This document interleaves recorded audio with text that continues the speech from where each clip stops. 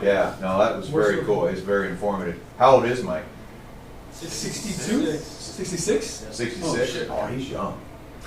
He's not going to retire. No, he loves what he does, and Yeah. he's got a wife that's got a vacation schedule lined up. That's why he had to pull the plug. Love it, man. I love it.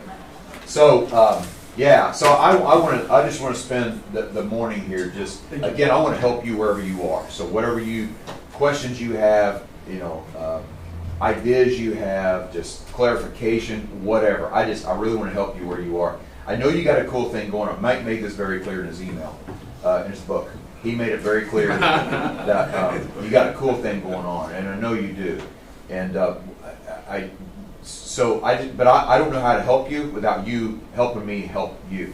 So we'll jump into this, but I really want your questions. Here's what I want you to do starting off. And let's see, we got, I think this might be kind of easy. We got maybe, let's go 4, and then, you know what, you do it on your own. Okay, so just get into small groups of like 3 and 4 in a group.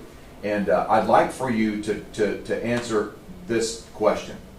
When it comes to leadership, let's add this. When it comes to leadership and people and team, I've always wondered, ... When it comes to leadership and people and team, I've always wondered, ... Finish that. And just chat about that there in your small group. What have you wondered about? Like what curiosities emerge when you think about leadership and team and people? And chat about that for 5, 6, 7 minutes, and then I'm gonna have music going. Is that okay? Is that cool? You want one answer for each group? No, I just want you to talk about it individually, and then because you might prompt the thought in somebody else's. So so just chat about that. Okay, we do us 4 right here. Join. So I know you were All right. I wrote down leadership, people, and team. Okay, we're supposed to think. I've always wanted to know about this. I've always wanted to know. My whole thing, and this is going to sound stupid because my role. There's certain people that can take a team and they, no matter who they're working with, they always win. That's just my 2 cents on it, because I think There's people that know how to do that right, no matter who they're. going from You can give them the worst kids out of the bunch, and figure out how to make it happen. I always wondered how that happens, because I've seen it several times as my kids are going through their little league baseball. It's like, dude, I think a lot of the time, for flowers at the beginning of the season, spend a lot of time trying to figure out going to and like how to line that up with what or like when I think about same thing can happen with our working with me, it's like how we don't have a job that we have to do. I don't know. And Haven't figured it out yet. I just know like but like what else do you want to do? Is that I think that's well, like for like you were in for a long time. Someone really like inspired. I want to be sure, like content jump through the camera. Or I said like John, because I kind of falls on what you're saying. Like what do you really want in a row? You don't.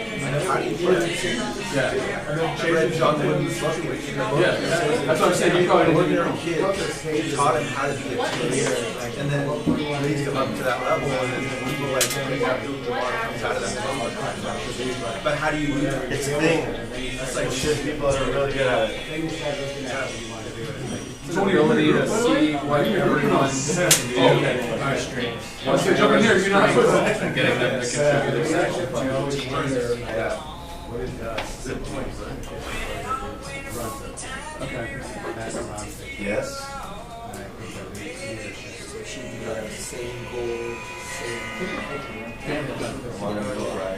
Well, that kind of goes like Or I think a lot of this stuff is a lot of these type of things are like how much you understand about yourself because you're different than everybody else. Everybody's different, right? And then based on what you know about yourself, like how would I have a friend in my like how do you deal with that? my friend, Yeah. the And do you dad everybody's differences to be able to the end. Because it's like He owns a motocross. the players he's got, and you guys what he's got on the field. He had a couple of like riders that started at and some of Nobody it's there, and like and some of national it, champions. like, you gotta One of the guys in how do you Keith Tab, how do you how do you know one of his when you contract use obligations this, how do you know when to he's feed the guy that made the feed into somebody what you use?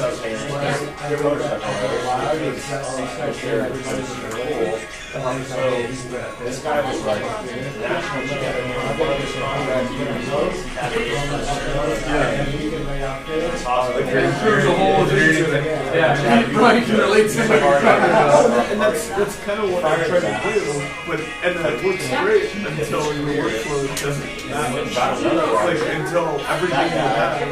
Yeah. You gotta throw people into something that they're not comfortable or used to doing. And so I really do that before you They're not afraid we're to just experiencing it right now. We're going from control to what we did. Now we're trying to figure out the service area manager way out. Oh shit. So take some balls. Yeah, it's good.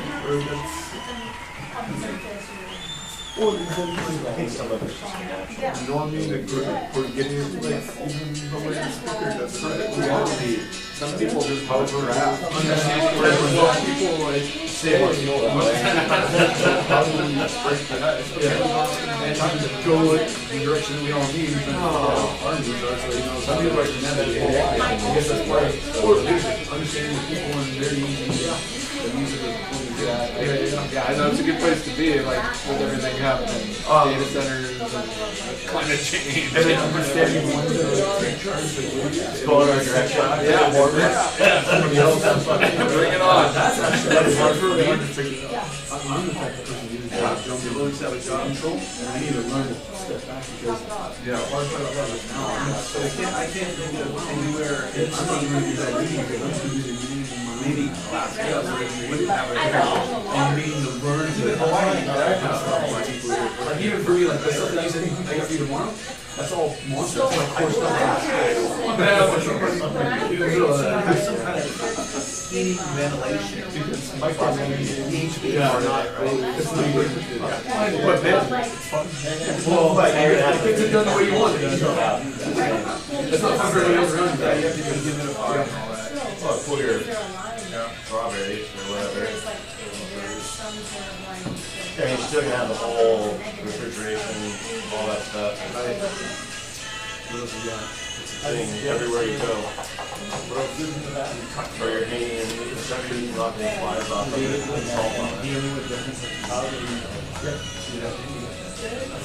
Well, that's where identifying the personality within the team is really Refrigeration and flush toilet. or how it seems done with stuff like this is like They say you can smell towns you before know, you've Who gone else to do they say was where you are.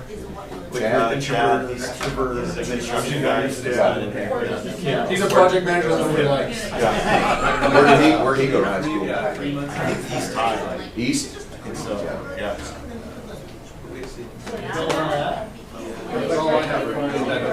Yeah, right. He's been running that like 25 years ago. How long's Chad been here? 26 years, I think. 26 years every year. Yeah. You've been Well, I here. know. Yeah. Sammy and I started the same day. He started when he was 5. Yeah, right out of college. Oh, no, wait. Only real job. He's like, Yeah, right. Where'd you go to high school? Chino High. Chino.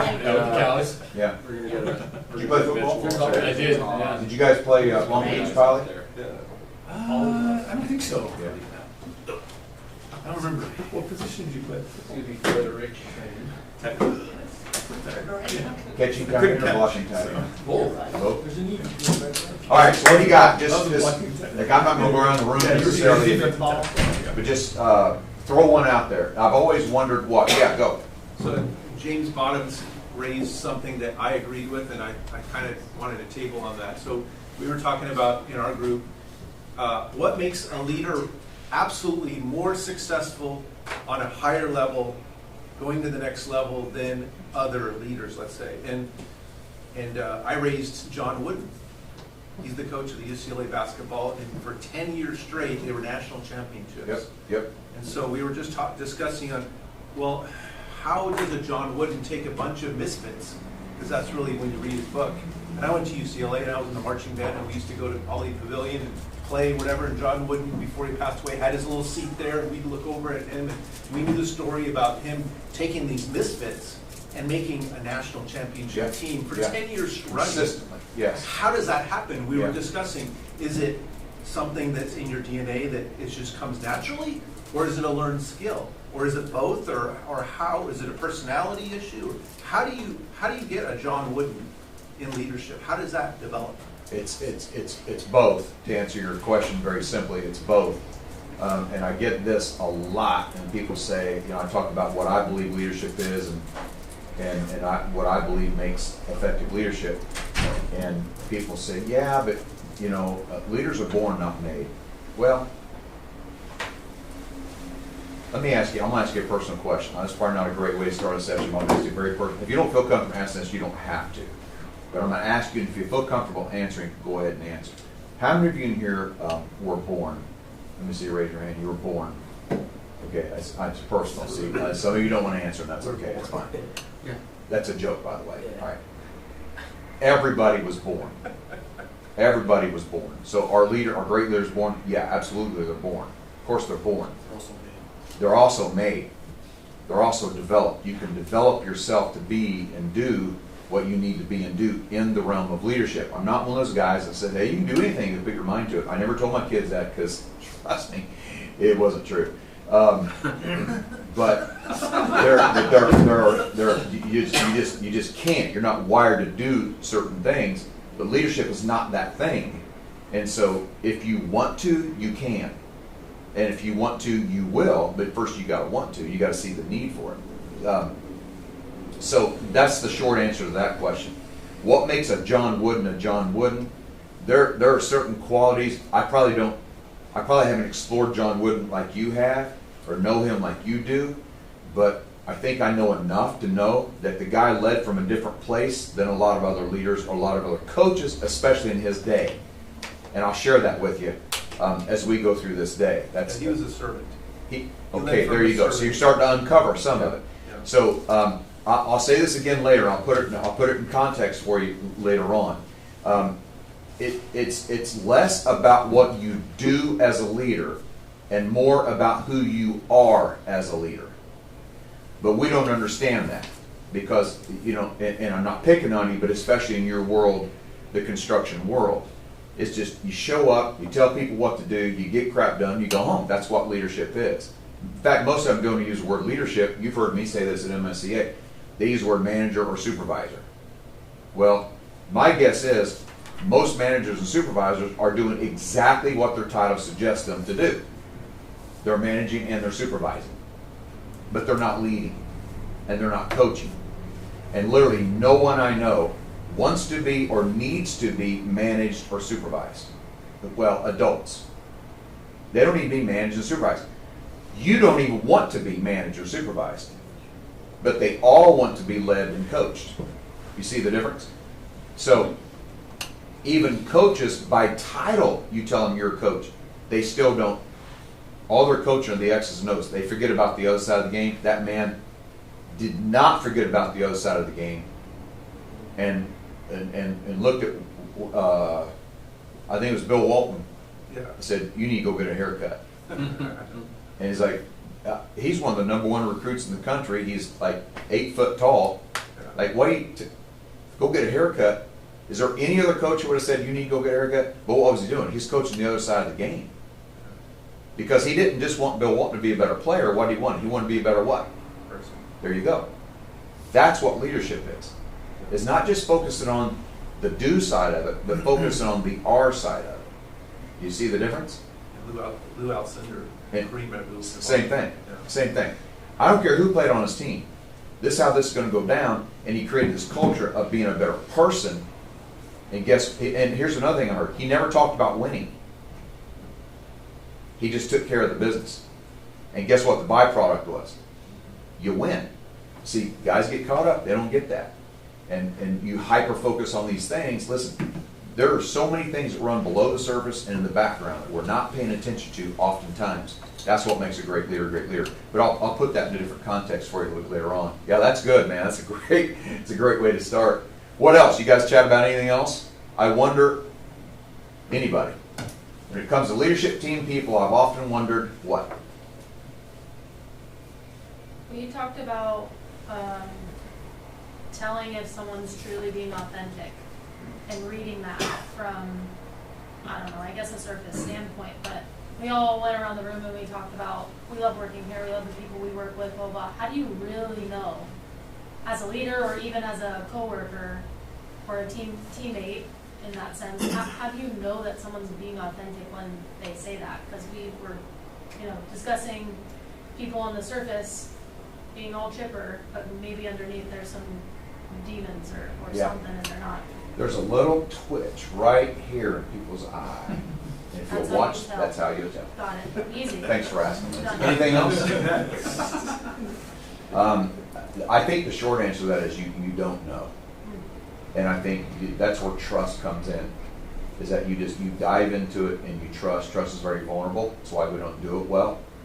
And but nor do I believe that, so I can't trust that I have trust issues. I don't really think people seriously have trust. I mean, there might, I guess I can't say definitively, but I think most people say I have trust issues. It's an excuse to just not trust or to do things their way.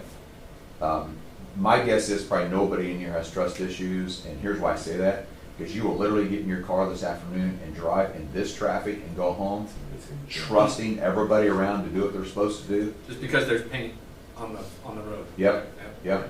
And you trust it. And so I think you come to work and go, I have trust issues. So that's where trust comes in. Is you're okay, if you say that, I'm trusting you and I'm assuming positive intent. So, but the bottom line is you don't know. You really don't know if they are. Now you do by their actions. You do by what the team expects from everybody else. Like if you say you love working here and you love your job and you love these people, well, love does a whole lot of things to prove love or to show love. Are you doing those things? You know what I mean? And if you're not, then I don't think you really love the people you're working with or you love working here. Again, that's something I'm going to talk about here in a little bit, and that'll come out. So that's kind of where I am. And I love to hear people, like the girl today, it's like she said, I love her shirts. I love my job, I love my job, I love my job. And she said, it's a joy to get up and come to work every morning. Okay, now, what's she doing behind the scenes? I don't know. Right. But Meds. Yeah. Psych If she's a witch, while everybody is, customers out there, whatever. I don't think so, because she didn't give off that vibe. So sometimes you can kind of tell by that or not. But I'm going to talk about that in a little bit, and maybe I think as we walk through this, I'll help you kind of take both of your questions and fuse them together. So yeah, I'll add some stuff. I want to add some stuff for both of those questions. It's not on the notes, but I want to throw some stuff in a little bit to help you, I think, with that too. I think might help long term as well. Yeah, that's awesome. To kind of elaborate on what you were just talking about, how, because I love my job, I truly love my job, but there's times and days where I come and I'm excited to be here and then shit hits the wall and it's like, I still love what I do, but there's the chaos of the day. Yeah. I mean, and then you got to try to lead a group of people and emulate the love for what you do. Yeah. How do you navigate those waters? I mean, it's always going to be there. It's always going to be there, and it's so. First of all, it's and I'm gonna. I want to add this. Now it's come up like 3 times, and this is the thought I have. It's not so much what you do; it's who you are, Okay. and it's the consistency over the long haul. So of course you're gonna have bad days, and you're gonna have days where like, I don't have time to sit and chat. Sorry, I don't have time to give you a hug. Sorry, but it's just go. But what are you doing in the off times? And it's the consistency over the long haul that people are going to notice and watch. That's your credibility. What, behind the scenes type of stuff? Yeah, it's behind the scenes, but it's just, who are you really? Okay. Like, everybody's going to have a bad day. So everybody's going to blow it once in a while. You got to give room for that because they're human. They're not doing it because what's the motive and what's the intent? They're not doing it because they're showing up trying. Like, nobody wakes up one morning, shuts off the alarm clock and goes, you know, I think I'm just gonna screw somebody's life up today. And then they show up and screw somebody's life up today. Now, are there people that show up to work and do screw people's lives up? Yes. Are they doing it on purpose? Probably not, because it's not the intent. And if you said, excuse me, are you here to screw up somebody's life? You go, no, absolutely. But you're doing it, they don't know. So it's the consistency over the long haul. You see what I'm saying? I got it. And so when this is the man, you guys are feeding right into everything we're in chat about. So it's how well what's your connection level like with the people around you? And the more you and I are connected, the more you and I build connection, the more I can give you room for your bad days. Yeah. I can do that. You do this what you do at home. It's the building up the attaboys for those shits that come. How long does it take you to build credibility? How long? How long does it take you to build credibility? A year? Yeah, you're always building credibility. Oh, forever. Yeah, You're that's- always building Yeah, credibility. every day. How long does it take you to lose it? Okay, so here's it. So what you have to do is you got to make deposits, make deposits, make deposits, make deposits. So what are you doing when it's not that kind of day? Are you making deposits? And the more deposits you make, the better off you're going to be. Because if you have this many deposits and you got this withdrawal, you're in trouble. But if you make this many deposits and now you got a withdrawal, you're going to be okay. Because they know you, they're connected to you, and they assume positive intent, all these kinds of things. And again, we're going to break this down. Is that making sense? Yeah, no, I got it. So it's less about. Let me show you this. So that's interesting. So it sticks to glass. I love that. 20 years ago, I wanted to know, what is it that makes somebody valuable to a team? What makes you think you're valuable to this team? And so I wanted to find out. So I thought, well, I'll just go and ask. And so I did. So anybody I was around, I began to ask them this question: hey, what makes you think you're valuable, or what makes somebody valuable to a team? Now, I was coaching high school football at the time, and so I was asking our players. I was asking other teams. I was working with some other basketball teams, and just in the high school sports world, I began to ask that question. In the adult corporate world, I began to ask that question. So what is it that makes you valuable? Hundreds of people I want to know. And most of the answers I got back all had to do with talent and skill and intellect and experience. And people would say, well, I'm really talented at what I do. And so that's what makes me valuable. One guy said, I'm the best, it was a collision center. I'm the best painter in town. And he was. His name's Kevin. He was. He is the best painter in town. I mean, the guy's really good. He worked at this collision center that I worked with. I was there 4 times a year for 10 years. And firsthand, I know. He's great. Okay.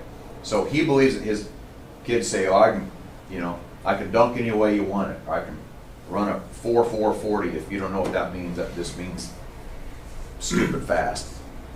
All these things. Oh, I'm a great nurse, or I'm a great accountant, or I know numbers, I've been in this industry a long time, so experience. So because I've done this for 30 years. You see what I'm saying here? And we are heavily, heavily biased towards that.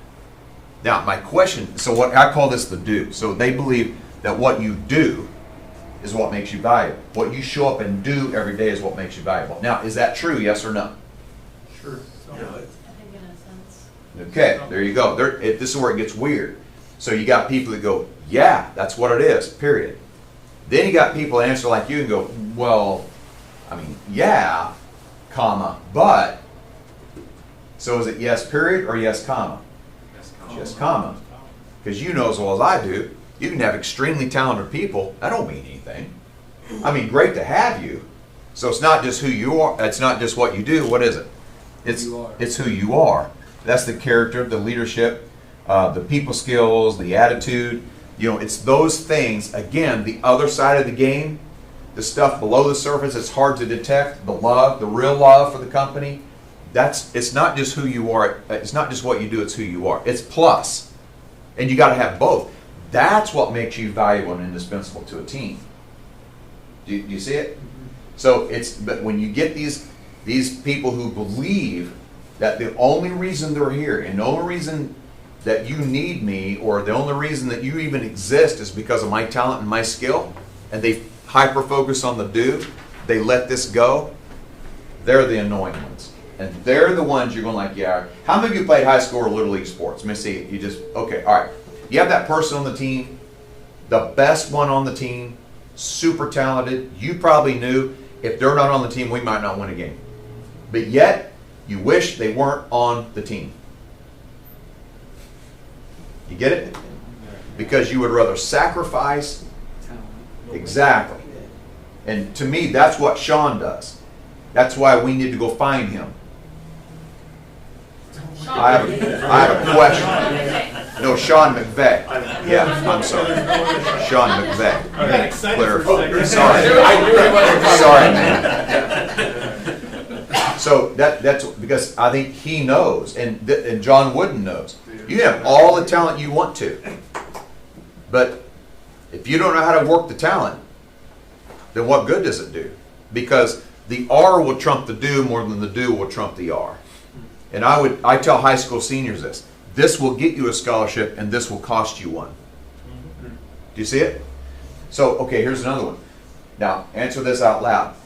And I'm not telling you it's true for the room, but generally speaking, when we hire people, what do we hire people for? The do or the R?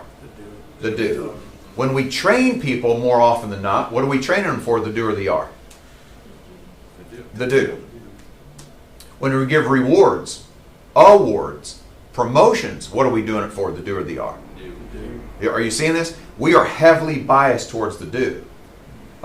Because I think deep down in our hearts, most of us think, man, if we don't have that, we're going to be sunk. You might be, depending on the context. But which one will cause you to get fired from a job more than the other? The R. There you go. So the R trumps the do more than the do trumps the R. And it's a hard paradox for us to hold in our minds. But it's not an either or, it's a both and. Do you see it? So that's kind of the John Wooden thing. That's what I thought about. That's kind of your answer. Like, how do you know? Well, you're over the long haul. Like, who are they? And you kind of know that. Is that making sense? Yeah. So and there's a lot of context for the doing. Your marriage even. Think about this. You don't want to be married to somebody who just does the right things. And somebody probably going, right now I like that. You want somebody who is the right things. And it happens in every part of life. What questions do you have about that? How do we, I'll just be transparent for myself. I've been here only 1 year tomorrow. And I walked in and I didn't have the do in this department, for the service department. Yeah. And so I'm scrambling to work harder than I've ever had to catch up on the do part. Yep. The expertise, the Yep. technical abilities, things like that. But I know who I am on the R. And the other organizations I've been with in the past, they know who I was on the R. And I walked in and I just assumed everybody would accept that they would know who I am in the R. And I came to find out pretty quickly that not everybody knew that, or not everybody even embraced that. Yeah. And I did some things to show my gratitude to them, and one person actually didn't like it, and I had to talk with that person. And now I don't do those things anymore. So the who I am got affected a little bit by that. So a new person coming into the organization, because there's a number of new people here sitting in these chairs, they want to reveal who they are, but as we go along, and we're doing the do every day, and the R is kind of in the background, Yeah. it takes a long time for that trust to Yeah. build. Yeah, it does. How do we ourselves cope with that people are it's gonna take maybe a number of years for that trust to develop, possibly, in some cases, in some people, maybe most people not, but maybe one or two people. Yeah, I would say it's going to vary from person to person of how long it takes them for a number of different reasons. They're not comfortable around people. They don't believe in themselves.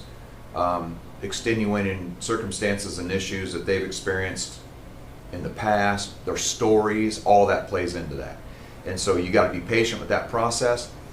doesn't change the fact that I'm still going to show good character, leadership, people skills, and attitude. You see what I'm saying? So you got it. You stay there, and that's the deposit thing. So you make deposits, make deposits, make deposits. You have to understand this. This is a hard thing, I think. Like, you understand your context. Nobody else does. So, like, I know my story. And I wish, and because I have the full context of my story, I can share that much of the story with you. And my assumption is you now know my whole story, but you don't. You don't. This happens in marriage all the time. Well, didn't I tell you? Yeah, you did.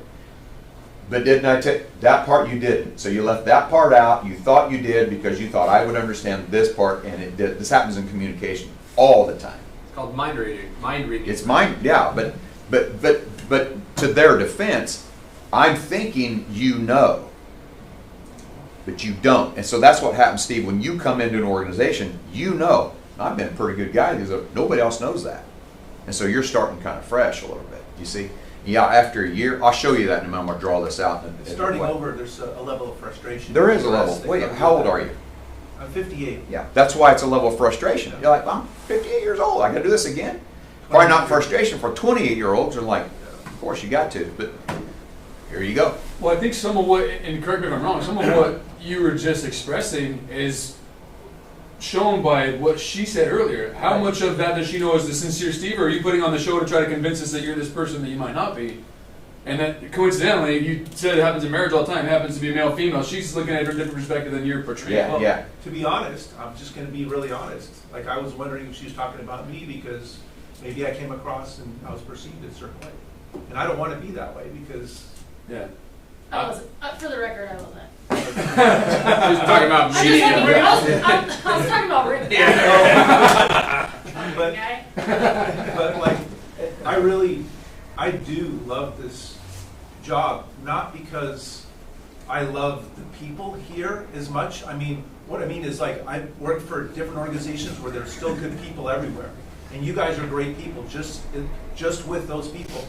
But in Florida, for the 3 years I spent in Florida, I learned out of my comfort zone, and having a wife complain weekly about, let's move back to California, I had to set my thinking in a way where I had to go to work every day, and I had to exist for 3 years, actually changing my thinking and saying, I love my job, I love Florida, I love this thing, and I practiced that for 3 years. We finally came back here, and now it's like, oh my gosh, I get my wish come true. I get to go back to my homeland, I get to live here.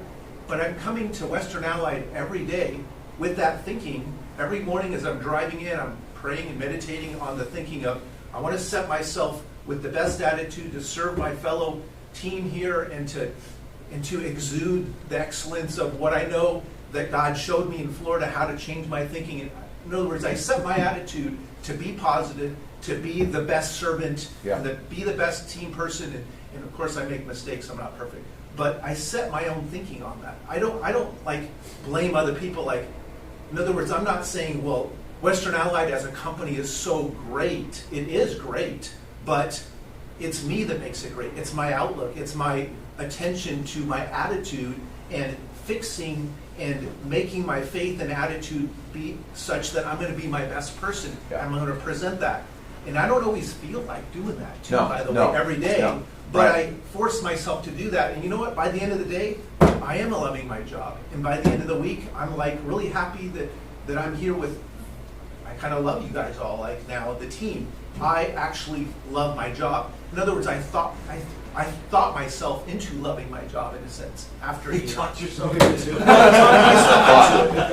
You say talked or thought. You thought yourself into it. But the words we speak are important, and eventually our heart is going to catch up with the words we speak. So I was speaking words of affirmation and positiveness of how we're going to be successful, and I'm going to be a part of the team to serve the team and have the service department be better and all of that stuff. And it's happening. It's actually happening. So if some people would And my insecurity is wondering if somehow that comes across and perceived by some people. Most people probably, maybe nobody in this room, but most people probably won't perceive it that way. But some people might say, well, that's just a show, that's a put on. Yeah, It just goes to show them they don't really know me then, yeah, you know? yeah. I got just something to add to what Steve, or touch on what Steve's talking about. So my wife her company moved to Michigan, and it was her first job out of college. It was 11 years she was there. She knew nothing different, and it was a sick ass setup. She was at work Monday through Thursday from like 9 to 2. It was rad. Now she's working for another lab in Orange County. It's close to our house, but it's 5 days a week. It's longer days. She was so nervous about. She's more of an introvert, so she was more nervous about like being the new kid and going in. Are you gonna like me?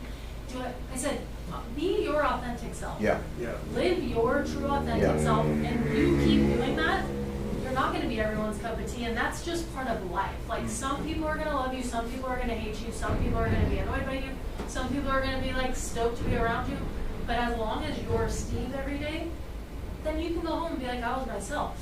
I told my wife the same thing. You're going to be the new kid, be you. Whoever wants to be around you, those are the people you pour into their cup. If they don't want to be around you, don't say who you are. Yeah, they know So who then- you are. Right. Yeah. that- You're not the Sunday to Saint be like Monday. that, Yeah. Right? Then you can come home and be like, those are the good people. Will you be my therapist? Yeah. So, first of all, and you might want to take this home too. So first of all, let me just say this. Literally no one I know should ever live in Michigan. Yeah, we're not moving to Michigan. Yeah, that was So a just hard keep that in mind as Grand that's, Rapids. Have It you would have been, been I was Grand gonna say, have Rapids. you been to Grand Rapids? Grand It Rapids was is gonna actually be- a pretty nice it was town. gonna it's be Grand okay. Rapids. It's I okay. have lots It's of okay. It's family still in there. Michigan. We don't do The well. only thing wrong with Grand Rapids, it's in Michigan. Yeah. You're not a suburb of Chicago. There was not a moment in time. It's much cheaper. to Chicago buy. thinks everybody's a suburb of Chicago. Let me show you one more. What other questions do you have before I go to that? What other questions do you have about this or anything else? You can be the nicest person in the world, but if you're not doing your job, it doesn't matter. That's why it's It's not not a an either question, or. but- It's a both. See, that's either or. So you're right. So, but it's not an either or. It's both. It's okay. It's Gotcha. both. That's why the plus sign. You have to have both. On the other hand, you can be doing your job, be the best, and nobody wants to be around you, and you're toxic to the organization. Right. Correct. You see it? So I am not saying Together. either one is neither one is more important than the other. What I will tell Do you, you see if- it as 50-50 or 70-30? no, it's up to you. I can't answer that question for you. It's all up. So if I'm going to err on this side more than this side. Uh-huh. So if somebody's not doing their job and they're a nice person, they're probably also coachable if they have everything here. We can coach them to do what they need to do. This person who's toxic, probably can't coach them out of that. That's going to be They're hard. just an asshole. They're just, listen, man, it is, They're born that way. well, I mean, but you have to want to. You lose all the favors. So one of the things, like, here's the thing too, and I think this might, I'm going to go backdoor on this. All right, so if somebody's not doing their job, then I got to find out why they're not doing their job. They just might not know what exactly they're supposed to do. So I'm pretty sure most companies, in some shape, form, or fashion, will have what's called a job description. So you'll kind of outline on paper, hey, this is kind of what the expectations are. Is that true? So I don't know if it's true for here, but Do we have that? Do we have that, Todd? or at All up least, here. or at least there's a discussion about, okay, hey, here, listen, you're an area manager. Here are the key things that you need to do as an area manager. All right, is that true? So you kind of know what you're supposed to do. My question is, what do we use to show people who they're supposed to be in the organization? Time and pressure. See, this is a problem. This is a big challenge. Mostly nothing. And so what organizations have to do better is create something that shows you who you're supposed to be in this organization. Listen, this is who we are as an organization. This is how Western Ally. This is how Western. Can I say Western? Sure. It's a long. Okay, that'll shorten our time today. So Say whack. Western Western Whack. Ally Is that what it is? Corporation. Here at Whack, I love that, man. What's the C? Corporation. Corporation. All right. Not to be confused with Wham, which is. Mechanical. Yeah. Different sister I company. love that. Okay.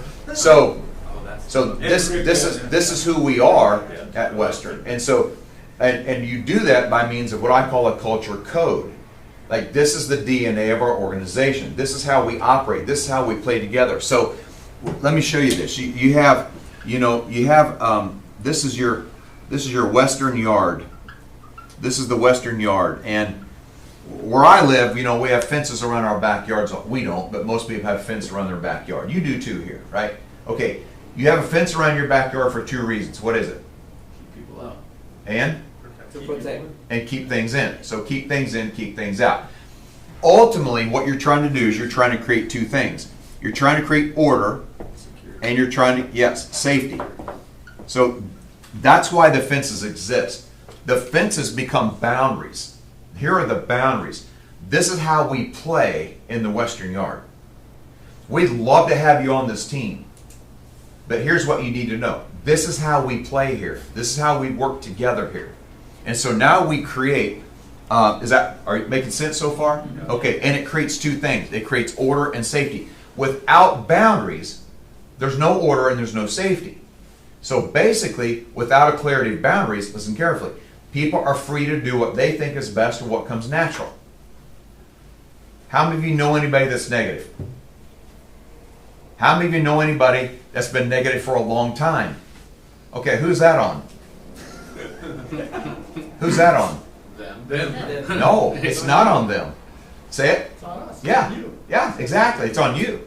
Because maybe I should have asked first, who enjoys negativity? I'm just assuming you don't. So if you don't want them to be negative, but they're being negative, that's on you. Are you getting it? Now, if somebody was stealing something, would you just let them steal until you're broke? No. You'd go to them and say, you need to stop stealing. Why don't we do that with negativity? What's more toxic, negativity or stealing?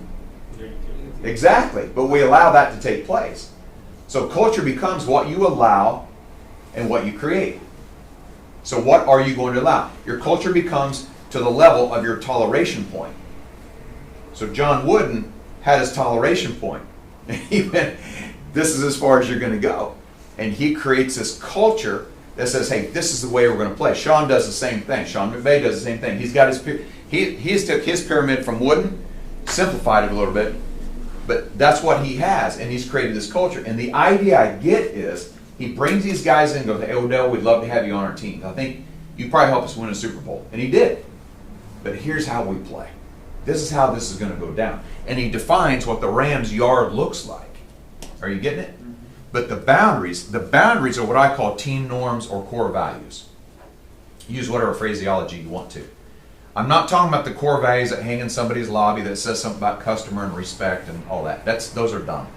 I'm talking about the team, and I'm sorry if you have those. I'm sorry. But anyway, I shouldn't have said it like that. You don't know me well, and I should save that for teams that know me well. But anyway, so it's how are we going to play together? And so what you do, let me just tell you one, for example.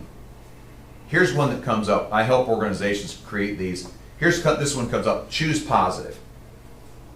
Back to your point. Things aren't always going to be rosy. Listen, there's going to be traffic. There's going to be heat. There's going to be just crap you got to deal with. It's not always going to be rosy. But you know what we're going to do through all that? We're going to choose positive. We don't allow negativity, Rick, because we've known. So we're doing away. That's not how we play here. But we tell them. So somebody says to me, like they said, I got this person who's negative all the time. You know, what do you do with that? And I asked this leader. I said, well, did you tell them that they're not supposed to be negative? Well, they should know they're not supposed to. Well, I know they should know, but they don't know. Did you tell them? Well, no. Well, then try that first. Like, no, you're not supposed to be negative here. This is not how we play. You get it? So let's say choose positive, and you know, you can come Zappos. Anybody familiar with Zappos? Zappos, they have incredible core values, and their core values are internal, external. So, but everything feeds through their values. It's incredible. Choose positive. We go, okay, choose positive. So now, you know, who's new? Philip, you newest one here? I think so. So Philip comes in and go, Philip, hey, listen, I'd love to have you here at Western. I want you to understand this is how we play. Here's our culture code, here are our values, here are our intolerables, and all this stuff. You want a sample of it, I can send you a sample of a culture code. Please. We just created it, Okay. a mock culture code. And I wish I had one. I'd love to show it to you right now, but I'll send you one if you want one. This is how we play here. And so now he knows from the beginning, this is what is expected of me. Not from the do side, that's a whole nother piece. This is from the R side. This is who we want to play with. This is who we want on our team. Isn't that something you kind of get through all the communication and activity and everything that goes on in the business world? And you know, they let us out early on a holiday weekend, or they have a barbecue, or there's a lot of communication, and you kind of pick up on all these things instead of having like a bullet point list of. So, do you want to rely on that? The negative person clearly did not pick up on that. Right. What you know why? Because whiners will find whiners. And they're not going to tell you this in an interview. Like, they're not going to sit in an interview and go, you know, like Todd says, okay, you got the job, you ready to roll? And go, yeah, I'm ready to roll, but hey, I need to tell you this first. So I didn't bring this up in the interview, but after I'm here about a month, I'm going to start whining. And I'm going to start complaining. Because that's just kind of who I am. That'd be awesome. You can kind And- of figure that out. Yeah. Ask them how their Okay, current okay, job's you going. can, Or- but you're not hiring them. This person wants the job, so they're putting on the show, and they should. So they're not saying that. So now the whiner gets in. What's the whiner looking for? Not even on purpose. What they're scanning. Who are they looking for? The other whiner. Other whiners. Do they find them? Sure. Boy, it ain't long, man. And go negative people, same thing. I don't know. Sean's your name, right? Yeah, yeah. I don't know you want to rely on them picking it up, because they could pick up wrong contagions. I want them to pick up right contagions, but I want you to be clear about who we are as an organization. And choose positive is just a loose one that I chose for sake of illustration. Now the key is, what does that even look like? So you say, well, choose positive. What's it look like? We don't know. So they're out there doing they go, I'm glad you told me that, because you know what they called me in my last job? Mr. Positivity. That was my nickname, Mr. Positivity. Okay, well, get out there, Mr. Positivity, and do your thing. So now, tell me your name again. Brian. Brian. Brian comes in about 6 weeks later to Todd. He goes, did you hire this guy? Yeah, why? Yeah, he's the most negative person ever. He told me he was Mr. Positivity. But why? Because this is what positive looks like to him. So what you have to do is you've got to create practices and behaviors. This is what we're looking for, to show us that you're choosing positive. There's your answer. You see this? How do they know? How do you know we're looking for behaviors and practices? You get it? But here's another piece. You can't measure or coach choose positive. It's a concept. It's got to be taught or shown. No, it's a concept. It's gotta be You practice. can't coach concepts. Actually, it's gotta be practice. You can't measure concepts. You can only measure and coach practices or behaviors. So I can evaluate that and I can coach that. And they know before they step into our organization, this is how we play. And a lot of what you're asking me, I'm not telling you it goes away. I'm telling you it's easier to deal with. Because now you have a formal thing in place that goes, this is how we play and this is who we are. But I'm telling you, without the clarity of boundaries, people are free to do what they think is best or what comes natural. So I go home tomorrow. I'll leave here tomorrow, 2:20, my flight out of LAX. I'll fly nonstop to St. Louis. I will get in my car in St. Louis. I'll drive an hour and a half home to Springfield, Illinois, where I live. I land at 10. I will hit I-55 around 10:30. It's dark, probably little to no traffic on I-55 going to Springfield. If there's no boundary and you do not tell me how fast that I am supposed to drive, give me a number. How fast you think I'm going up 55? 110. Who said 110? You're probably pretty close. I'm going minimum 95. I'm punching it. I'm going. You can't pull me over and say, hey, you're driving too fast, man. Like, what do you mean I'm driving too fast? Ain't nobody told me how fast I was supposed to drive.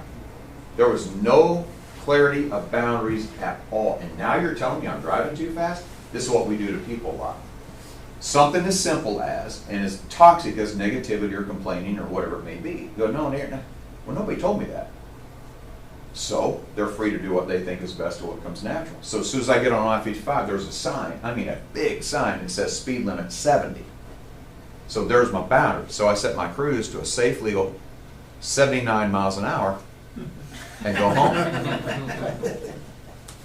That's it. I have to, because if I don't, guess how fast I'm going? Exactly. I'm moving it, man. I'm out of here. So I want to get home. You see what I'm saying? And so this is the culture. This becomes the culture. This is what I call the full culture. This is what I do with coaches that they don't get. This is the other side of the game. This is your X and O's. This is the other side of the game. Coach, which one gives you the most angst most of the time? Kids showing up late. Kids not bringing the right equipment. Kids complaining. Kids whining. Kids used to their attitudes. Well, then you got to coach that. And we don't. We let it go and think that, okay, this is a long time ago, and if you remember this or not. Lakers.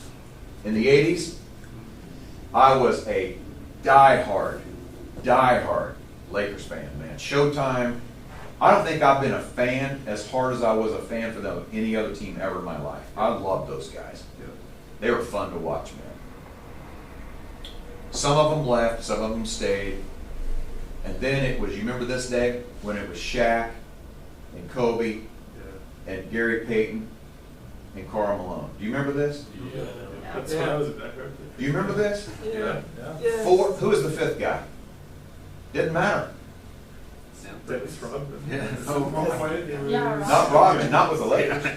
Yeah, he was Yeah. with the Lakers for a Not, time. but not with No, those guys. Fisher. I think Fisher. Fisher, Oh, yeah. yeah, Derek Fisher. Derek Oh, Fisher. yeah. And like Eddie Jones and like that. era. Doesn't matter. Yeah. I mean, it doesn't matter. It could have been me. It wouldn't have made any difference. It was like, you got 4 Hall of Famers. Like this, I don't think this ever happened any time in history.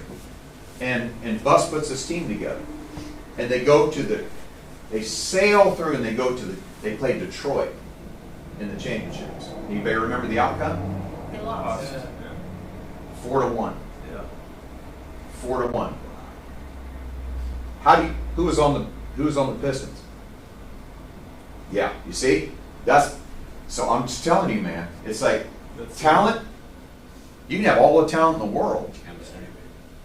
There you go. Sometimes you get both, like with the Dodgers, you know? Oh, here we go. Sometimes you get both. Sometimes you get both. Yeah. But you got to work it. It doesn't happen just automatically. You got to lead it. You got to coach it. You got to. It's an ongoing thing. I don't think we get that in the workplace because work. That's not what work is. Work is something else. Work is just show up, get crap done, and go home. And it's money, money, money, money driven. Well, that does damage in the long run. So enter this. Like, it's not an either or, it's a both and. And like, we're not here just to get crap done, make money, and go home. Listen, this is a quality of life issue. And a word that's kind of cropping up right now with a lot of workplaces. You know, for a while we said family, and then we said team. You even said family earlier, right? And so, I love that. But community is a word that's cropping up right now. We want to create this community. This is not just Western Allied Corporation. This is Western Allied community. You can still be whack. Yeah, that works. We're whack. It's community, and you create this community. Well, like, But you can't Why is there a fence around create community. You can't create community without there being clarity of what we are about. I think Rick brought it up about the fraternity of the firemen. It's sort of like we need to create our own, in a sense, community fraternity. Yes, of firemen. exactly. Yeah. But again, you got to be clear about who we are, and so that's what came to mind. Is that making sense? Yeah, that's good. What is it? Here's the first blank on your notes there. What is it that makes leadership and teams work effectively? Like, and there are a lot of answers to that. And so let me just simply put, it's this: it's influence. So you want to say, what makes leadership really leadership? It's influence. And the reason that's important for you to understand, especially with this back then mindset that we're so entrenched in, that was not the way, well, it was the way it was. It was not what was recognized, quote unquote, back then. So, what was leadership back then? top-down, command and control, fear-based, position-based, and we thought it worked. And we survived. It's influence. How do you steward your influence? I think we came to a place when, okay, that's really not working effectively. It literally is your influence. So on the first page there at the top, where it says, simply put, it is influence. It's influence. But listen, it's how you use or steward your influence to get cool things accomplished and to create positive outcomes. So it's how you use your influence. Now here's a fun little question. Yes or no out loud. When you show up to work, you have a choice whether you will or will not influence people. Yes, absolutely. Why, Katie? I think it happens no matter what you do. Like, there's always someone watching and paying attention, No matter. whether it's good or bad. That's exactly Just right. You always affect it. Yep. Like you do not have a choice if you're going to influence. You only have a choice how you're going to influence. You see it? And your choice is good or bad, productive or destructive, positive or negative. So how will you influence? That's the choice you make in your leadership, but it's a choice you make even as a project manager when you literally have no authority. So that top-down command and control doesn't work when you're or if it does, you look like a fool, because like, well, who's this guy? It doesn't work. Like literally all you have is your influence. Do you see it? Yep. And that's my message to project managers. You have to steward your influence. And if you don't, it's a hard road, man. But those project managers, again, who have no authority, and they do that top-down command and control thing, that's why nobody likes project managers. And you do it naturally. You do which one naturally? Influence. You do, but sometimes that's a good thing if you get lucky, and sometimes it's a bad thing. You have to steward it intentionally, steward your influence. Like, okay, how can I use my influence? How can I grow my influence? Is that making sense? I hope I'm saying it right. So if you're stewarding it intentionally, like you just said, isn't that a choice? Yeah, it's a choice. That's what I'm saying. No, it's a choice for you to steward it positively. That's the choice you're going to make. It's going to be positive or negative. If you don't make a choice, where do you think you're going to lean? Probably negative. Yeah, exactly. It's not going to work out well. And so you just stewarding your influence, using your influence to get accomplished the things you want to get accomplished. And listen, how 31 years old, 2 months in, the dude has influence. Whether he realizes or not, he has influence. How he shows up will influence everybody around him, even he's 2 months in and he's 31 years old. It doesn't matter. It doesn't matter. That's why that needs to be pushed to everybody in the organization. Okay, here's another fun little question. How many hairs does it take to make a bowl of chili bad? One. Thank you. I'm glad you were quick on that. Some- Curly hair in the chili. some- Remember? do you remember that? It's like, listen, man, it's like, yeah, just one, that's it. Don't get tough and go, depends how hungry I am. Because again, we can describe a hair for you that would be in that chili. You're probably not eating that chili. So it just takes one. That's the power of influence. So don't be the hair in the chili. And Rick, that negative person, that's the hair in the chili. Yes, sir. And listen, I don't care how good you are at what you do, you can still be the hair in the chili. The people who focus here, they're trying to avoid being the hair in the chili. This cat doesn't care, because they can't live without me. Yeah, I'm pretty sure we can.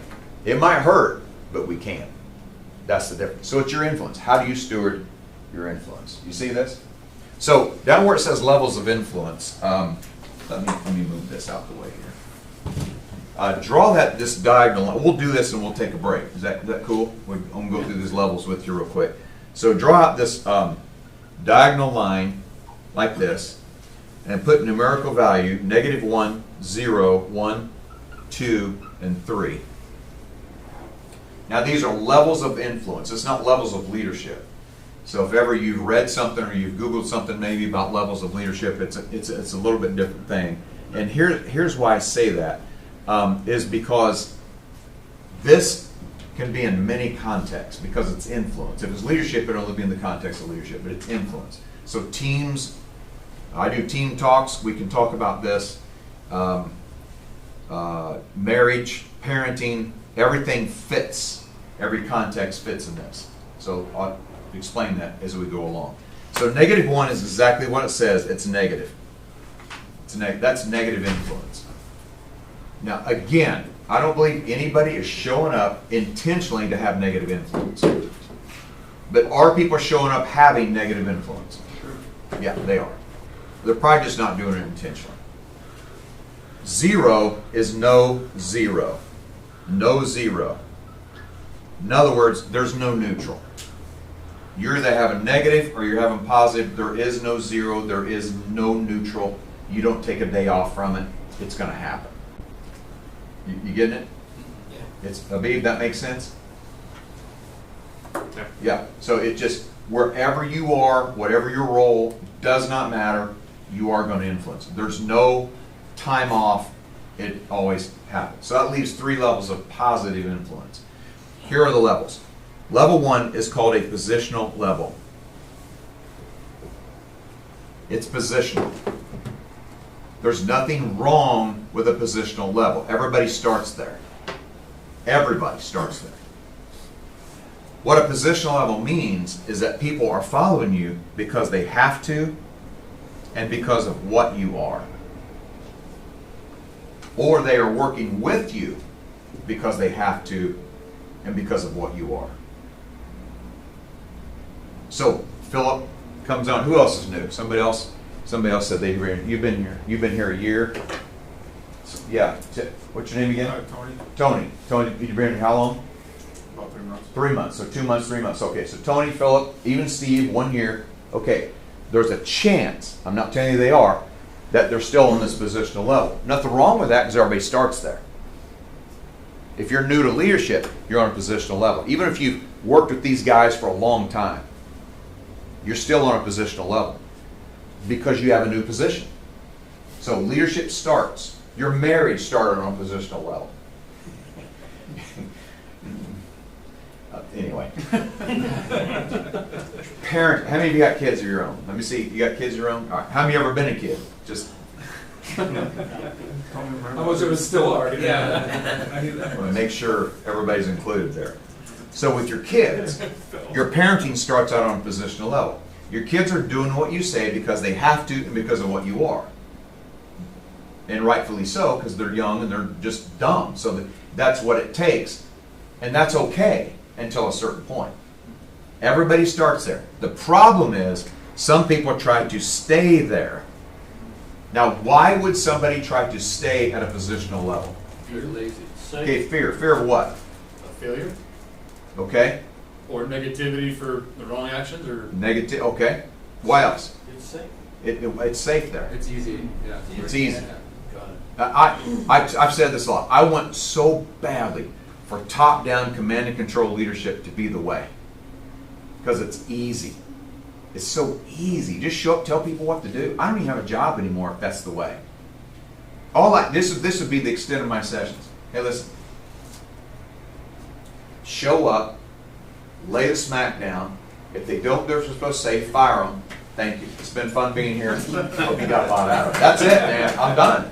What else do you need to tell people? Nothing. That's why those clowns don't come to stuff like this, because they don't need this. They already know how to.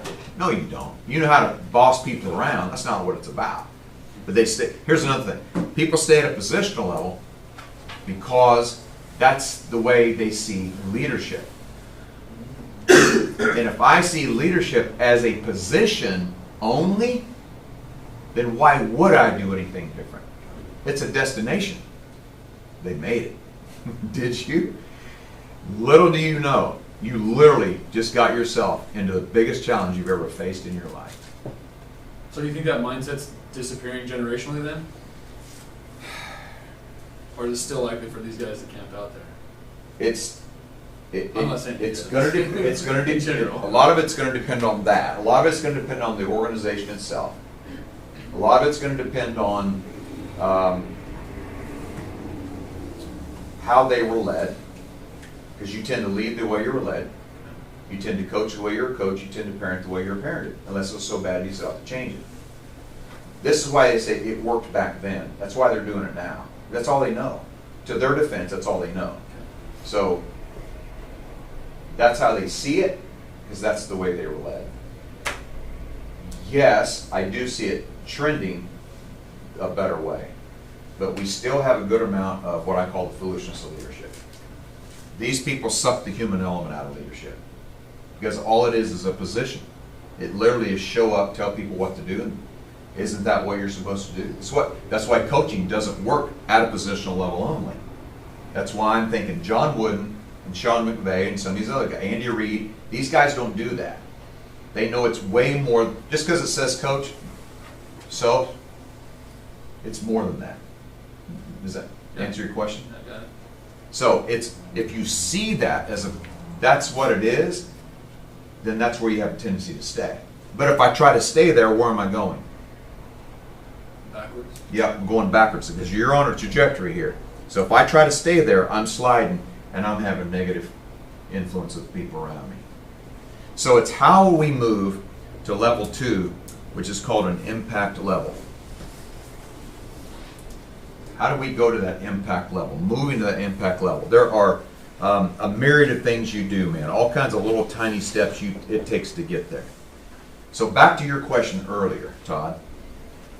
When you're on your way to impact, people know that. Or when you're at an impact, people know that. So you're going to have a bad day? Yes. But you have proven yourself already that that's not who you are, and this is just going to be a bad day.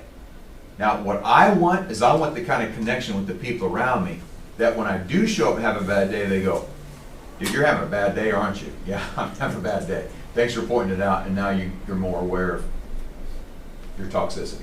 You get it? If you receive it. That's what I believe happened.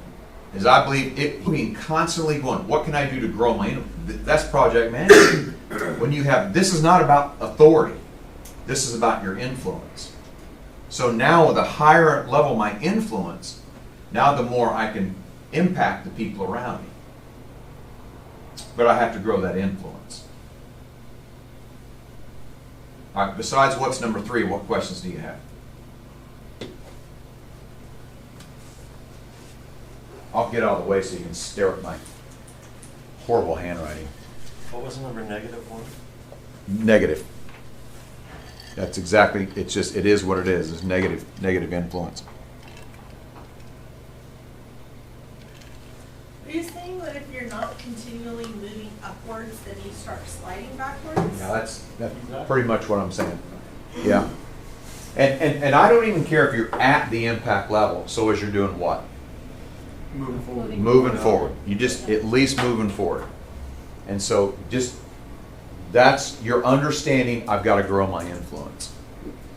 I've always got to be like increasing my, how do I do that? And we'll talk about how you do that, and I'll give you some ways to do that. I can't tell you every little step because it's very contextual, first of all. I'll show you some overarching things that we'll talk about. Well, here's one of the things. One of the things I think that takes you closer to impact is when you start building connection with people. When you build connection with people, not just relationship. So relationship happens at a positional level, connection happens at an impact level. So Philip comes on 2 months, Tony comes on 3 months, even Steve, a year, relationship with everybody at Western automatically. Automatic relationship because you all wear the same laundry. But that does not mean you have connection. And the more connection you build, the more influence you have with the people around you. So when I'm in sessions, I get this sometimes. They say, well, I have this person, we'll go back to negative, for example. I have this person that's just really negative. Like, and I want to talk to them, like, how do I talk to them about that? My first 2 questions are always this. Where's your connection level and where's your influence level? Where's your influence level and where's your connection level? And if you can't tell me that those are very high, that's going to be a harder conversation.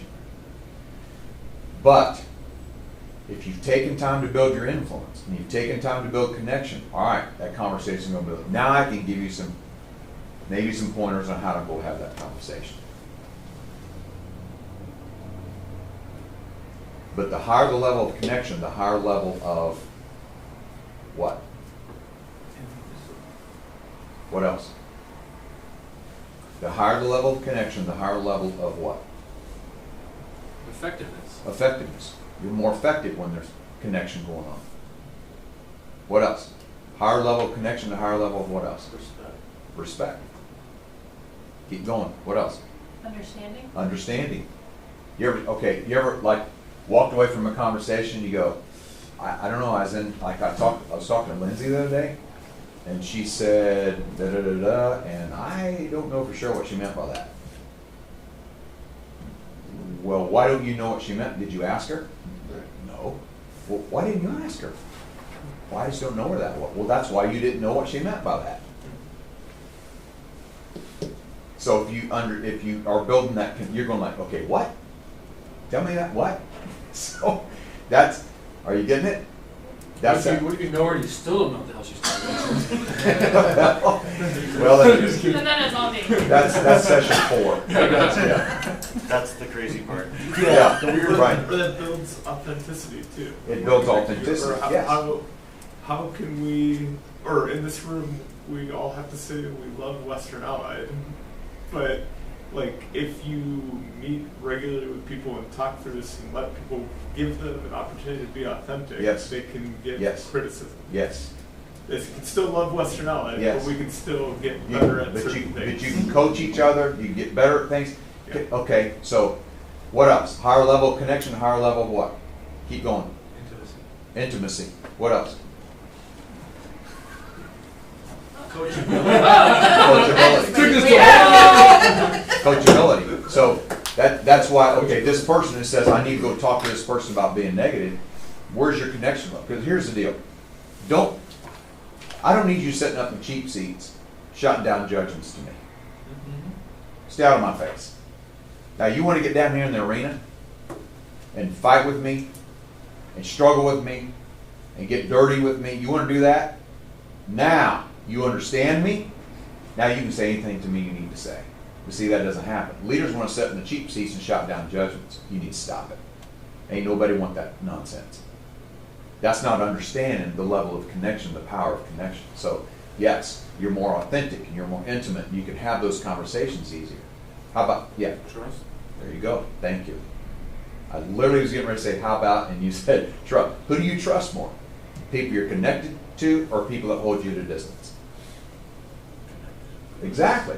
So that way, Lindsay, now I'm not questioning the authenticity because I trust them because I have this level of connection with them that I didn't have before. At first, I didn't know for sure. But now the more I know them, no, they're real. But you know that because of that level of connection that you built with them. What is one thing that literally every organization in the world says needs to get better? They call me and I say, all right, tell me what needs to get better with your team. What am I hearing? Number one answer. Communication. Boom! There it is. What does every marriage say needs to get better? Communication. Yep. Because it is just, it's, okay, the higher the level of connection, the higher the level of communication. So I'm not walking out of that meeting going, I don't know what she meant by that. Either I'm asking or I do know what she meant by that because I have that level of connection. So communication is not the issue. Deep below the surface are 3 things that drive effective communication: confidence, connection, and safety. You focus on those 3 things, your communication is going to be okay. What questions do you have? I was just gonna say, with communication, it's not all about just what you're communicating, it's how your audience is comprehending what Yes, you're saying. And yes. that goes further than just talking. Oh, absolutely, You know? absolutely. So, in fact, And then they understand you. Right. You gotta speak Lindsay, dude. Yeah. so here's the answer. The higher the level of connection, the higher level of everything else. I do an entire series on connection. Like what it is, what it isn't, how do you build it, what damages it, what stops it, all that. There's so much with connection, man. Anybody that's been around me very much at all, they know I'm big on this connection. Relationship's not going to cut it. It's simply not going to cut it. Teams do not get effective with just mere relationship. When that connection happens, I'm telling you, that impact level, That's where performance takes off. That's where productivity takes off. It's more fun. So the higher the level of connection, that builds that impact. You seeing it? So level 3 is what I call a legacy level. That literally is the story that you are creating. It's the story that's going to be told, or the story that you're going to tell. It's that legacy. So an impact. People follow you because of who you are. But at legacy, they follow you because of who you are and what you represent. And you represent this positive impact in their life consistently. You represent this positive difference that you've made in somebody's life over a consistent period of time. That's that legacy level. Those are the people you look back and go, they shaped me, they helped mold me, they coached me. I am what I am, partly because of what they did and who they are. And that's the difference you make in somebody's life. That's that legacy level. Now, back to your original. Born or made. You can get there. Everybody can get there. And by the way, remember, this is influence, not leadership. You can work with somebody, and when they leave, you go, I'm really going to miss that person. Because they had that power of influence in your life. It was positive. And even working with them, they weren't your leader, but man, they made a huge difference in your life. Those are those people. And then you have those people that left, and you go, thank God, they are gone. Why? This is freedom. Okay, I don't want to be that guy. I want to be the guy that people go, okay, he made a positive difference. You see it? And that's that legacy level. Every day you come to work, you're creating a story. And every day when you come to work, you are inserting yourself into somebody else's story. And I don't want to be the guy that when somebody goes home at night, somebody's begging them to quit their job because of me. I don't want to go to a company Christmas party with all the families there, and their family is eyeballing me across the room. That's the guy. That's the guy. That's the guy. Oh yeah. Oh yeah. I've heard about you. Oh yeah. I don't want to be that guy. I want to be the guy. They go, I'm thinking about looking for a different. No, you're not. Not looking for a different job. You can't leave that place. We love that place. You don't even work there. Yeah, but you do, and you come home in a great mood every day. You're not leaving that place. That's the legacy you want to leave. You see it? So levels of influence. It's just, remember, you don't have a choice about whether you do or don't. You only have a choice about whether it's going to be positive or negative. That's the only decision you'll ever make. So, all right, what other questions do you have? Is there a way to achieve the level of trust without a connection? What I mean is, there's examples in our everyday life that we trust people without having to have a connection. For example, you're going to get on a plane tomorrow. Yeah. And you don't have a connection with the yeah, pilot, absolutely. but you're going to trust that pilot to get you over to St. Louis safely, right? Yep. So there's no connection, but you have the level of trust. Right. How does that come into play with this conversation? Well, because I choose to trust. Trust is a choice. It's a choice I make. I get in my car to drive today to wherever I'm going. I choose to trust. Trust the cars and the people that put it together. Exactly. Everything. I mean, there's a lot of trust. You choose to trust. I think trust is a choice we make. The reason, it's not really like I have trust issues, people say that. I don't think they have trust issues, I think they have vulnerability issues. They don't want to make themselves vulnerable to trust because they might get damaged. Yeah, you might. But I'm going to get in my car and drive. Somebody might run into me. They might. But I'm willing to take on the vulnerability of driving to get where I need to go, or flying to get where I need to go. And by the way, thanks for planting that thought in my head tomorrow before I You no longer trust us. Maybe I will drive home. Or maybe you'll say hi to the captain. Yeah, maybe I will. See if there's So what's your alcohol name? in his breath. What's your favorite color? Can I smell your breath? I just have trust issues. Yeah. Life insurance. So, yeah, that's right. Show me your policy. Yeah, so trust is a choice. And that trust is it's a very muddy, messy, blurry thing, man.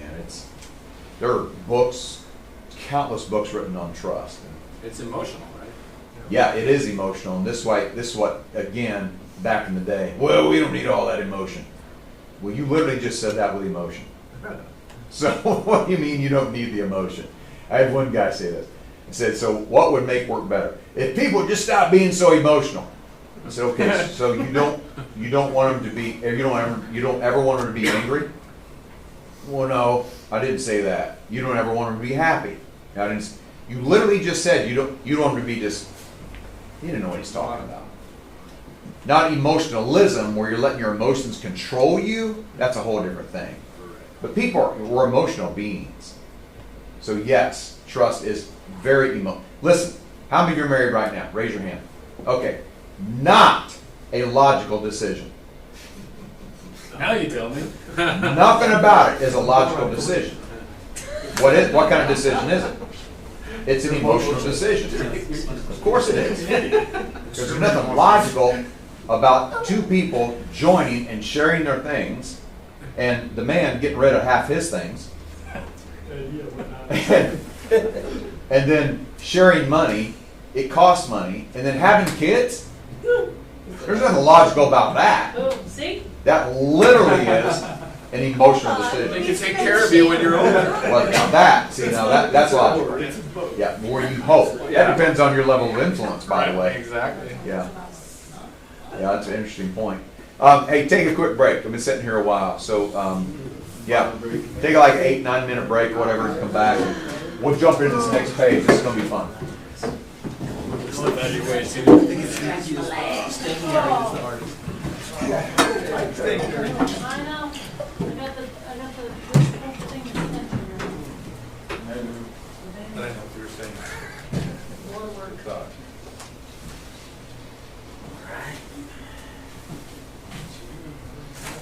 Communication standard X English major, Right, you know? right. So Is the this train is- No.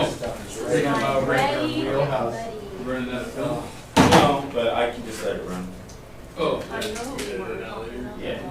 Yeah, thanks, man. Sorry, I forgot to even mention it to you. No worries, no worries. Remember that? Shiver on the surface, but then underneath. He's had a good time. Big, Yeah, that's all I was saying. the big Lori, I was ones. thinking about Lori with the people that where everybody's like celebrating. This always reminds me Oh, of yeah. Everything, Oh, yeah. literally the And first that's- thing, serious intentionality. You come out of the MSCA and you're all pumped, and you come back, and then a month later you're like back into the same run. Which you go through it. It's like, dude, Yes. I gotta call Randall. Talk about yeah, no, go for it. I have heard stories. I was blessed. Yeah, absolutely. Army Charles went in, did right? a Close the door, you do. Cheesecake Factory, and it was love at Yeah. first What happened? bite. Oh, you guys met at the Kitty and I had a first date at Cheesecake Factory. These boys were like, we need to get these girls to get along, and little did they know. Little did these two Boom, know. boom. Yeah. That's good. Picking up two women with brain actually love each other. We also both agreed on the cinnamon bun slice very quickly, and Well, that that's was. A lot of women just like hate on each other, right? Yeah, That's but like, Kitty that's like a Kitty thing. and I are like, I feel like more masculine minded. Yeah, so it's because they're half dudes. We don't fucking care about. My point exactly. You just proved my point. Carolyn picked up on me after he was my movements. Is the camera still on? No, you know what I mean? Like boys. James, that was very good of you to say.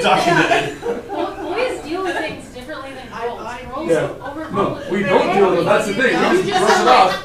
Yeah. Done. All of us too. Girls are like. Girls have to have like a 7-layer discussion, and that's just not. I feel like But then you said, what? No, shut up. No. Right. That's why I always, when I have roommates. So finally, I found a vendor to get me that grill, Because one, the 18 by. Well, girls don't pay like that. That's not. I know. That's not Girls Toro in era. Yeah, they'll college make Toro era. way. But before you go through spending that much money for something, let's look at what the purpose is behind why he wants to do it, and figure out what we can do with something off the shelf rather than having to make a custom grill for this. True. Well, he started it out a week ago, explaining right at the outset, this is not gonna be an off-the-shelf thing. This is gonna be a custom-made thing. In fact, he said that we might have to buy that size and cut it down, because But the what? 16 by We need to 30 get more is surface area. Yeah.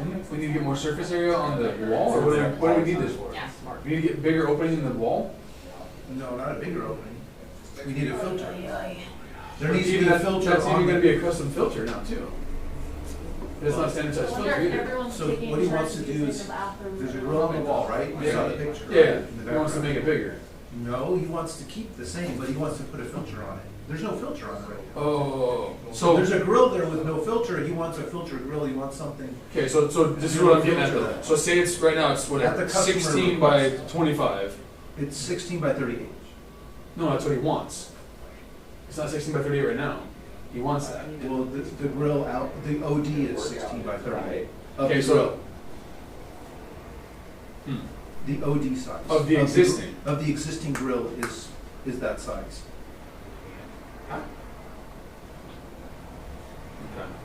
Because I'm thinking, generally what we do is rather than getting a custom fan, a custom filter grill made, and a custom filter to go in that thing every quarter now, we would get a filter grill, I call it a 20 by 30 or 16 by 30, and then get half-size filters that we could tape up together. I understand what you're saying, they'll make it for you, I get it. For the right amount of money, somebody will do anything for you. Well, those are the fourth vendor we had to go to. The first three, including Train, including Camfield Farms, But including. my point is though, is They that wouldn't even now, make it. for the rest of the existence of that filter grill, you have to get a custom-made filter every single time. That's fine. It's not. For the customer, you're doing them a disservice. By Marty today. You need to get a standard size frame, We don't have to have the so call if with we have Donna. to blow it out, make because it she bigger, whatever, so we can do understood 2 20 by 20s, make it 20 by 40, then we can do two 20 by 20 filters in there, so that anybody can get a filter off the Oh, I shelf. see what you're saying. So just take filters off the shelf, put them together The to condenser fit. console. Get something that's a standard Why size. didn't Marty just tell me that? That's my point. Yeah. Is that don't go He through the was trouble made of getting somebody to make you a custom filter because today. that's what the size of the pic said it is.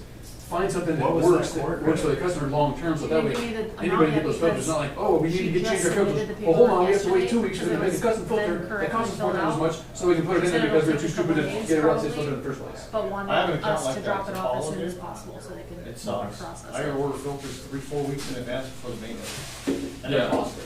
And that's what I'm saying, before we go through the trouble of ordering this, let's figure out what Marty's trying to This accomplish. is Marty. Yeah. First of all, I hope the family is well. Let's start with this. Oh, don't even get me started on that. Oh, gosh. But anyways, First of yeah. all, I hope you and your family are well. That's kind of nice. I I like have that. candy for you. Okay, man. I have Armenian candy. I had a feeling that you were talking Try about this it. basically Just like, she inedible was always fruit so roll. chipper, Well, with so many demons. Until Put you your got filters her outside the office. And then, Yes. yeah. And she would be the When's text the last time you went to warrior Big? on the group chat with the guys. Yes, I've been that's what you It's do. been a while, That's all right. probably before Little League Yeah. started, so it's been I get it. That was a I get it. concern. I appreciate it. Yeah, I think that 3 months. Don't worry Three about it. before this is over, James and I need to get out of the room, and you guys will do I that. haven't been up there in years Years. since I've been up there. No, we're just talking about you. Yeah, the kids, once the kids started sports, like, you kind of just get stuck because the weekend, you know. Yeah. But, yeah, probably 3 months. So my mom still lives there. I got my cousins that are still there. My dad lives there and in Ventura. So, I park my motorhome in my mom's driveway. We'll stay Oh, that's there for, cool. stay there for Yeah. a week or so. And Where she live? out in Rosedale area, so off Panama Lane and damn near Allen. So she's, Yeah. well, I mean, when you lived there, that was Nothing. almond orchards or Yeah. something, right? I just talked to a guy yesterday, and they lived up there for 2 or 3 years, and they lived out Panama Lane. Or not Panama, I'm sorry. They- Seventh Standard. Seventh Standard, So yeah. she's north. Yeah. Further north. So he lived on the northwest side, Mhm. about 2 miles from I-5. Yeah. No, I'm sorry, south. He lived on the southwest side, about 2 miles From from I-5. I-5. Yeah. Yeah, he said it's almost all the way out to I-5. Yeah, it's there. That's crazy. It's, Has it grown west much? uh, I'm sorry, east? There is a couple big, so there was the, Mesa Marin racetrack out there. Yeah, we almost bought that. Really? Yeah. So that, Is that where he raced? no, there's a drag strip, I think that's more Oh, called drag. Formosa. So there was a bunch of housing built starting in the 2000s, out towards that racetrack. That racetrack's now gone because people obviously started complaining about the noise that they built their house around the racetrack. And then I think it's developed almost all the way to Kern Canyon. Yeah, I got friends that live out in that area. That's a cool area. That's very Rio Grande, Yeah, Rio Grande, Rio Bravo. Rio Bravo, Country Club. Yeah, that's cool. Yeah. Leave that in Yeah, and it then is try a to go beautiful over area. Yeah, you Clearer view of the mountains. And can- yeah, you can I blast remember on clear nights, you could see cars coming out of the grapevine. Yeah. That's not very often, but That's it's beautiful. cool when you see it. That's yeah. beautiful. And same vice versa. When you come out of the grapevine, you can see Yeah. Bakersfield. Yeah. It's cool when it's clear, when you get a good spring and the grass is green and everything's clear. It's pretty impressive. There's probably 4 or 5 days a year that's Totally fog, man. Is it fog or The smog? fog's I not, love it. the fog's not really a thing anymore. I think this Really? was the first year that Really? I've driven through there sometimes where it's scared the we used to hell have, I out was of telling somebody that we used to have fog delays, right? So Yeah. Oh, you had to use to drive like this. it was too foggy to go to school. me. Yeah. And then when you got to school, it was so foggy You could go. on recess, Oh, you could go you could outside. hide out on the playground. You just run 10 yards Oh, away. that's awesome. The teachers couldn't find you, so we would go out Screw on the with 'em. playground and you'd just keep playing. Yeah, yeah, yeah. The bell. Yeah, that's funny. I couldn't see the bell ring. You're right. And really, you can't hear it if it's too thick. It's actually sound travels better for one. Does So it? say you normally wouldn't be seeing bell ring. So when I was there, we did. Come on, Let me Katie. think what summer this would be. This If we would were probably be connected, you know summer what I was of saying. 92 or 3. Yeah, I just went backwards one run. So you were a kid. Hey, I was stop 12. being You were negative. 12. Yeah, right? And we did a giant concert and fireworks show at Mesa Moran. Yeah. I missed that. And probably had 10,000 people at this. Yeah, thing. we used to go there. That was the thing to do. So I worked at a grocery store and close at 8:30 and go to Mesa Moran every Friday night. That was Focus the camera. I had buddies that Yeah. raced there. Yeah. That was fun. Yeah, we rented the whole track and set up the stage, and our church did. Yeah. I played softball out there quite a bit. Okay. We loved it, man. Mhm. My favorite track's still there. It's almost. I got to do. Drag racing. So one of our vendors, Community Recycling, had a spec truck, and I got to do the spec truck at Mesa Moran Oh, cool. for it was like, Oh, I was on the truck for like I'm an gonna hour, okay. Dude. and the guy's like, "You get closer to the wall." Because No. I'm like, the wall's like right here, and he goes, No, "No, you when you hit hit it. it, that's when you're close. Is when you're hitting it." Yeah. That was pretty cool to get to drive around that They have track. the That good was a lot coffee of That's machine fun. over here. Although I didn't know how to use it, so I didn't use it, but they showed us. There needs to be someone on How is stage to send to the camera. Better? That's better. Oh, so when he walked away and I moved it, it took that Is it prime black? speaker. No, I put a little bit of cream. Yeah, let and- me- and just a little. Let me No. reposition No, it. you're gonna love it. What happened? You broke it? Yours is a No, little so lighter, when he but walked away, it focused on the trash can because I was moving the trash can. It would, it So when focused I on put it the over there, it movement. thinks that the speaker's over there, so it's watching the trash can. cream a Oh. little more. It's like a Sorry. T-Rex. It follows movement. I don't do too much cream. Yeah, I was watching it. While you guys were in small groups, I was watching it. It was following me everywhere I was going. Yeah. It's on a little bit of a delay. Yeah, the You bigger have screen is to, slower. you have to Yeah. tell it who the speaker is?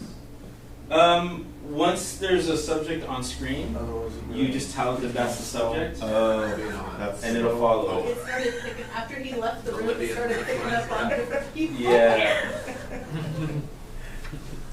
No good stuff in there, Joey? No, plain and simple. You want to move the other box to the table in the controls room.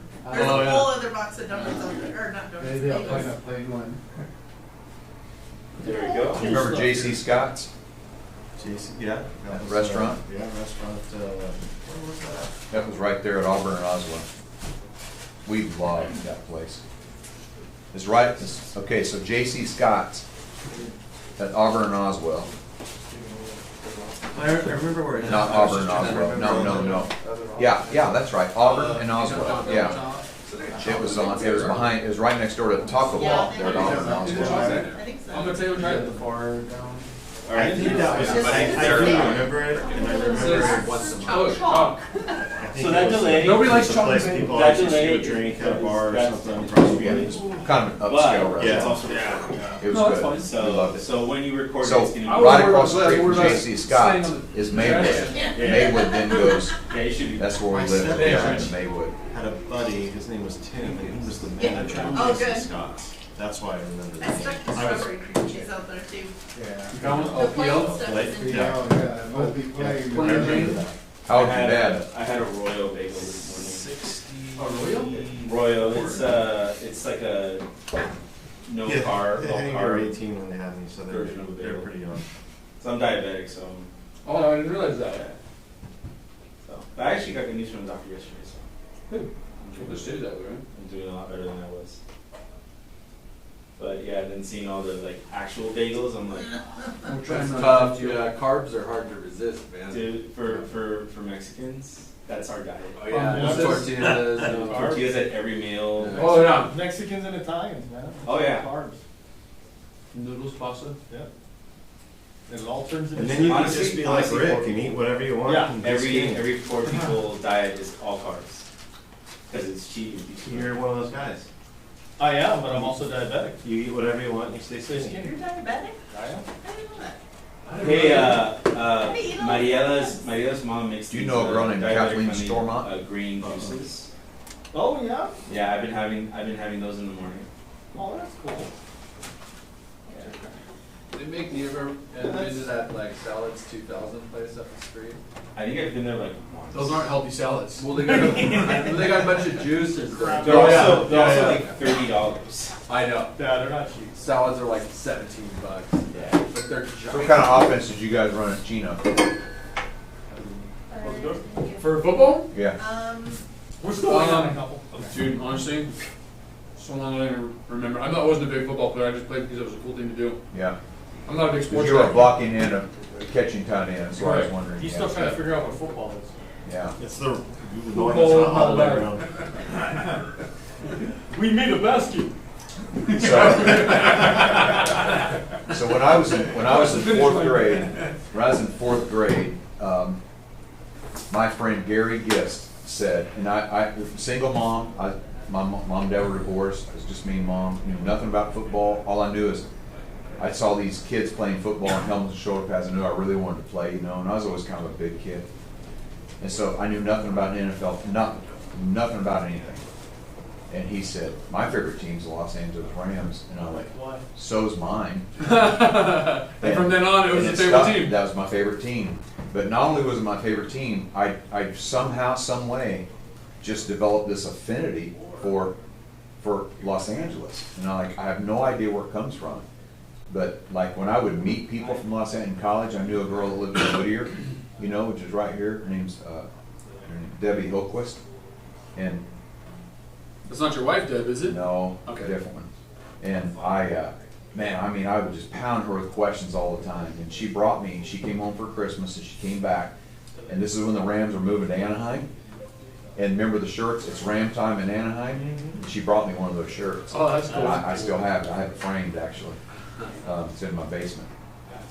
And I'm sorry, a basement is when you have a house that you go downstairs to. It's below I've ground. heard of those things. Yeah. Because it's so cold outside. Sorry, I didn't mean to confuse anything. The tornado country. Yeah, tornado country. You go down the basement. Well, some people do. I don't. I watch them. Here So it means you before, got uh, bodies below there. Yeah. Before NFL moved their stages to SoFi, they used to have stages in Culver City, and that was our account. We put the AC in over there. And when Service took it over, it was my account. And I'd go over there, and all the techs and everybody else are all excited because all the talent people are like, oh, that's who, so and so. And one year for Super Bowl, 2 weeks, a week before and a week after Super Bowl, we would have guys on site around the clock because they had everything. The time that goes into every second on screen is priceless, $1 million, whatever they talk about. So I'm sitting there with the engineers and they're like, yeah, so who are you going for in the Super Bowl? I'm like, oh man, Patriots all the way. They're like, Patriots aren't even playing. I'm like, dude, I don't know. I'm not a football guy. The Dodgers. Yeah, the Dodgers. A friend of mine in your industry, a friend of mine has in Washington D.C. They have the plumbing contract for Commander Stadium. Okay. So in nice reciprocity, they bought a suite So we got to go to a game out there. It's cool. I've been to SoFi. SoFi's pretty hot, man. That is unbelievable. But I want to tell you what, the food was not good. Really? It was not good. Bad place to see a concert too. Is it? Yeah, it just echoes too much. Oh, yeah. I went and got a burrito, $18 burrito, and I thought, oh, whew. No, they suck. I'm in LA, this burrito's gonna be, I Huge can't, letdown. oh, it was tasteless. Like, that shocked me. Street corner burritos are better. Yeah, exactly. Now, Petco, that food's amazing. I got a tri-tip sandwich when I was down there. Really? Petco, yes. It's amazing. I was disappointed. And other people have been to SoFi, they've said the same thing. Like, yeah, it's a great stadium, but the food's not that great. I said, why would this be happening? Not to bag on your Angels. Don't eat the food there either. They just got a rat infestation. I'm going there. The next Angel week. Stadium. Oh, I'll be there the day after tomorrow with a bunch of Western LA. Beware. The riverbed or what? We're going to Angels Gate, Western LA. Oh, are you? Bones, they chase the rats out? You guys have tickets? Yeah. I mean, you have season tickets? No, the Western Ally, Chad, one of Yeah. the bosses, he just gave them out to everybody. Just a bunch of people going. Like 50 of us. That's yeah, awesome. Tomorrow, or Saturday, yeah, so. That's awesome. We'll have to try Well- the food and I'll have to let you know, Rick. I gotta tell For you, rats. this breaks my heart to tell you this, but one of my absolute favorite spots in the world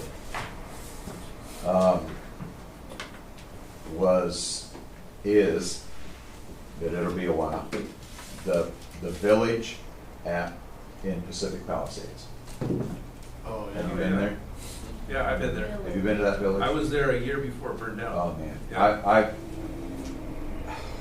It broke my heart, My man. best man's And daughter lived I, there at her house. anytime I'd fly to LA, I'd land, I'd usually go to the Cheesecake Factory in Marina Del Rey, because that's unbelievable, on the patio.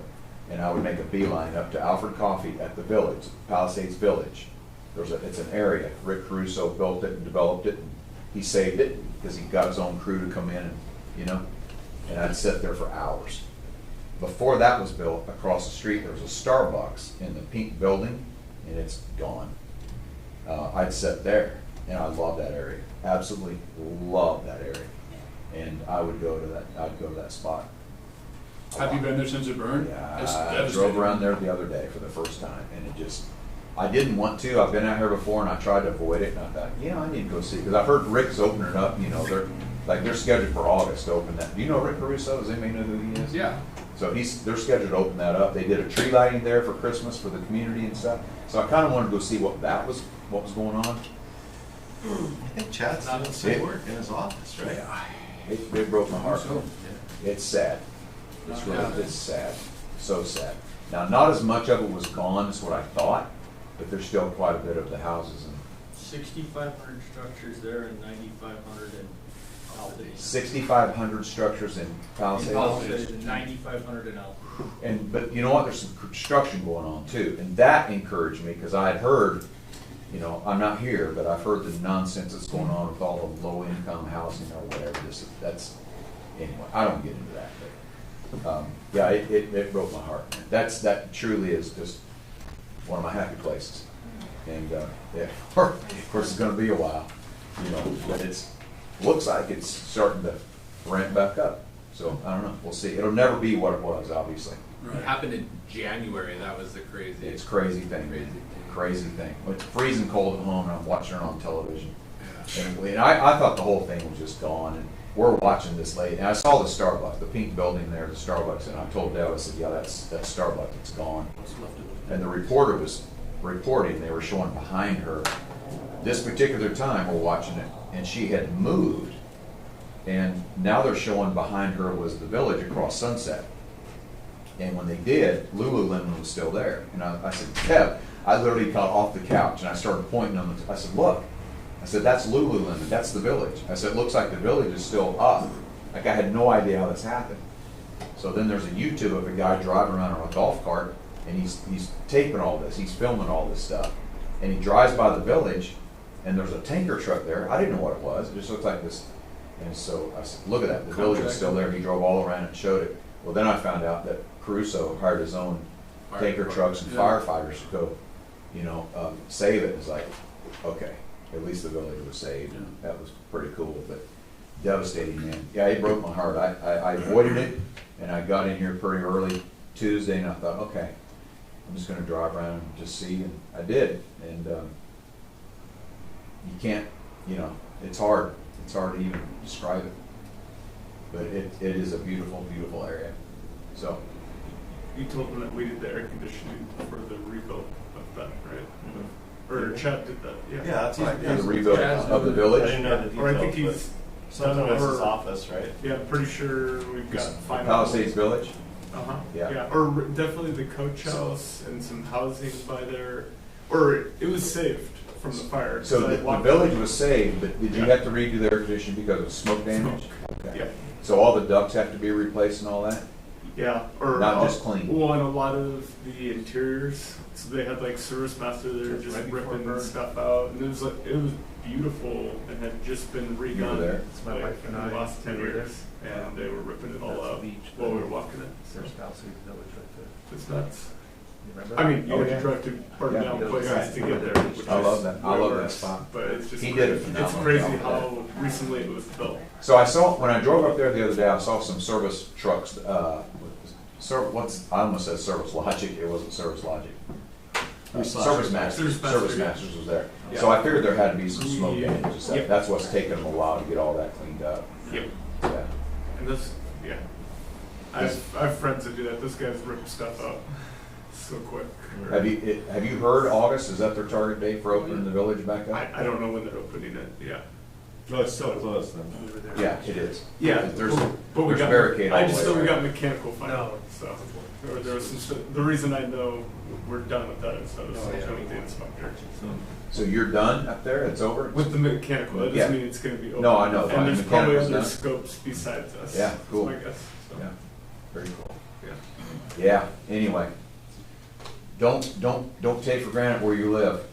I'm telling you, it is just, I was in Orange County yesterday morning, I woke up and walked outside and I just said, man, there is nothing like mornings in Southern California. It is just, do not take for granted where you live. And this is a beautiful part of the country, man. So, it cost me a lot of money to come out here where you live. Don't take it for granted. And the interesting thing is, you're not gonna pay a stinking dime to come where I live. Because you don't care. I think Jim's there right now, isn't he? Yeah, it Unless- is. Yeah. Unless you are an Abraham Lincoln fan, and then you'll be in my town. Or if your mom lives there, you have to go visit her. Yeah. One of our Where is places he? up there. He's in, where does he live? Outside the suburbs of Chicago somewhere. Oh, yeah. I'm 3 hours south of Chicago. He's near Batavia. Oh, that's Chicago area, yeah. No, I'm 3 hours from there.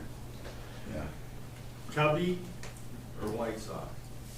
I'm a Dodgers fan. Oh, there you go. we like you. Right answer. So we are, and you know, we somewhat of a Cardinals fan because we're there. So Springfield is split. They go the Cubs or Cardinals. There's that many White Sox fans. It's crazy. I walked into Kohl's the other day. I'm not making this up. There is a shelf as long as this room. Half of it's Cubs and half of it's Cardinals. Not one piece of White Sox paraphernalia. And I was like, you've got to be kidding me. I mean, nothing. They're like the Angels. Cardinal. Yeah. I don't know, man. It's like, it's weird, but now when they start doing good, then all of a sudden everybody's like, oh yeah, White Sox. You never said anything about that before, and all of a sudden like, oh yeah, we're White Sox. There are White Sox fans there, Have they but ever it's won? but that's true, man. I mean, it was Cubs and Cardinals. North side of Chicago. the World Series? I don't think You were? My old man, my dad. Oh yeah, yeah, yeah. Hardcore Cubby. Oh yeah, it's once you're a Cubs fan. I told my daughter, I said, honey, when you look for a husband, marry a Cubs fan, because they are the most patient people in the world. That's And she did. She married Casey, and he's a Cubs fan, and now she is. So I'm just a baseball game fan. They we're finally gonna- won, didn't they? What? Didn't the Cubs finally win? They finally Yeah. won. They won. A few years ago. We're gonna go to, Dave and I are gonna do an MSC Service Leaders Week Yeah. in Philly. We're gonna go to a game out there. Oh, I've cool. been in that stadium yet. So we'll see what happens. Go to page 2. The pages aren't numbered, but it should be easy to find. Wait. Should be there by now. Like in the early Did you find it, Philip? Yeah. Okay, ask Philip, he knows where it is.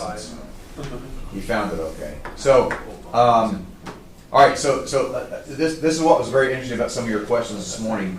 or you didn't ask questions, some of your curiosities this morning, like, I've always wondered, so, and then even the questions you've asked beyond that, is you're gonna find a lot of your answers right here on page 2. So, in my mind, especially as it relates to John Wooden and his team and that kind of thing. So, I've studied effective teams for a long time, and I find it fascinating to know why is it, this is almost your question identically, why is it that all things equal, that's important for you to understand, all things equal, some teams are consistently more effective than other teams. Not just sports teams, but work teams as well. So, and this is why I shouldn't have asked the question, but I did, and now I'm glad I did. So, Sean, where'd you work before this? So, but here's the thing. None of the mechanical contractors in the entire Southern California area are on Indeed.com posting wanted idiots. If you're stupid, please work here. They're not doing that. We want mean people. Nobody's doing that. We want to fail. Nobody wants to fail. Everybody wants to be. So everybody's looking and hiring talented, capable, well-meaning people. Everybody is. So all things equal. Well, then why is it that some teams are more effective than other teams? And I'm not talking from a financial standpoint either. All of them are making money, because if they weren't making money, they'd go out of business. So all of them are making money. All of them are, maybe not as much money, but it doesn't matter. Everybody's making money, and everybody that works in a mechanical contract is making a pretty good living, right? So, now what? So all things equal, why is it that some are consistently more effective than others? Hospitals, the same thing. All things equal, well, why do these hospitals seem to thrive? People love working there, and these don't. People don't like working there. Sports teams, why? Why are some teams like consistently effective year after year after year after year, and others are not? How can the Patriots go on an 18-year run, basically, of just being really effective? How can the Steelers be forever, as long as I remember, they've just been an effective organization? Weird hire, I get it, but still, they've been an effective. Now, they haven't won multiple Super Bowls. They've won 6, but I mean, in the years recent, they don't win every year. They don't even go far in the playoffs every year, but they're still consistently effective. Chiefs, same thing. Why in the last 10 years has Andy Reid taken that team to where they are, and they sustained that kind of excellence? So that fascinates me. Why do some marriages last longer than other marriages? Why did the Packers never win? The Packers never win. Why did the Jets? What's wrong with these people? Like, what is going on? All things equal. There's only 1,700 men in the world that can play NFL football. All of them are talented. So it's not a talent issue. Then what is it? And that stuff fascinates me. So, in just studying this over the years, I put together several lists. This is the list I have right now. My lists haven't varied much. It's just different ways of wording it. And I learn new things, and I watch new things, and what is it that makes teams, marriages, relationships more than others? So here's what you've got on page 2, 4 things plus 1. And I don't know, again, Todd, how much you remember from MSCA for the last 3 years. I put over this list because it's not going away from me. And these 4 things plus 1, this is what takes teams to another level. Now, I love what you said when everybody left. Nobody heard you say this, but you were talking to me. You said, this is intentional. Because why? Well, because you have to stay at it in order to be effective. So you go to conferences, you get your charge, man. Yeah. Like you come back for the next 30 days, like, we're going to make a difference. Yeah. And then the world gets I want a free session. You're like, my name was picked. And you're all excited about it, and then what happens? 30 days later? It starts to peter out. Yeah, you're right back in the mode. And that's why I created the Scooch Project. I have a shirt on that says Scooch. That's why I created the Scooch Project, was to help teams like yours with this ongoing leadership development. That's the consistency. There's a difference between the event and the process. What you just described is the event. Today is an event, and it's great. You go to these things, you get charged up, and you're like, okay, here's what we're going to do. But the process is what really kicks it into gear. And so we've created things to help you with that. Are you getting Stuff Club, by the way? Yeah.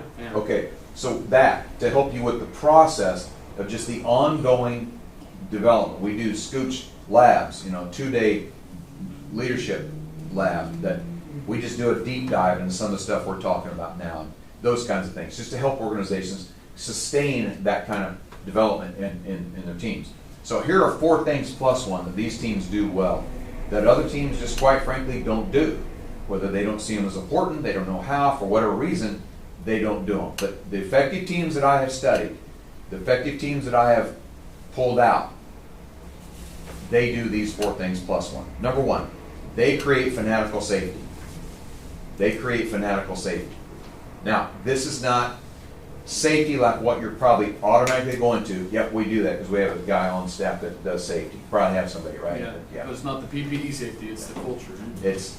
It's not the physical safety that your industry you should be. You should be. It's an important thing. That's not this kind of safety. This is a psychological and emotional safety. Can I come to work and be authentic? Can I show up to work? Can I ask questions? Even if they're dumb questions. Can I say, I don't know if I understand that? Can I give ideas regardless of how dumb they are, or they might be perceived as dumb? Can I challenge status quo? Are you seeing this? That's where the safety exists. A lady named Amy Edmondson, in the 90s, I referred to this earlier, she sent her research team to find out why some hospitals were making more errors than other hospitals. The team comes back and says, it's not true. All the hospitals are making errors. All the hospitals are making mistakes. What the team, the ones that you described, are reporting more mistakes. They're not making more mistakes, they're reporting more mistakes. All of them are making mistakes. These are why. Let's go study that. And that's when they found out that in those organizations, it was safe to report mistakes. It was safe to question. It was safe to go, well, hold on a minute, there might be a better way of doing this. Regardless of status, it was safe. That's when they uncovered this whole idea of psychological safety. Turns out that in the 40s, when OSHA started to form, they actually used the phrase psychological safety, but it went by the wayside, and physical safety went skyrocketed, as you may know. So this is where we're at today. This psychological safety. Is it safe to do those things that I described without fear of ridicule, without fear of shame, without fear of embarrassment, without fear of getting made fun of? I will tell you, I'll answer the question for you, that in your industry, by and large, what do you think? No, it's not. However, it's interesting, the construction industry has the second highest rate of suicide than all the other industries. And some of my construction friends want to write it off as the pressure that we experience in construction. Well, you can hang with that if you want to, but I'm telling you, it is absolutely the foolishness of leadership and taking the old ways and trying to do it now. It's not working, and we're losing people. In a literal sense, we're losing people. These teams create fanatical safety. Fanatical safety. Literally was in a conversation in your industry about 2 months ago. A guy says, the company I was working with before, we were punished for asking questions. Because they said, you should know this already. And so when he's interviewing for this, the lady says, do you have any questions? And he said, you mean I can ask questions? Well, yeah, you can ask questions. What questions? You can always ask questions. He said, no, because where I was before, I was punished. Are you getting this? So these teams go, no, we're not doing this. They're fanatical about creating this kind of safety. Are you seeing it? Google did a study of teams at Google, 180 teams. There's more teams out. They picked 180 teams to do a study on. Why at Google are some teams more effective than other teams? So same question I have. For a year and a half, they studied teams, and they found out the number one reason of what makes teams at Google more effective is this whole idea of psychological safety. That when these teams begin to form to create a new project, immediately they can challenge each other. They can question each other. Immediately they can do, okay, I've got an idea. Nah, I don't know if that's going to work. And they can start, and no fear of consequence, no fear of ridicule, no fear of disagreement. I mean, unhealthy disagreement, shame and that kind of thing. And that's why they just go to the next level. Have you ever seen what's called the spaghetti challenge, where like people make spaghetti structures on tables? Have you seen this? Yeah. Okay, I don't do stuff like that, but I want to make sure you've seen. So they've done this multiple times in different places. What, have you done it? I love doing. You love doing it? things Yeah. like that. Yeah. Yeah. Says the engineer. Yeah, that's what we did it too, right? So they had a group of architects, they had a group of engineers, they had a group of PhDs, and it goes on and on. Then they have a group of kindergartners. Who wins that? Almost every time the kindergartners. Why? Because they collaborate. They collaborate.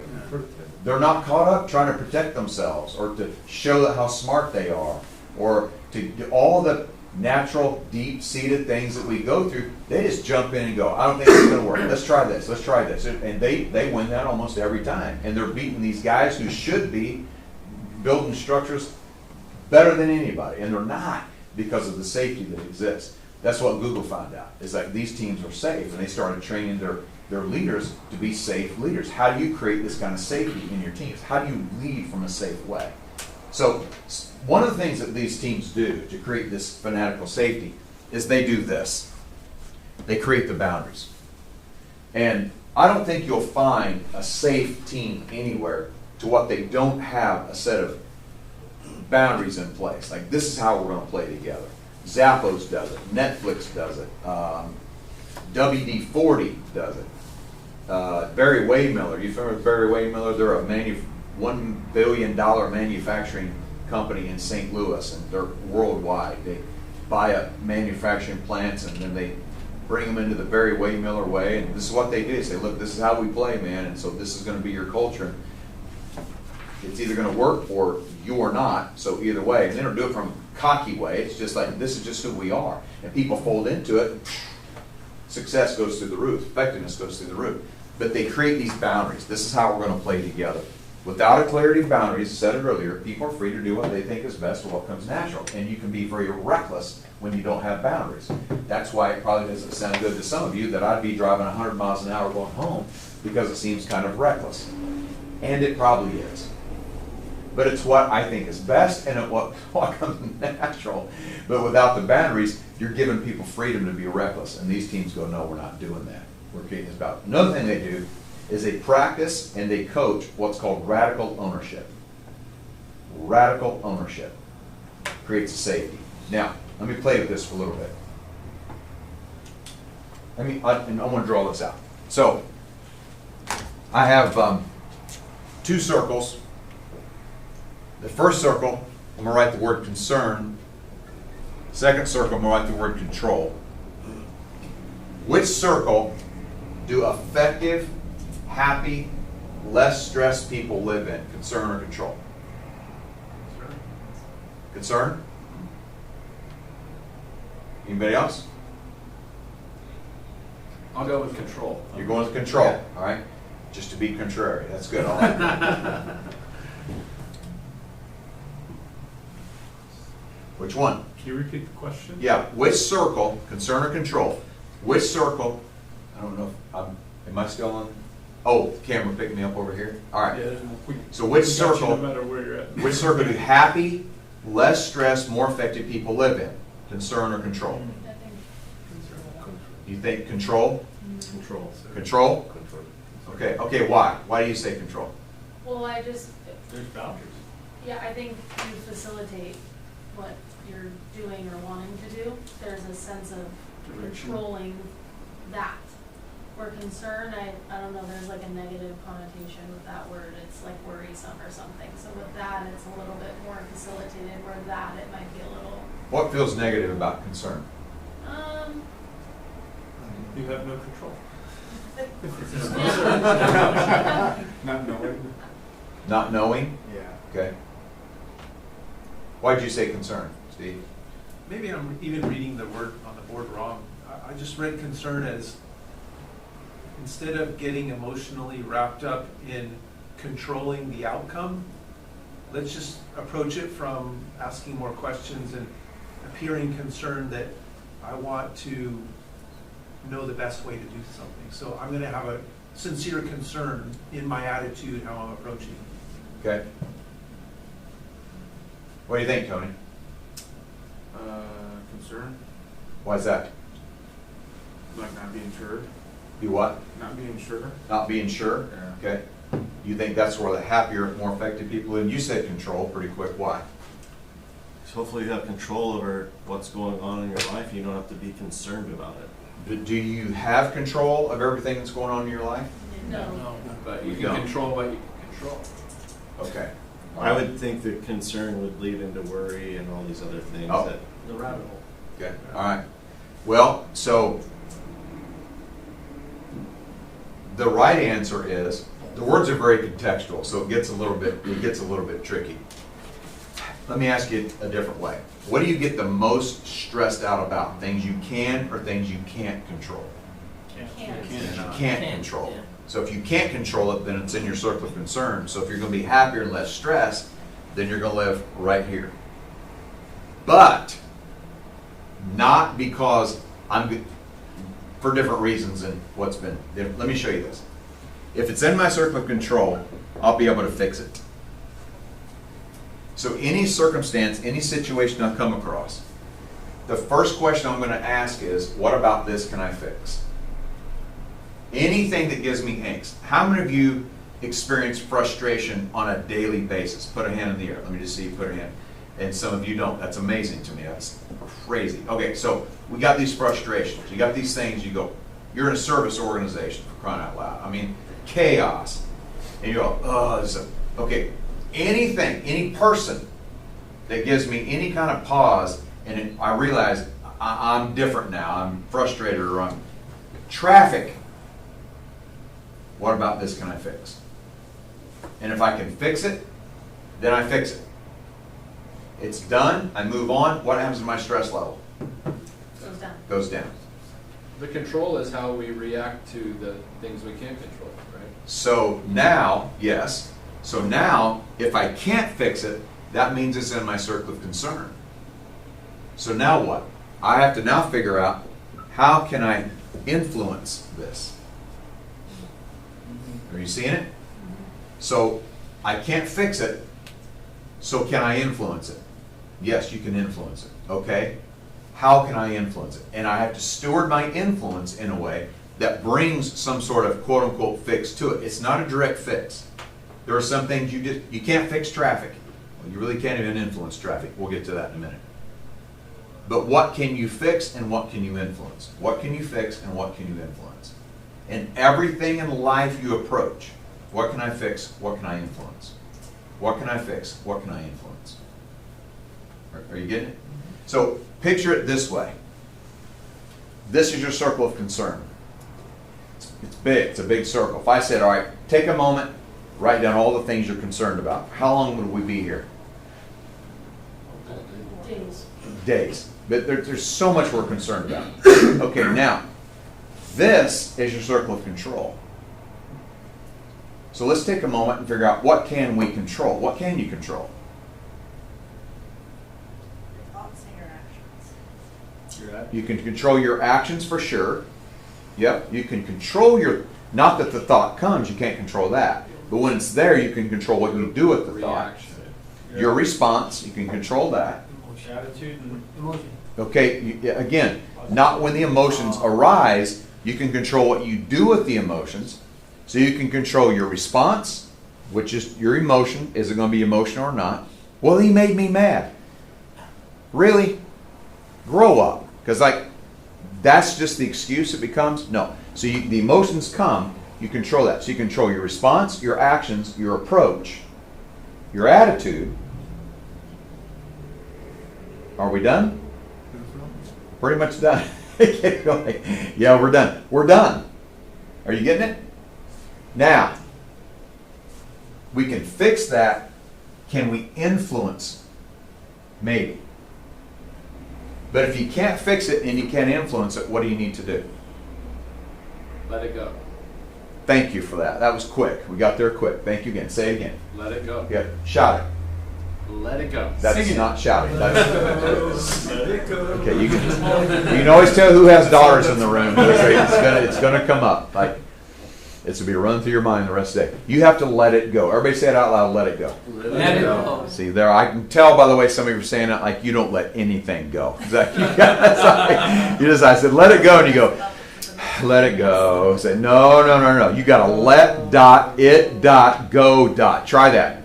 Let it go. Dot. Don't forget the dots.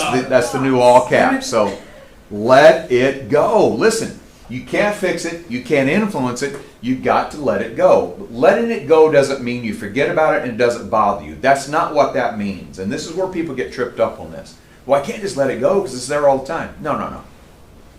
Let it go means you control it. Do not let it control you.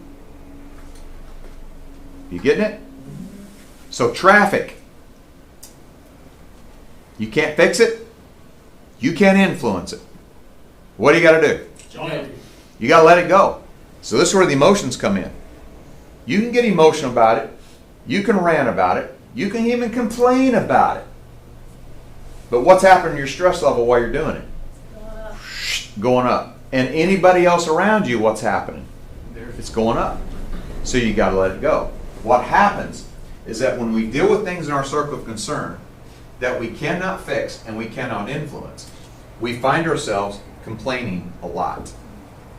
We find ourselves making excuses a lot. We find ourselves justifying our actions, which is a form of excuse. Are you getting it? So one of the number one questions I ask whiners is, can you fix that? No, I can't fix it. Can you influence it? No. It's just the way it's always been. It's the way it's always going to be. It's the way she is or he is or they. Okay, then you have to shut up whining about it because your stress level is just going through the roof. This is how these teams create this safety. You are creating an unsafe environment with this and more. You getting it? People in their circle of concern use two words a lot. They and have. And they say, well, if they would, I would.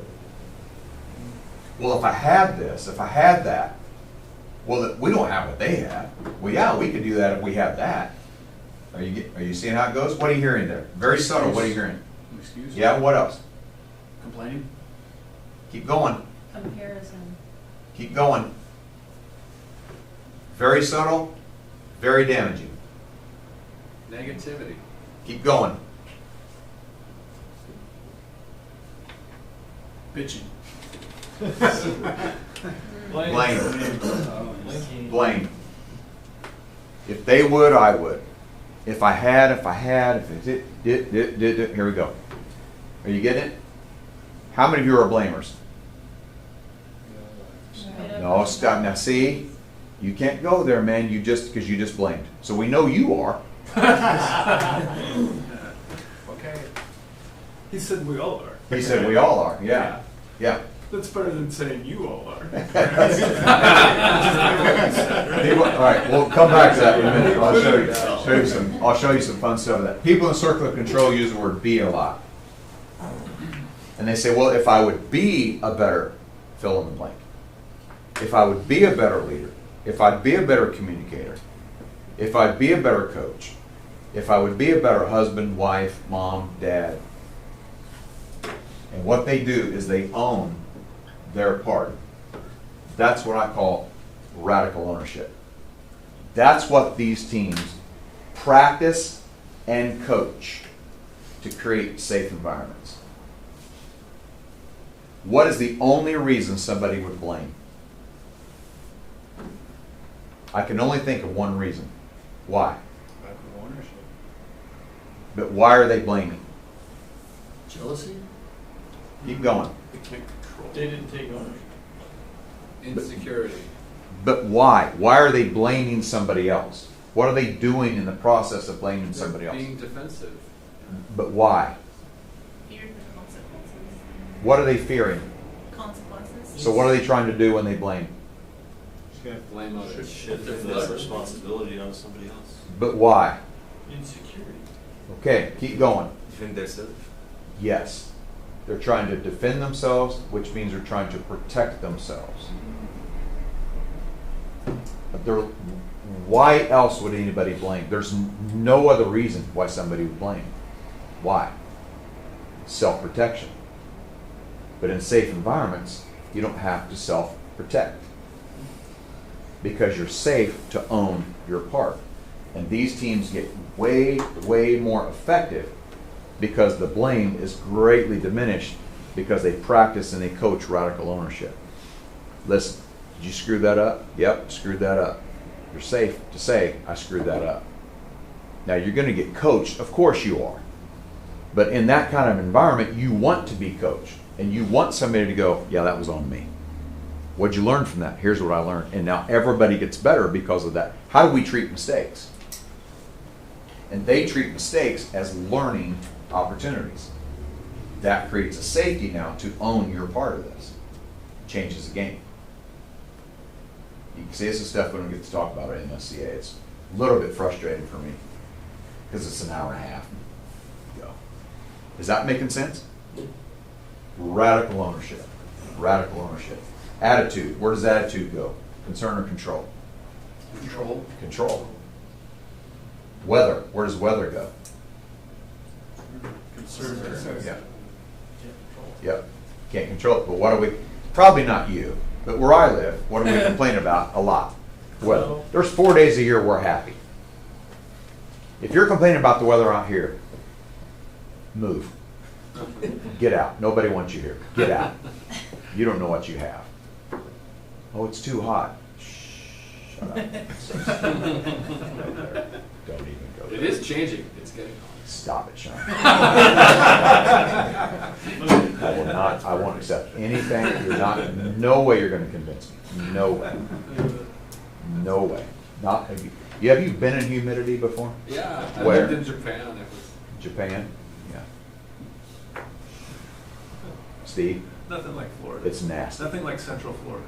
Florida is humidity hell. The only I'm other, just. the only other place I've ever been to that's worse than Florida is Houston, Texas. Oh, It's horrible. They're the whole thing. It's summer in Japan. You step out the nasty. door, you think, and you sweat. It's like this, like a wet blanket. Is this making sense? Yeah. There's a lot that goes along with this. I'm not going to get into all of it. See, listen, here's what I do when you get.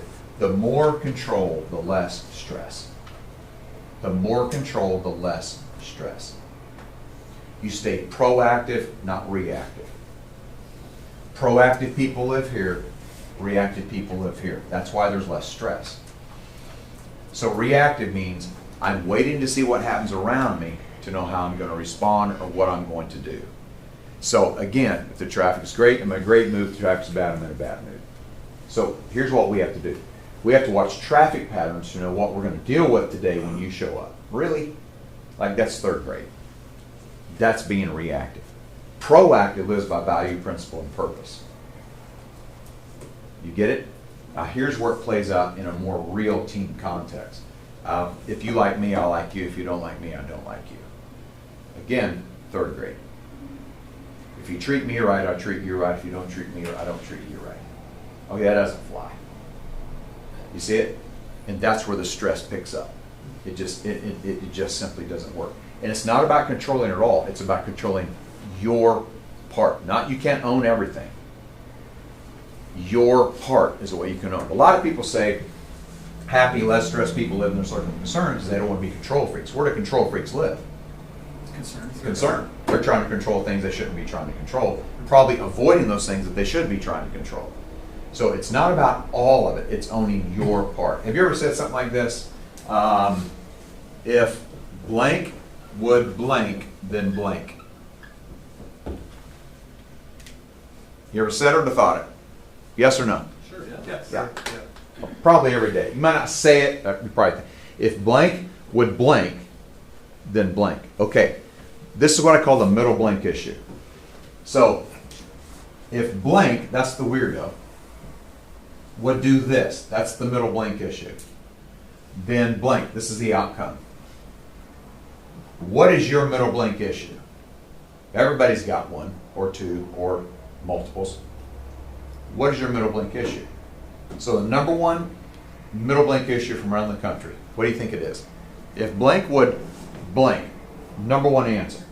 Prices would come down. Well, Yeah. work related. Yeah. Like, if blank would blank, Show up on If, okay, keep going. Do what? And do his job. Do their job. Do their job, that's on the top 10 list, not number one though. That's Oh, we're family feuding. we'll play with that, yeah. Good answer. Bing, good answer, keep going. If blank would Try it. try, nope. Do it my way. No, what? We're off the board. Damn. Behave, Work harder.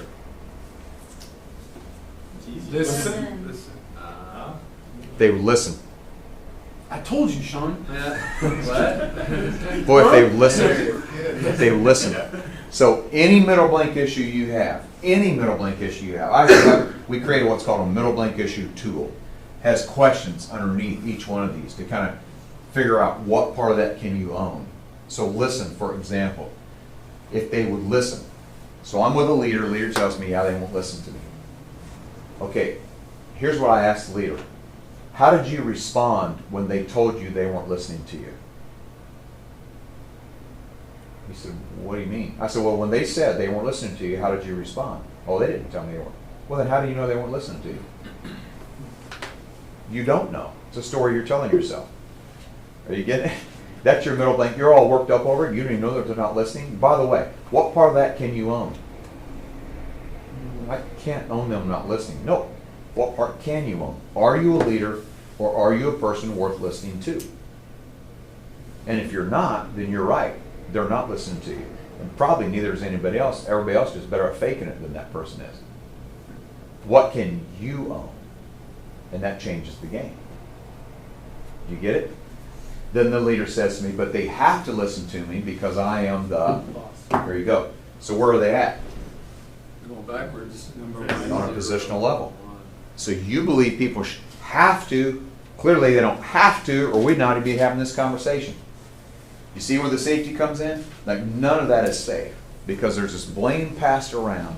There's this unsafe environment, toxic environment going on. No.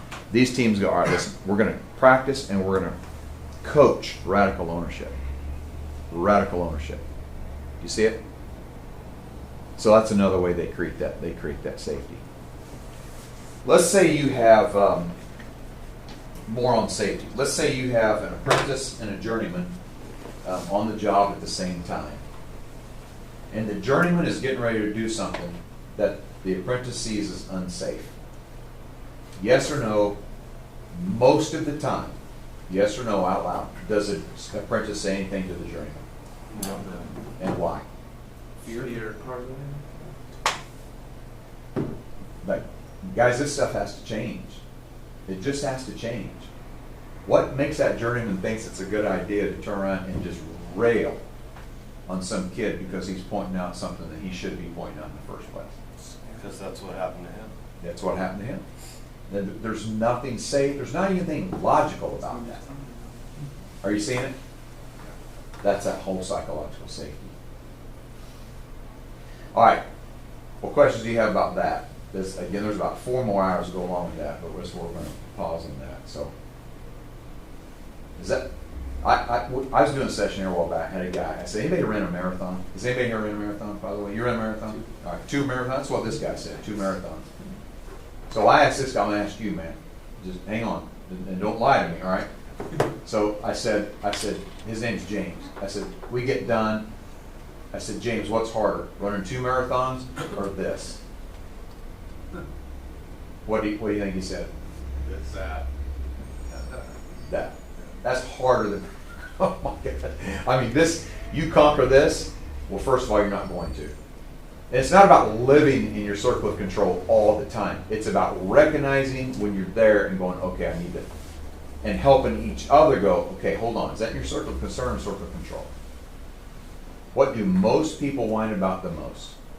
Things they can't control. That's it. On a scale, don't answer this question out loud, all right? On a scale of 1 to 10, how much do you look forward to coming to work every day? Don't say I don't. No matter where you are on that scale, it opens up a can you don't want to open. So, my question is, what would it take to bump your number up 1 number? Just tell me, what would it take to bump just 1 number? If you're at a 6, a 7, even if you're at a 10, and I can tell by looks on your faces, all of you are at 10s. What would it take to become an 11? Anything. What would it take to bump your number up one number? Go. Less stress. Less stress, okay? What else? Keep going, quick. Don't overthink it. Just go. What? Tony, go. Shorter drive. Shorter drive? Shorter drive? Okay, keep going. What? Fewer mistakes. Fewer mistakes. If around, you mean people make fewer mistakes, okay? What else? Keep Why are going. we looking at Todd when we Keep see going. I was trying to just. Clear direction, Clear- communication. Clear direction, better communication, okay? Okay, keep going. We got 4 or 5 more. Go. More money. More money. There you go. Momo always comes up. Okay, what else? Keep going. What do you got, man? Go.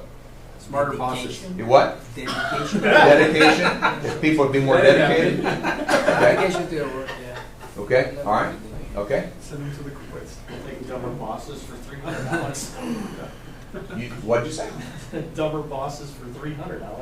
Dumber bosses. You want dumber bosses?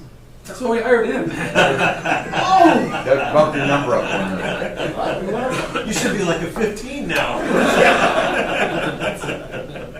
So, about 15 years ago, I started this conversation. I came across this and kind of developed it into what it is, and it grows all the time. And for 15 years, I've had this kind of conversation. And normally what I just put people in small groups is, all right, take 5 minutes, what would bump your number up? And then, man, I mean, it's going. People come back, I say, okay, what do you got? In the early days, I'd go to the whiteboard, I start writing down all the answers. And then I'd go through the answers one by one, and I'd go, okay, is this in your circle of concern or control? Concern or control? Concern or control? And then I took a picture of it, I'd take it home, and I created a list of about 200 things at home that people around the country said would bump their number up one number. How many Now, got fired? No. do what? How many got fired? How many got fired? It's a safe place, man. So, out of 200 things on that list, how many do you think are literally in the middle of somebody's circle of control? Give me a number. You said all of them? None. None? Well, somewhere between all and none. Great, So- we got a block. So you're getting close. You're getting really close. Give me a number. What do you think? 50. 50? Saying 50? Todd's saying 200? What? No, it's 200. 200, yeah. You're saying 50? Quarter of 25%, yeah. There are about 7 things. Oh, wow. 7 things. Now, before you get caught up, listen. All the things you just said. Concern or control?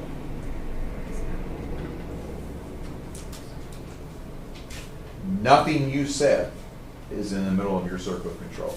Nothing. Are you seeing it? You seeing it? So, what you're telling me is, if that stuff would happen, your number would be bumped up one number. That's what you all said. Is that true? So if you're at a 8 and you're waiting for those things to happen, where are you probably going to retire? Or lower. Yeah. But here's the interesting thing to me, and this happens all the time, so don't feel alone in this, okay? Not 5 minutes ago did I say, who in here is a blamer? And literally, kind of. No one, no one raised their hand. Nobody, no, I'm not a blamer. Not me, I don't blame. It's his fault. And then 5 minutes later, we do this exercise, and what did everybody in the room do? We blame. Are you getting it? It's this, and you're going like, he tricked us. He did. You're right. Absolutely. Not Joey, though. No. He got it, man. So, but hey, listen, it's subtle. This is why I say it's not a blatant. The reason people say they're not blamers is because they don't. It's your fault. They don't do that. But the subtlety of blame erodes over time, because anything outside of 100% owning your part, there's a level of blame going on, and blamers don't grow. And this is why organizations get stagnant. This is why leadership gets stagnant, is because they don't grow, because they're not literally owning their part. They're not practicing radical ownership. Like, what can you do to grow? So instead of saying, well, if people would communicate better, my number would be bumped up. What can you do? Exactly. And then you influence people to communicate better. Are you getting it? That changes the game. And that's why this stuff's so hard, man. It's because it's very habitual. I mean, blame is in us. You're right. Everybody at some level blame. It's in us. The first two people on the planet proved that. The first dude that ever existed blamed everybody in the world for his issues. You'll laugh at that later when you realize there's only one other person. That's okay. She made me do it. She gave it to me. It's He always blamed the everybody in woman's the world. You get that part now? fault. That's Yeah, yeah. supposed to be a little funnier than that, but I guess it's not really land that well. I know it takes you a while. Like laying in bed tonight, you go, this guy said, oh, I get it. Yeah, I get it. But it's in us. But why is it in us? Because of self-protection. And because it's our natural instinct. Because your brain is constantly scanning for safety, and your brain is trying to protect you. And so your brain just tells you, no, it's not you. And so you go, okay. And then it gets very habitual. Are you seeing it?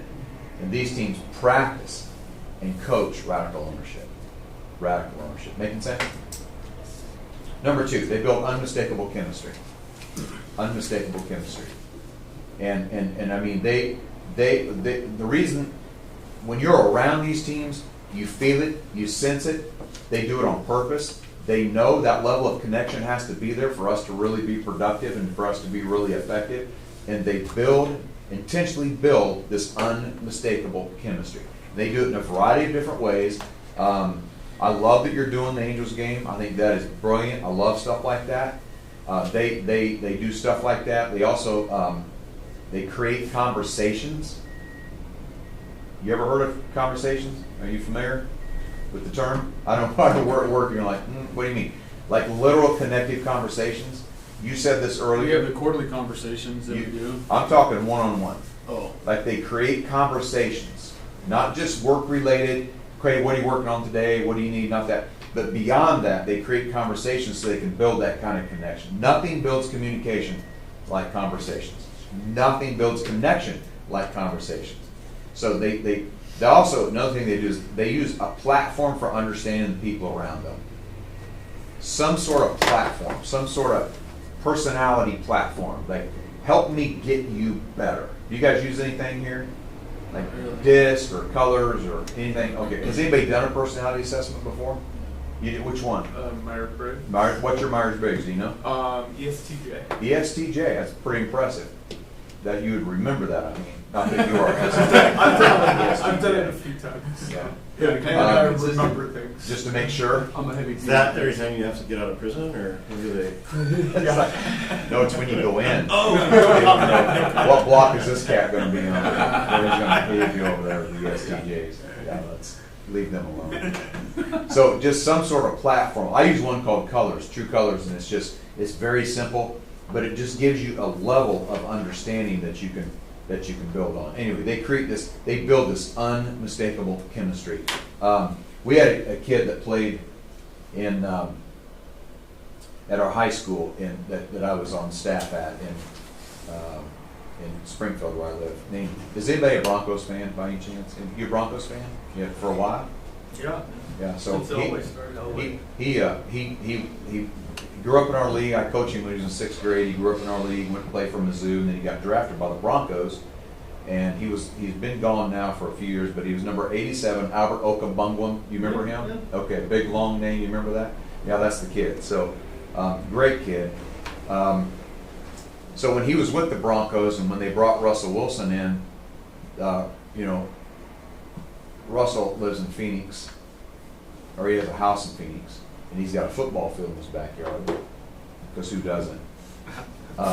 So he called all those receivers, Albert and all the receivers, said, hey, why don't you just come down and hang out, and we just, they throw in routes and stuff like that. Now, why would they go through, these guys are professionals, they know how to run routes. Why would he do that? Conversation. And? Chemistry. Just building that, just because that's how teams get effective. There is no effectiveness when teams are disconnected. When they are connected and that chemistry is there, I'm telling you, it changes the game. But to your point earlier, it's intentional. And it takes staying on this all the time. And there are all kinds of ways you can do that. But that's what these teams do, is they build that unmistakable chemistry. Number 3, they obsess over improvement. They obsess over improvement. They literally will, like when they hire somebody, for example, Philip's brand new here. Philip, love to have you here at Western, man. Glad you're here. Philip, here's what I need you to understand, is that if you're not comfortable with people pointing out growth opportunities, some people call them blind spots, we don't, we call them growth opportunities. If you're not comfortable with that, you're going to struggle here. This is probably not going to be the place for you. Furthermore, when you get acclimated to this place, we want you to point growth opportunities out to the people that, you comfortable with that? And if he's not comfortable, this is not a place, they obsess over this. They want people to improve. Now watch this. They don't want people to improve just as employees, but as people. So they will create growth and learning platforms for people to grow as people. Personal finances. You got people coming. Top 2 stressors in our country: marriage and money. People come to work stressed because of both of those things. Do you want people coming to work stressed? And they're going like, no. We want to alleviate that stress. So we're going to create personal. Hey, Todd, I need a raise. Well, why do you need a raise? Well, we bought a truck. Well, then you don't need a raise. You need a budget. If you had a budget and if you had some education on how to handle your finances, you wouldn't need the raise. You see what I'm saying? And they get themselves in, and now they're stressed, and what do they think about all day long? That. And they're in a so mode for being here becomes just making money. And it erodes everything else. These teams go, all right, we want to alleviate that stress. Somehow, some way, we want people to be better people.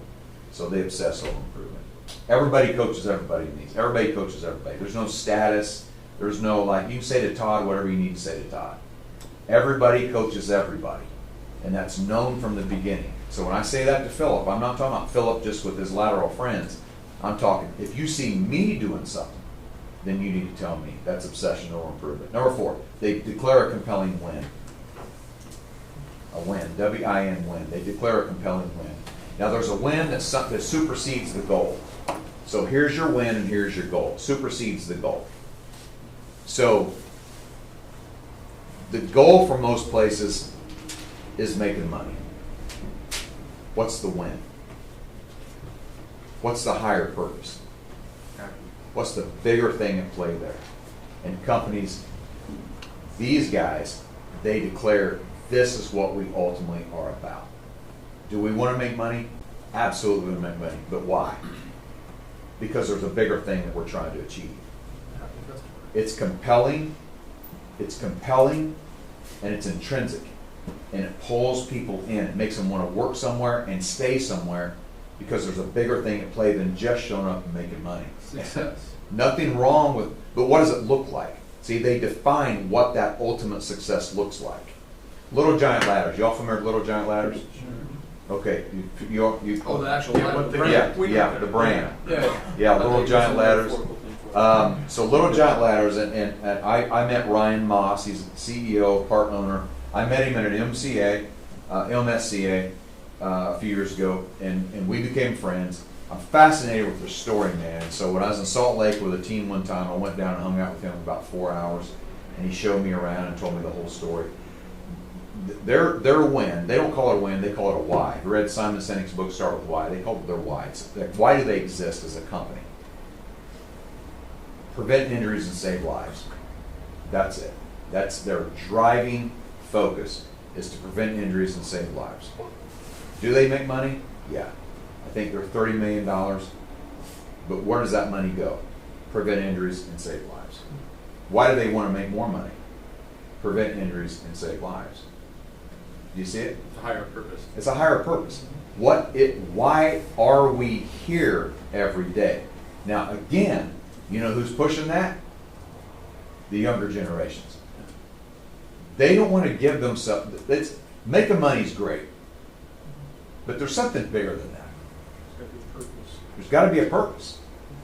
There's got to be meaning behind what we're doing. What is that? And it's compelling and it's intrinsic. So another thing I said in that same session you were talking is stop the hyper focus on the customer but stop the hyper-focus on the extrinsic. And that's what we do. We think money will solve it all. It's not. Clearly it's not, or it already would have done it. It's this push for more, push for more, push for more. My question is why? Why? And I was having this conversation with a company who had just said, right before I spoke, last year we made $1.8 billion. $1.8 billion. Now that's not, you guys make more than that, right? Right. 1.8. Now, how many of you would love to have $1.8 billion? Let me just, Philip, you just, okay. Half that. I'll be good with half that. Yeah. So, 1.8. And now here I am having this conversation, and here's what I said to them. There were 100 people in the room. This was in Chicago. 100 people in the room. I said, last year you made $1.8 billion. Now what? And they all just looked at me. They're like, what? Where do you go? Nothing. We don't know. Why? Why are you making 1.8? Why? What's the purpose of that? And most people don't know. So you're telling me that we're showing up every day just making more money and more money and more money and more money, and why? And I'm telling you, organizations fall apart. So these teams, they declare this compelling win. It gives people a rallying point together. Like, stay focused on the purpose.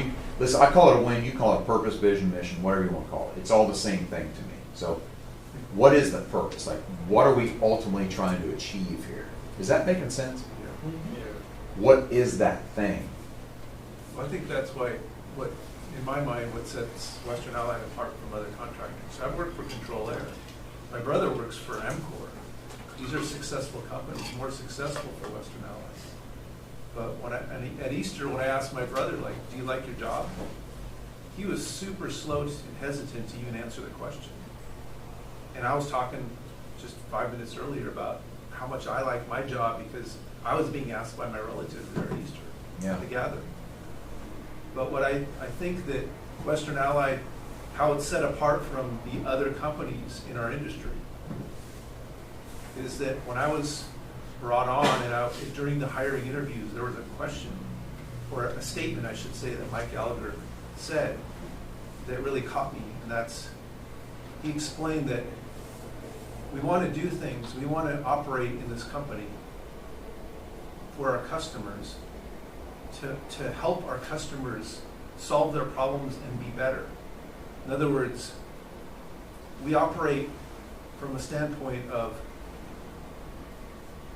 bettering our customers and serving our customers in a way where it's about the best interest of the customer. And I go back to Control Air, where I worked there for 2 different stints for 7 years total. My brother works for EMCOR. I mean, I worked for Trane, Sigler, all these companies. A lot of these companies, they operate, they might say something out of their mouth, but really what they're operating in the back, behind the scenes, is what's the best for the company. Yeah. And when Mike Gallagher told me we operated according to what's the best for the customer, I thought, well, let me see if that's really true. And now, almost a year later, I'm realizing, yeah, everything I see, the way this team, this service department operates, Todd, James, Mike, yeah, it is what's the best for the customer. Yeah. Unselfishly. I really respect that. Yeah, yeah. So that's what these teams do. It's this, I call it a win. Again, you can call it whatever you want to call it a win. Is it making sense? Help me with this. So it just, anyway, again, a lot more at that, but that's what these teams do. Zappos does it, delivering happiness. That's their ultimate win. By the way, we make $1 billion a year. But why? Because we want to deliver happiness. So not just to the customer. They want people in their organization. Barry Wade Miller, like $2 or $3 billion company.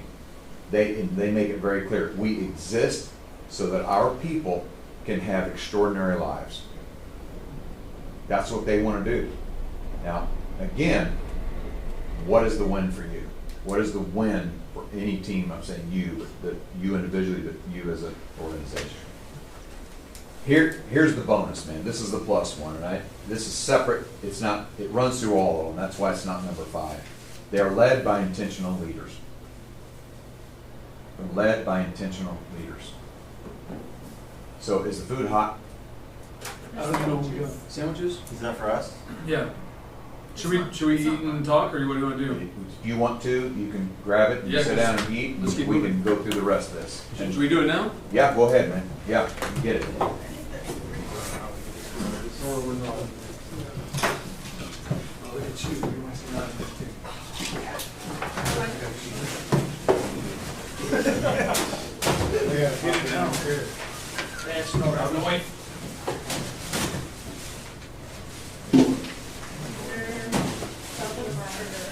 Italian.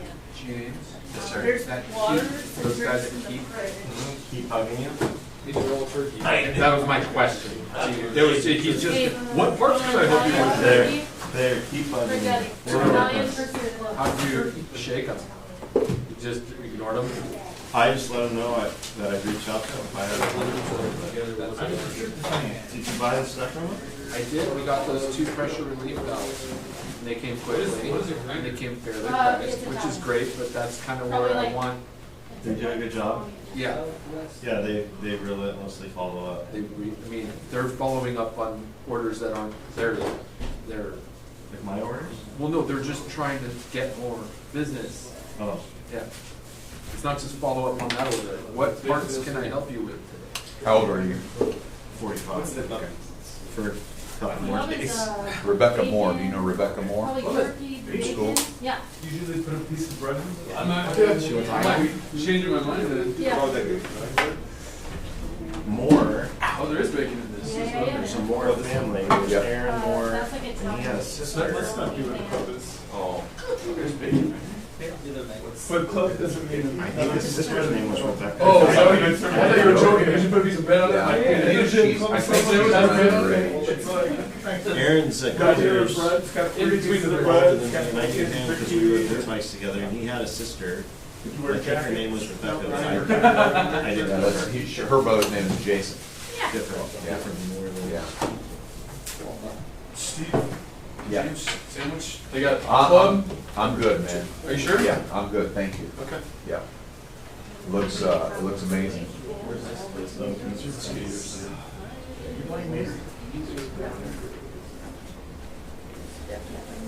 There you go.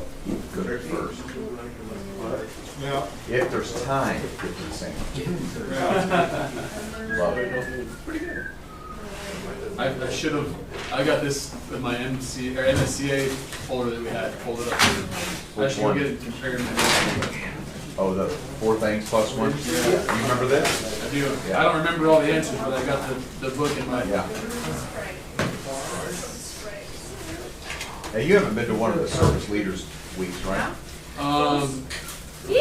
No, I did the very first. I was a part of the first graduating class of the sales leadership class, not the service leadership one. Yeah. So David Yeath and I do the service managers Okay. week, yeah. And he said give you his best. Okay. Good. I will. He just texted, I'll- and I don't know what his best is, whatever it is. Yeah. Probably not much now. Sounds like a bullshit line. Yeah, it's probably like, his best is quickly depleting. We actually have like a peer group for a bunch of the guys, and he's part of it. Unfortunately, he can't beat all of them now, but Yeah. he's a good dude. Christy Grayson's a guy too. Christy's awesome also. She's a Todd fan. I got them all fooled. Oh, they got a pretty good organization over there. Yeah. In the way that they run their show. Pretty cool. Each pickle is individually wrapped. Pickles are good because they're gross. The pickles? I don't like pickles. You don't like pickles? No. Where's my way? It's like the #1. Cannot. Texture thing or tasting? Hey, keep me posted when you reschedule the Scooch thing in Irvine. Yeah, I don't know, we'll If see. you're going to. I'm going, yeah, Okay. I don't know, we'll see. It's, That was a multi-day thing too, wasn't it? 2 days, yeah. Okay. So I don't know, I'm gonna rethink all that. The one we did prior to that, we had 17 people. So it was kind of strange. It may be the time of year, I don't know. So. Yeah, I'll keep you posted on it.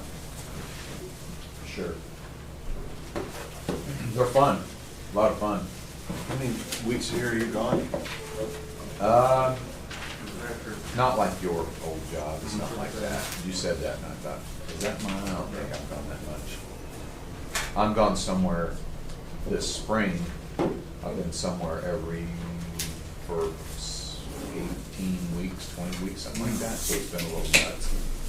But a lot of times, it's out and back, one night, 2 nights, that's it. This has only been 3 nights this week.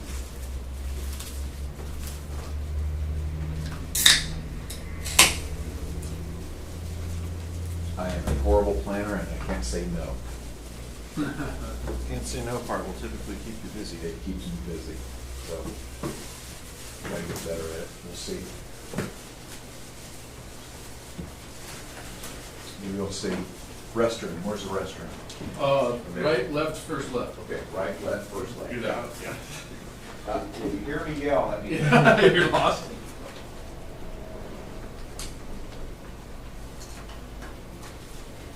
They didn't walk into the IT and he's like, snack shack.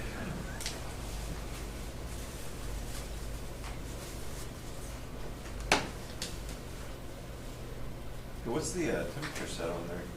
70? No. Oh, no, what the hell? It like reset. What happened? I had it set 70, I bumped up to 73. That was me. Oh, I'm kind of cold. Oh, are you really? I never get cold. Oh. It's just me. Okay, I'll bump it back up then. You catching a cold? I think it's like blowing right on me or something. It's fine.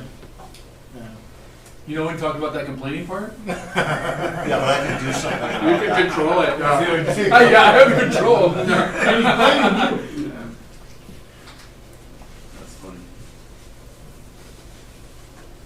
It's a low leaving air temperature when these things dumps. Not quite the context that you were trying to teach us in, but I'll do what I think is best for me.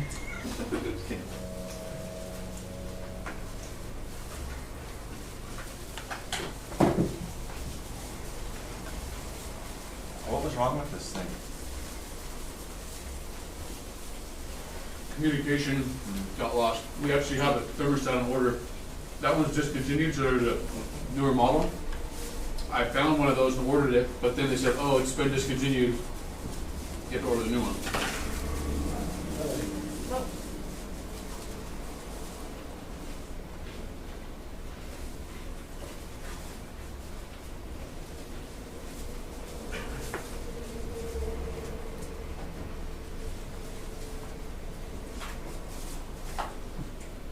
Bacon was the way to go. Oh, you Agreed, love the goods? yeah. I'm just ripping the meat out of it, so. And some of the veggies. Oh, you're I've only eating started meat. eating veggies now, so. How much I can you lost? change. It's like 60 pounds. Dude, that's crazy. I mean, I had to gain it to lose it, which took a But lot dude, longer. that's the easy part. Yeah. It was easier, but it took a lot longer. Yeah. Think about just carrying 60 pounds around with you every day. So I do, or you know how people, Your kids? well, no, they're heavier than that now. But I'm trying to get into backpacking. So I'll go and walk with the family, and instead of buying the weighted vest, I just put a bag of salt, like Okay. for a water softener, in my backpack. Like and rucking? carry that around. Yeah. Yeah, so, and I've listened to some podcasts on rucking, Yeah. which makes me kind of do Motivate that you to for want my to go. neighborhood. Yeah. No, that's cool. So man. Good for you. I'm not exactly a weighted vest guy in your neighborhood. You're the Maybe weirdo. I'm weirder. You're the than weirdo that, hauling actually, salt now that I around? said it out loud. Yeah. Well, you can't see it, salt. But Yeah. And maybe I'm Well, just, it's cheap enough. Like, yeah, you're maybe like, I'm just dude, thriftier. this is too heavy. You just leave it there and keep walking. Yeah. And then your neighbor's like, oh, great, my water softener needed this. You can keep rolling, Steve, if you want. We're good at You wanna keep going? As long as we're not distracting you. No, you're not distracting me at all. You want to keep rolling? Right. Okay. So what questions do you have so far about any of the 4 things? We'll get to the leader in a minute, but what questions do you have? I've rolled through them kind of quickly, but safety, chemistry, improvement, when?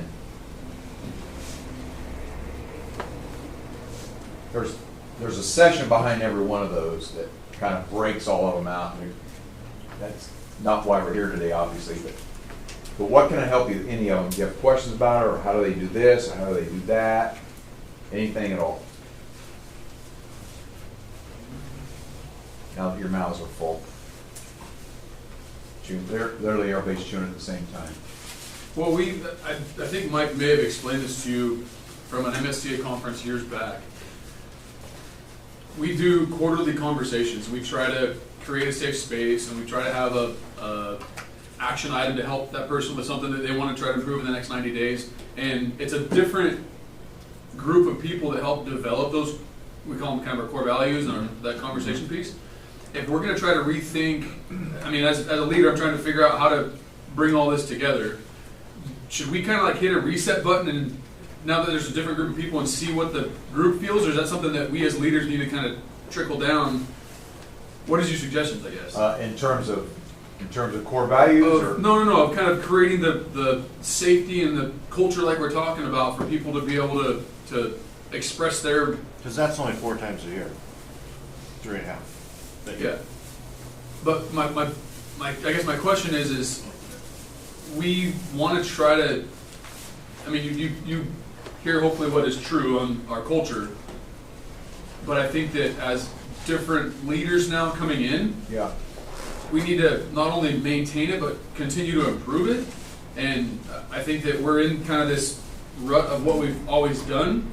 And I don't know, from what I'm hearing, at least from my standpoint, I'm like, okay, we need to kind of collaborate on what we think. Because I don't even, when Steve was talking, I'm kind of thinking, wow, what is our win? I mean, what's our bigger purpose here? I mean, I realize money is a big driver and all that, but there's got to be a bigger picture than just a... Yeah. So, do you even understand what I'm kind of asking? I think so. Let me start answering the question and see if it's kind of what you're looking for. Okay. So, you've been doing what you're doing for a long time. Do you need to reset that? I don't know. Oh, yeah. Let me go see what If I walked out. I'm listening. No, go ahead. Keep talking. No, it's got you. Okay, all right. This was just not showing. So you go out of the and you feel like you might be in a rut, and so now we want to fold these things into what we're doing. Well, what we've been doing was it accomplished kind of what we were looking for at the time. Yeah. Now it feels like it's just routine now. Okay. So one place to start would be, we could do it in this room actually. One place to start would be with these 4 things. Okay. So where do we think we are really strong, and where do we think we need to grow? All of you look at the 4 things. So creating fanatical safety, building chemistry, obsessing over improvement. And I know I didn't do a deep dive on all of them, what they all mean, but I think you kind of get an idea and you kind of get a tone. So the improvement thing is like ongoing coaching, ongoing development, again, not just from a technical standpoint, but from a personal standpoint as well. And then that compelling win, that meaning, that higher purpose. So in this room, where do you think we need to grow? Where do you think you go, if we had to pick one of the 4, that's the one we probably should target on and kind of hit the most. Is that along the same path? Yeah. I think, yes. Okay. Sorry. Okay, so, all right, so let's go for it then. So, Obsessing on improvement. who said, is that, okay, That's my... So who said number 3? Who said number 3? Number 3, everybody has to play, so everybody has to have at least one vote here. So let's go in order. Number 1, who says number 1? The fanatical safety. Like there's probably room for us to grow in the safety area. That's me. I think that's... Okay, all right. So 2, 3 of you. Okay, who said number 2? Just the chemistry, the connection that we need to build with people, the camaraderie. And, okay, I got 1. Okay, number 3 and 2, 3. Okay, no, we're not there yet, Steve. So okay. So you said number 2. You said the chemistry. Okay, you said chemistry. Who said number 3? The improvement. Okay, got 1, 2, 3, and then the win. Okay, well, Probably not helping you much, Todd, because we're pretty much even. Everyone's all across the board. So, Pretty even. so now what we do is we start creating individual conversations and go, okay, what can we do with each of these now to kind of, and there's nothing wrong with that. That's kind of a cool place to be, actually, because I think all four of them need to be very strong in every organization. So now you start creating conversation, okay, then what can we do? What do you feel like we can do to build the safety? What can you probably need more information about what safety is and what it isn't and that kind of thing. I went to MCA. You weren't at MCA this year, right? No. Okay, so I went to MCA. I'm having a conversation. Tim Brink asked me to facilitate a conversation with all the executives, Randall, he wasn't there, but anyway, Randall, guys like that, and the presidents of the local chapters. Probably 60 or 70 people in the room. The two initiatives that Tim and the staff wanted ideas on was mental health and labor relations, which I know nothing about.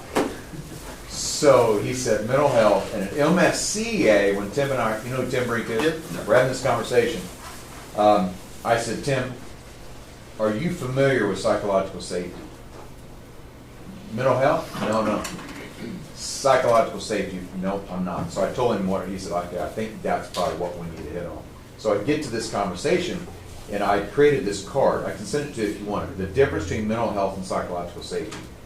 National is doing some phenomenal things with mental health initiatives. Phenomenal, and they should be, and it's really good stuff. But it's not the same as psychological safety. So I'm breaking these differences out, and I did it like in 10 minutes, and then we went on to ideas. And I asked this question. This is the part I was getting to. You have to understand the room. 60 or 70 people, executives and presidents all over the country. How many of you are familiar with the term psychological safety? None. It's okay. So, and here's what I told them. I said, it is my secret mission. It is my passion that by 2030, there's as much talk in your industry about psychological safety as there is physical safety. I'm surprised you mentioned earlier that was part of OSHA that you never even hear about. So I read a book, a guy named Tim Clark wrote a book. He's in the manufacturing world. He's a doc, he's a PhD. He fell into this job. It's like literally the story's kind of, he said, he's in Colorado. I did not intend to do this, but he did. He's identified stages of psychological safety. He said in this book that OSHA said something about it in the 40s. I got to explore that a little bit more. When I asked Rafi, do you know who he is? No. He's the national safety guy at MCA. Okay, that's probably why. So I asked him, is OSHA saying anything about this? When I ask people this, I'm hearing different things. Like, yeah, they're starting to dabble in psychological safety a little bit. And then I hear people know they're not saying anything. I don't know. I don't know. It's clearly not widespread, or everybody's saying, yeah, they're saying something about it. This is a big deal because mental health is about the individual. Psychological safety is about the culture. What kind of culture? I want a culture. I think you all want a culture that's psychologically safe, and it's a new thought process. It's a new phrase that people aren't familiar with. But whether we're familiar with the phrase or not, it's exactly what I think we've been searching for and looking for and trying to create without having the phrase for it for probably 20 years now. You see it? Yeah. But we say it like this. I don't know why the guys won't talk to me. I don't know why they're not asking questions. Well, is it safe to ask questions? Is it safe to talk? That's what we've been looking for. Well, I think for me, that's why, I mean, I don't know if it's intentionally number one on the list, but you can't have 2, 3, or 4 without the safety part of it. You can't. What's interesting to me is I don't think you can have any of them without the other ones. I think they all kind of mesh in there together. Okay. But yes, you are right. You're not going to have definitely 2 and 3 without there being it being safe. Because I can tell Philip all I want to. Hey, we're going to point out growth opportunities. If it is safe to do that, I'm going to do it one time. You smash me, that ain't happening again. Right. So you're right. But see, back to your point earlier, it's an intentional thing. I mean, you're talking about this all the time. And we're keeping people reminded, and you're trying to create this culture, this community, that's what this is going to be part of it. So I think the place to start, well, you already started, and again, I probably didn't help you at a drop because everybody was like, we had like 4 in every area, so. So I think you go down one at a time. You go, okay, where do we need to start with this?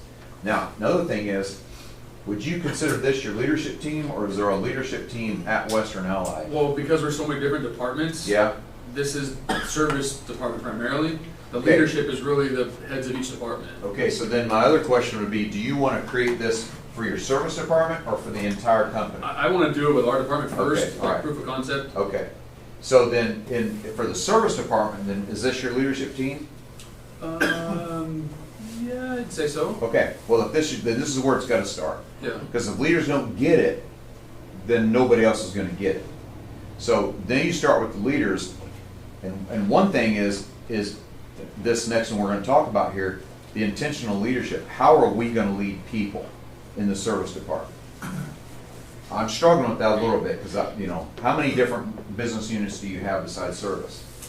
Engineering, controls, construction, and pretty much Or stuff. some of this has to be done at an organizational level. It doesn't have to be. Or it would be nice. It would be to do. very nice. Or going, and thinking about it from what we have in place. Yeah. Our, now I'm blanking on our values, our core values, Yeah. right? They're a little bit different. Well, I think we yeah, have company core values now, but service had them first. Right. I And people had, kinda spun I off had on 'em. engineering core values because service said, hey, everyone should do this. And I did it. And then I think we came out with company core values later, or do we not have company core values? We did, but everything kind of petered out and nobody carried on with it, and we're the Yeah. only ones that continue with it. Yeah. Because with all these things, you go up to the mountain and you come down and you're stoked on it for Right. a few days. Right, And then, right. It's the event. and then Yeah. like 6 Yeah. months later, it's like, ah, crap. like, Just words are on we paper. gonna still just do, stuff you yeah, write are we on still paper. gonna do this? Am I gonna What look gets at in the way this? of that? What gets in the way of that? Why is it that way? Most of the time, why is it that way? Or what the saying is life gets in the way. Or Okay. your phone rings, you're on the Well, it's next because thing. it's So not there you go. important You're enough not to you to intentional. continue it, I guess. What? To some degree, it has to be important enough for you to want to. Yes. And That then is you true. need a Katie to put it on the schedule so that we actually do it. Okay, so what gets in the way of that? Busy. Busy gets in the way. Busy's your main enemy. Yep. And you let other things take the place. Yep. And it crowds out. You're familiar with the urgent versus the important? Yeah. You familiar with that? That's what happens. We allow the urgent to crowd out the important. Now, to your defense, you're in a service industry where you live life in the urgent. I get it, but at some point you got to go hold. This is so important to us that we got to do it. So, effective companies spend about 85% of their time focusing on the important and not allowing the urgent to crowd out the important, and that is what is important. That's what's going to make it work. So the intentionality in it, that's what you said earlier, it's the intentionality in it. Here's another, how many people do you have at Western Ally total? 90 in the office. Okay. And then union employees. Yeah, and the union employees are all over the place. So when I help organizations start shifting their culture, I always recommend that somebody, either a person or a team, becomes that catalyst for making this shift. Like you have to have somebody that this is going to be their focus. I want to say this as nice as I can. Typically, that's not HR. And that's sometimes where it falls because, well, that's what HR does. That's not what they do. Let them take care of HR stuff. Let's form a team, or let's get somebody passionate about it. Or let's hire somebody who just simply, that's your role. Your role is training, development, and culture. And we're going to take this thing to another level. That's what a lot of teams are doing now. I work with a team in Wichita called Five Points. They're in your industry. Taylor Jinks is who I work with the most. Literally, that's what he is. He's Chief Culture Officer. That's what he does. Archer Mechanical in Salt Lake. Connor Rickard. Rickard's own Connor, the nephew. That's his role. He is the culture guy, and he's training, development, and culture. And you get this kind of thing now. Yeah. Is you get somebody that's their focus because of the importance of it. So now they start implementing these things, these practices, behaviors, these things that bring these things into fruition. Again, you can have all that you want. If the leadership team doesn't get it, nobody else is going to, it's not going to matter. Now you're going to create more confusion. So one of the first places you start is with leadership. Do you all want this? Yes, we want it. Then how are we going to lead people here at Western Ally to bring these things into fruition? So that's a starting point. Okay.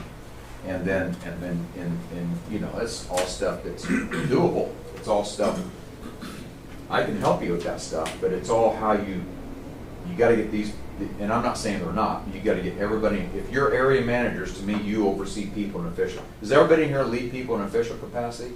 Except for a project manager here? We cannot fire anybody, so I guess no. No, okay, so, but your area managers, do you lead people and, how many guys do you lead total? Varies. We share the whole Shared service staff, tag. but- They're like service project managers. Yeah. Okay, all right. So it varies from project to project, okay? From your own employees or guys off the bench that change all the time? We're steady. It's all our own Pretty guys. It's what? All your own guys? Service department's steady. Yeah. Okay. Construction's always hiring off the bench. Okay. So in service, how many people do you have in your service department? Well, the field there's 27, and then in the office there's between your gals and ours probably 20, 30, And then there's about 40, yeah, about 40 like. So 40 40, so as a whole. As a whole. as a whole, 40 as a whole. Okay, not 40 plus the 27. So Correct. 40, so 40 total. So you're half the company then. You said 90 total. Well, in the no, office. because we're counting the field guys. The Okay, 90's I just the got you, office I got guy. you. Okay, gotcha. Yeah. So 40 total in the service, so you got 40 people here. Okay, it's very doable. In fact, you're kind of lucky because that's a relatively small number to work with. Okay. And so if you want it for the service, now you start, I'll send you that culture code, you and I can get on the phone and talk about that. Okay. Or you and I and whoever else you choose, we get on a Zoom call, actually, and it might even be better. And then you got more people hearing different things, that, you know what I'm saying? So we can set up a Zoom call to do that. And then I can send you that culture code, we can chat through it. And I can kind of show you how that lays out. Now, that's not your end-all be-all. Again, you gotta come back to this team and go, do we want to do this? Because it's not something you want to start and then let it, you do that, you're going to create a lot of cynicism. Yeah. Now, are you on this team too, or are you engineers a separate thing? I'm separate from the service department. Yes. Okay, all right. And so, But I would consider us the same company. Well, yeah, we're all the Or, same yeah. company. But He doesn't interact with us like he did with They're construction. silos. So. They're working in silos. do you We work got in, strong walls. Yeah, it's done. Are there really? So, yeah. Wait, are there silos? no, Yes. are there really strong walls between the teams? I don't know. Maybe I opened up something we don't No, want no, to no. open. So, because the problem is Sorry. that service doesn't deal with anything that requires engineering. So we don't interact with them on a Set daily buffer basis. tanks. Okay, so I'm not being funny about this, but why are you here today? Because he leads his team. I thought he was You gonna lead the lead team. Okay, cool. That's what I want to know. So you're here then to take some of this back for engineering. How many Yeah, or I engineers, work for these guys. how many engineers do you have? 6. So it's you and 6, and that's your team. Yep. Yeah, you're really lucky. Now that sounds good. Yeah. So, but you guys do more with construction than you do with service. We are customers, every project manager. Yep. Okay. And sometimes. Oh, I thought you raised your hand. I thought you did this. Okay. Okay. I don't want this helping your confusion. No, this is a later I'm- conversation. I didn't want to derail you from what you have. No, you're fine. I You're think I fine. have some This- direction. You're not, because this is exactly what I have. So Okay, cool. this is what I want to do. Okay. Yeah, I just want to say I want to help you where you're at. You know. Okay. Yeah, man, it's there's a lot. There's a lot. So we can figure out the starting places, you know, and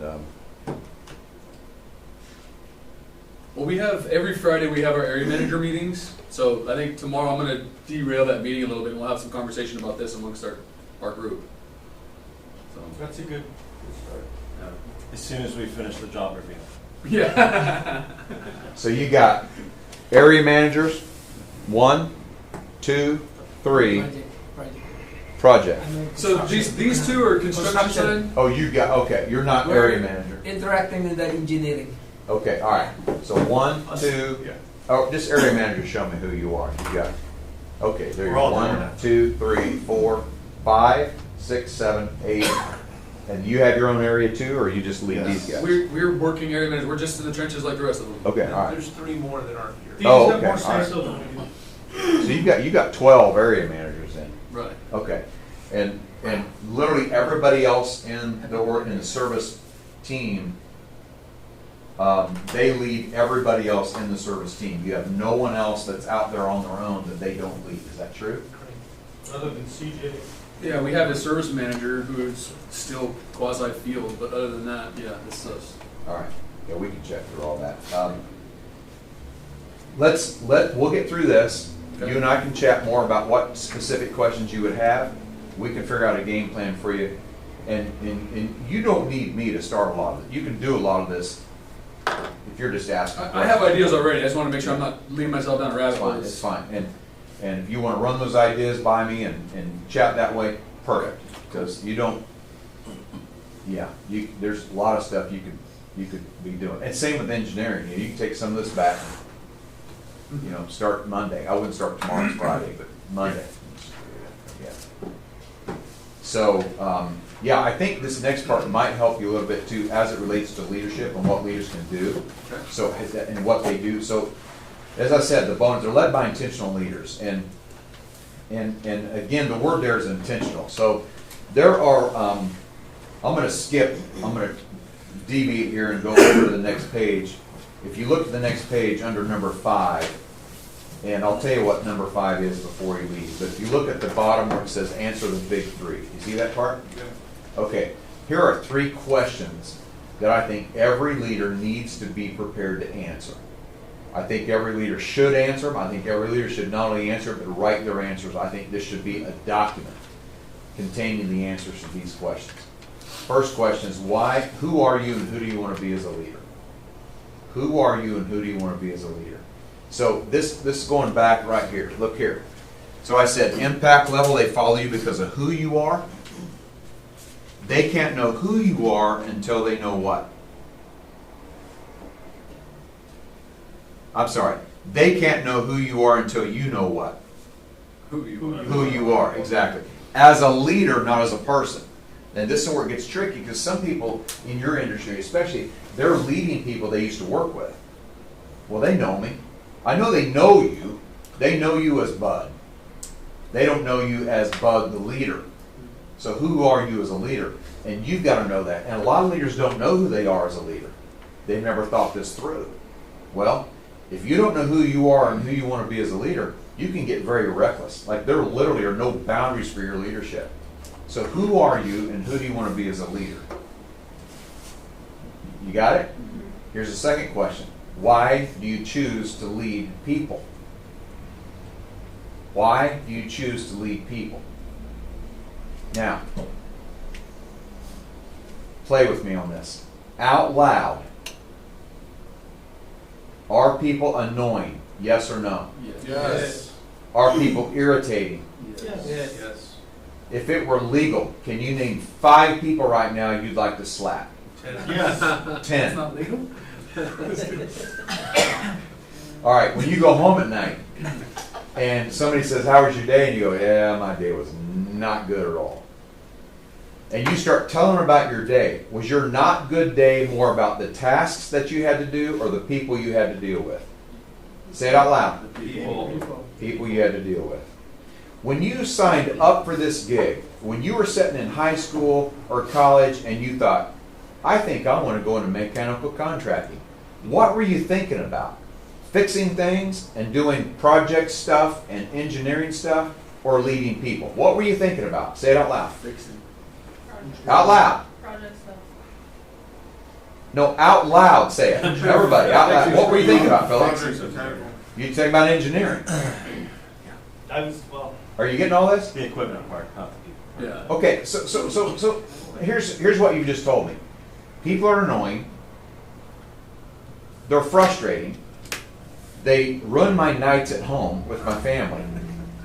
I didn't even sign up to do this, I was thinking way more about the task thing, and yet you choose to lead people. Are you just that stupid? Apparently so. Yeah, apparently I am. That's exactly what I hear. Like, yeah, I think I. Why are you doing this? And here's the part I want you to get.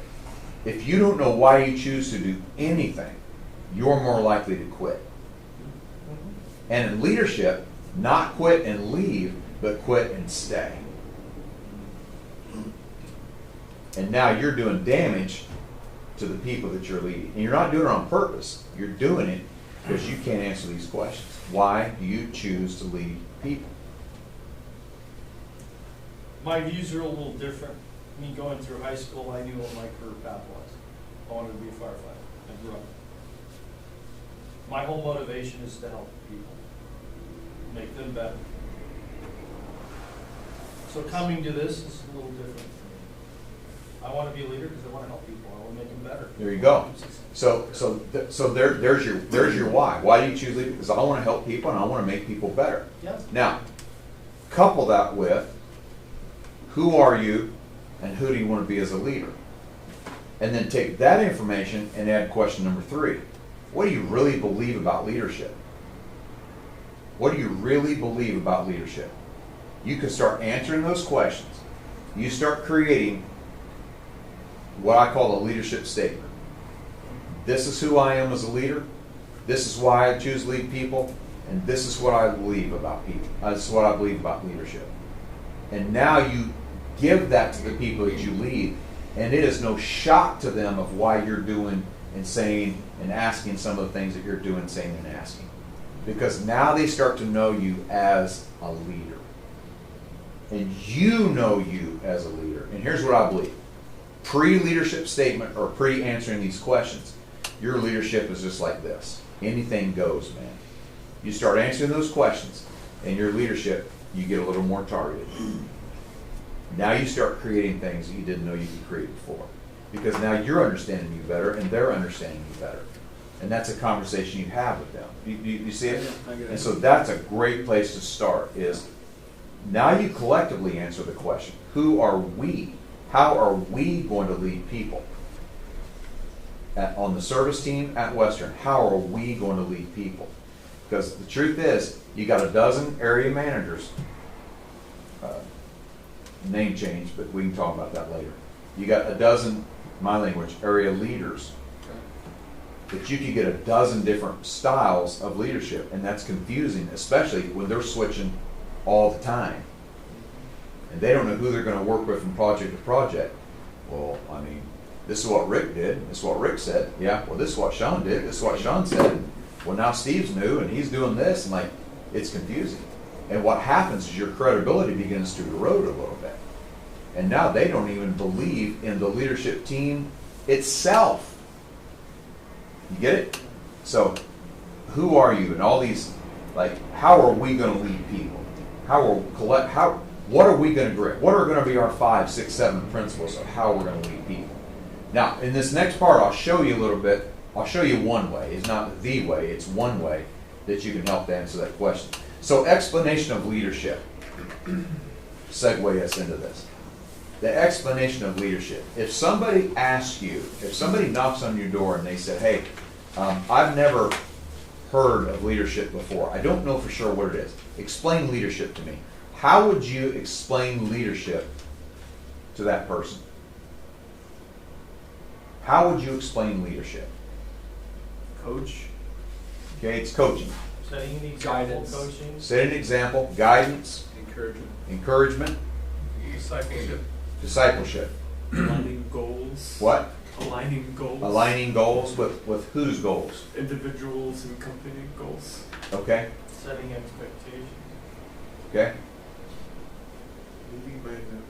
Leading by example.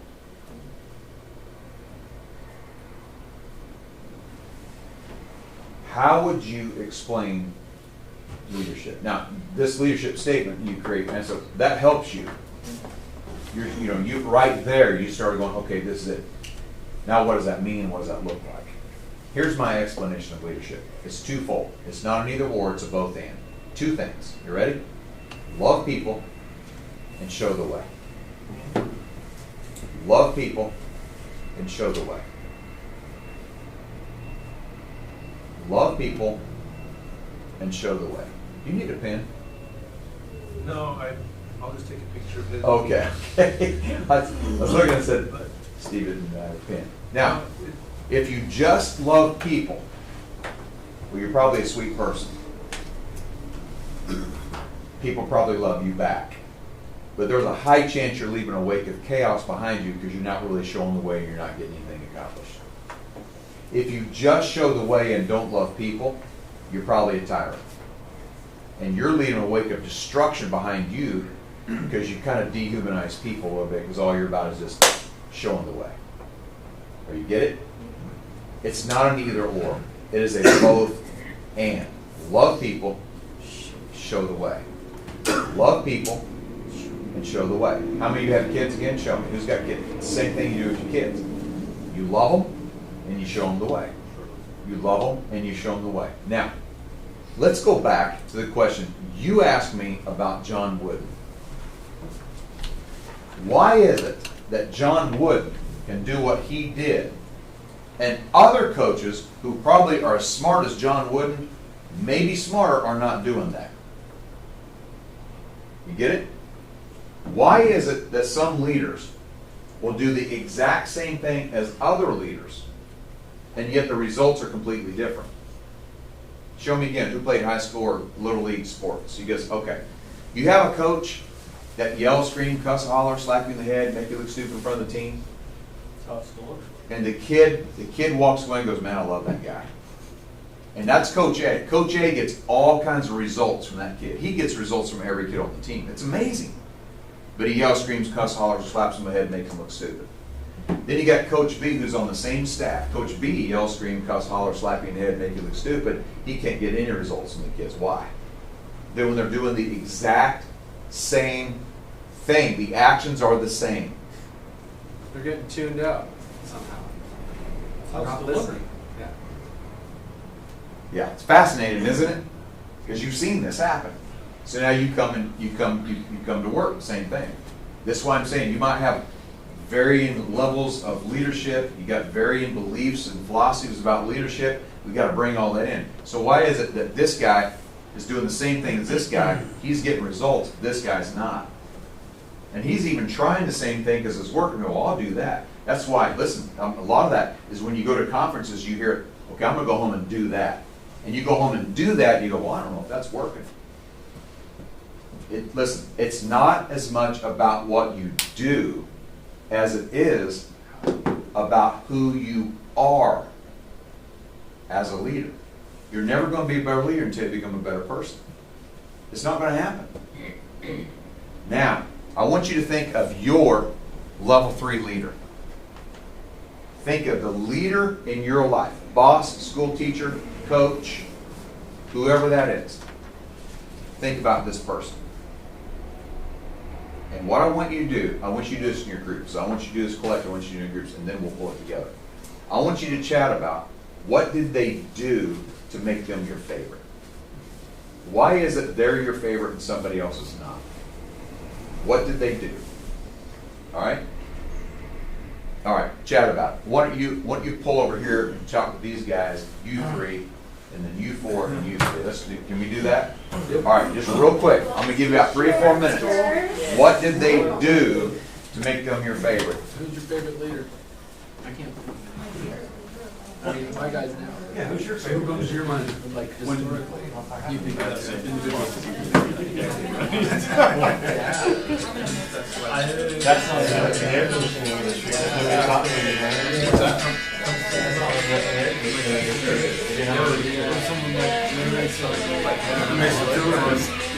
Well, maybe somebody whatever that'll come right everybody. But it's more people, and no matter how respecting of the situation,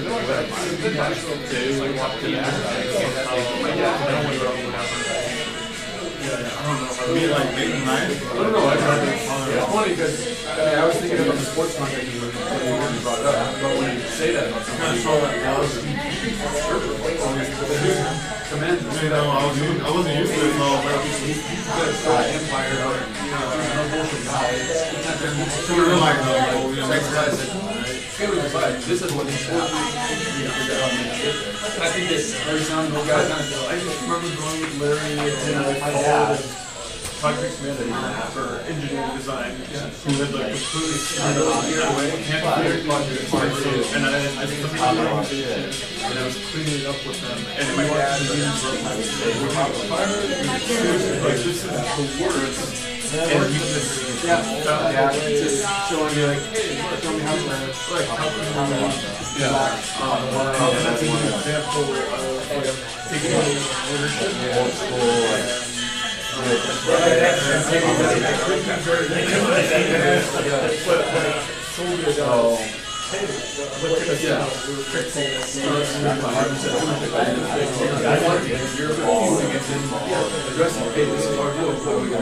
That's good. I like that. the thing I did was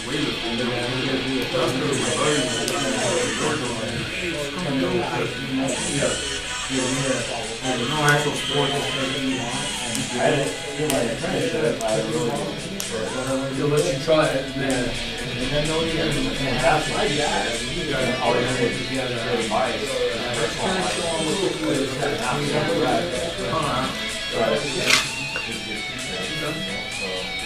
anything for you? Is that fair?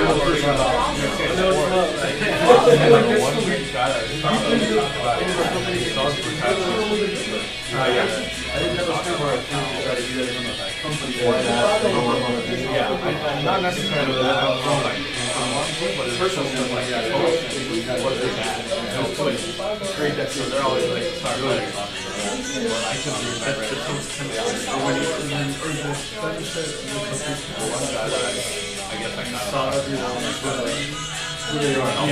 Outside of their work environment, sometimes we think this is all kind of like, this is kind of what we have done. exactly. You don't see the other side. But when I see people bring their family or Yeah. he's a really smart guy. The other part of it give you perspective. I have even like our brother talks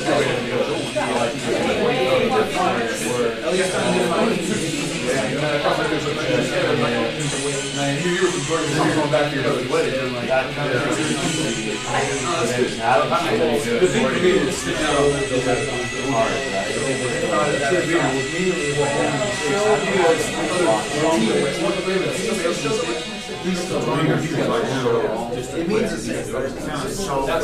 just for me, that's show and if not, you're not going to yeah, like that. I've seen guys that sing there.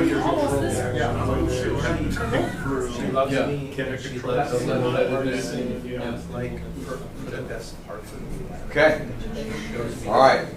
So just let it rip, man. I want to know, what did they do to make him your favorite? I'm not looking for anything in particular. No right or wrong answer. Just go. What'd they do? Take ownership. They took ownership. Okay. All right. Keep going. Lived a balanced life. They lived a balanced life. All right. Yeah. No blaming. No blaming. No pointing fingers. Think about the resolution. You know? Yeah. Think about a Not resolution. like, oh, he did this, he did that. Let's do it in one meeting. Okay. Think about resolution. You know. Okay. Brainstorming. What's the best practice? You know. Yeah. I love it. What'd you say? They allowed me to make mistakes and learn from them. Okay. And show me, you know, this is how you learn. Okay. Oh, we let you make plenty of mistakes. Yeah.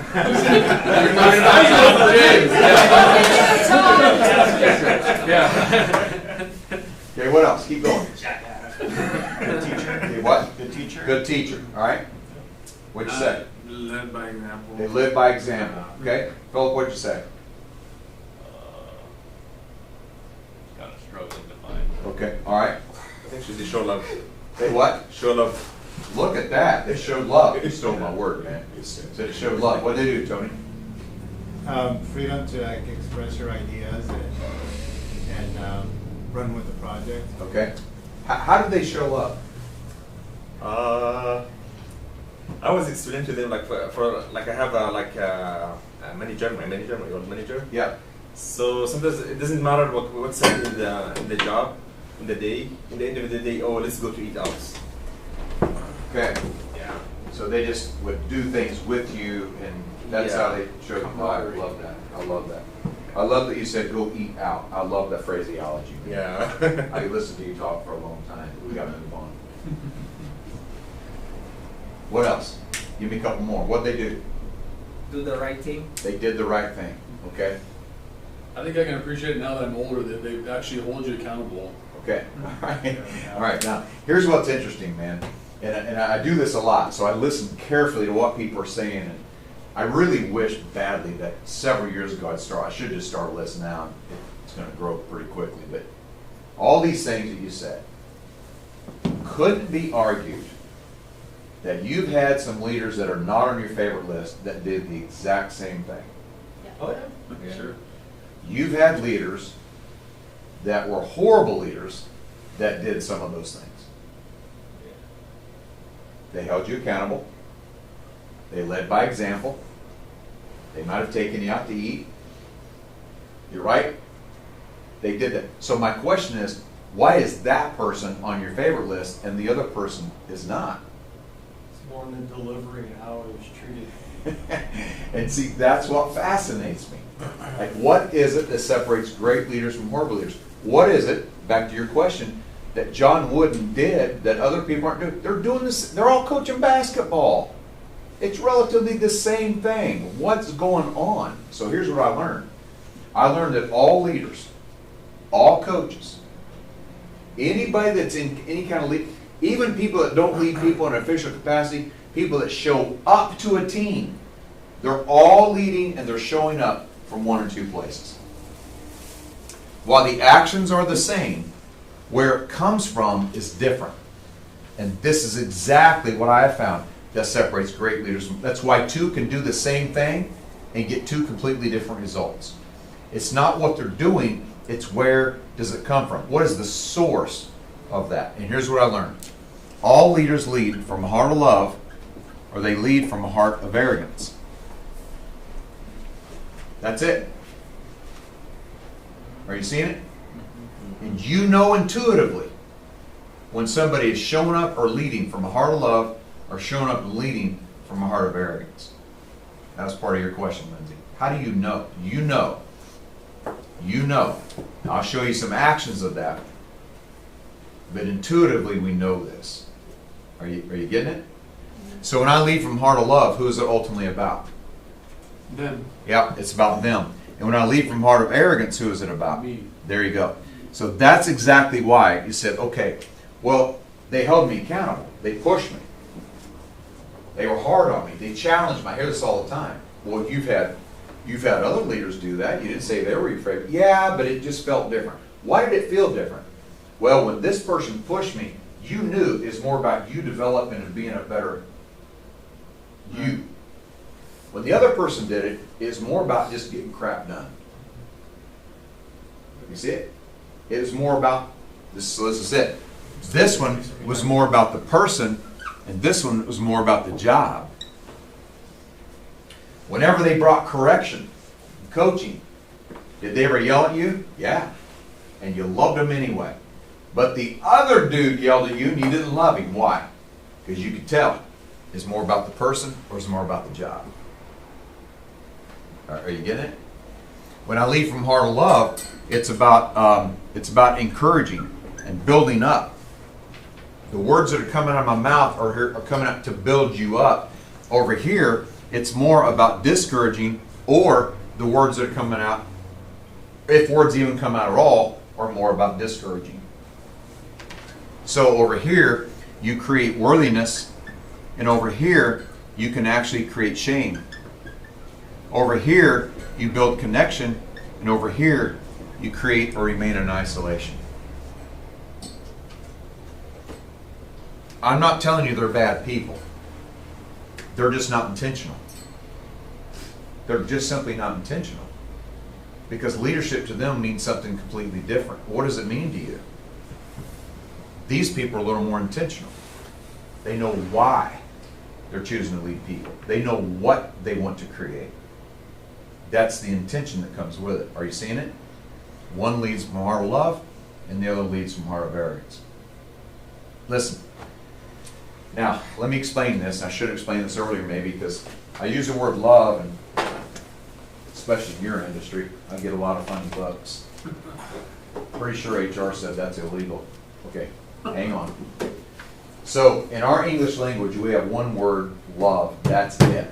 That's all we use it for. That's all we say. And the people about 30 miles north of us here in Hollywood have distorted the word love over the last 100 years, watered it down, misrepresented it. They didn't do it on purpose. They just did it because it sells tickets. And we really don't know for sure what love means, because we use it in so many different contexts. We say things like, man, I love hot dogs. I had a Dodger dog the other day. That's the only reason I went to the Dodgers game. I paid a lot of money for a Dodger dog, by the way. Say, man, I love hot dogs. And then we were trying to tell our spouse, I love you. I love my wife. I love my husband. We hope you mean different things, but we use the same word. Get it? So, you remember this when you were little? You say, oh man, I love the Dodgers. What would somebody say? Why don't you marry him? Yeah, why don't you marry him? It's like, I'm still right there. I'm still using that. Yeah. He said that yesterday. You can't marry the Dodgers. Oh, we're having pizza for I love pizza. You can now. It's marry it. legalized. Well, that's not what you can't marry pizza. It's like, oh, like what? But we just have that one word, love. The Greeks didn't. The Greeks had 4 different words they used for love. And this is where it gets really tricky for us. They had the word eros, which is that intimate, passionate kind of love you have for your spouse or your significant other. Erotic. Yep. They had the word storge, which is the love you have for your kids, your extended family. And you say, son, I love you. You try and say, honey, I love you. You don't mean the same thing. We're using the same words. They did not. Philiao, which you get the word philanthropy. What else? Agape. What? Agape. No, that's the other form. Yeah. Philadelphia. That's okay. I was in Philadelphia, asked the same question, I got nothing. City of, yeah, I asked that question, got nothing. Scary moment for me, but anyway. That's that brotherly love. Okay. I would argue that all 3 of those probably have something to do with feeling and affection. And that's where people get freaky about love, and they say, well, I don't feel like I love. You don't have to feel like you love anybody, but you have to love them. You don't have to feel like you love the guys that you lead, but you have to love them. And I've heard, you guys know who Mark McManus is? I've heard Mark McManus say a few different times, love your people, love your people, love your people. It's not a feeling and affection. With those 3, it probably is. The 4th kind of love is that agape love. That agape love is free from any feeling and affection. It is a proactive, unconditional love. You're doing it because it's the right thing to do. And these people you've identified are probably even doing it and not even know they're doing it from a heart of love. But it's unconditional and there's no strings attached. You get it? But that's that agape. That's what I'm talking about. You do it because it's the right thing to do. That's the difference of what separates great leaders from horrible leaders. Is one is leading from a heart of love, and it's more about you. The other is leading from a heart of arrogance, and it's more about them, about the leader themselves. You see this? So the question now comes, what does it look like to lead from a heart of love? And this is the part that's really fun, and this is the part that's really interesting to me. What does it look like to lead from a heart of love? So there are 4 things. You see where it says practices on your notes there? This is where you can jot these things down. So the first thing love does is love protects. Love protects. That means that you guard against anything that might harm. Sometimes you have to protect people from who? Themselves. Themselves. Other times you got to protect them from you. Other times you got to protect them from blame. Other times you got to protect them from shame. You have to protect their reputation. You protect their dignity. You protect them. In other words, they feel safe around you.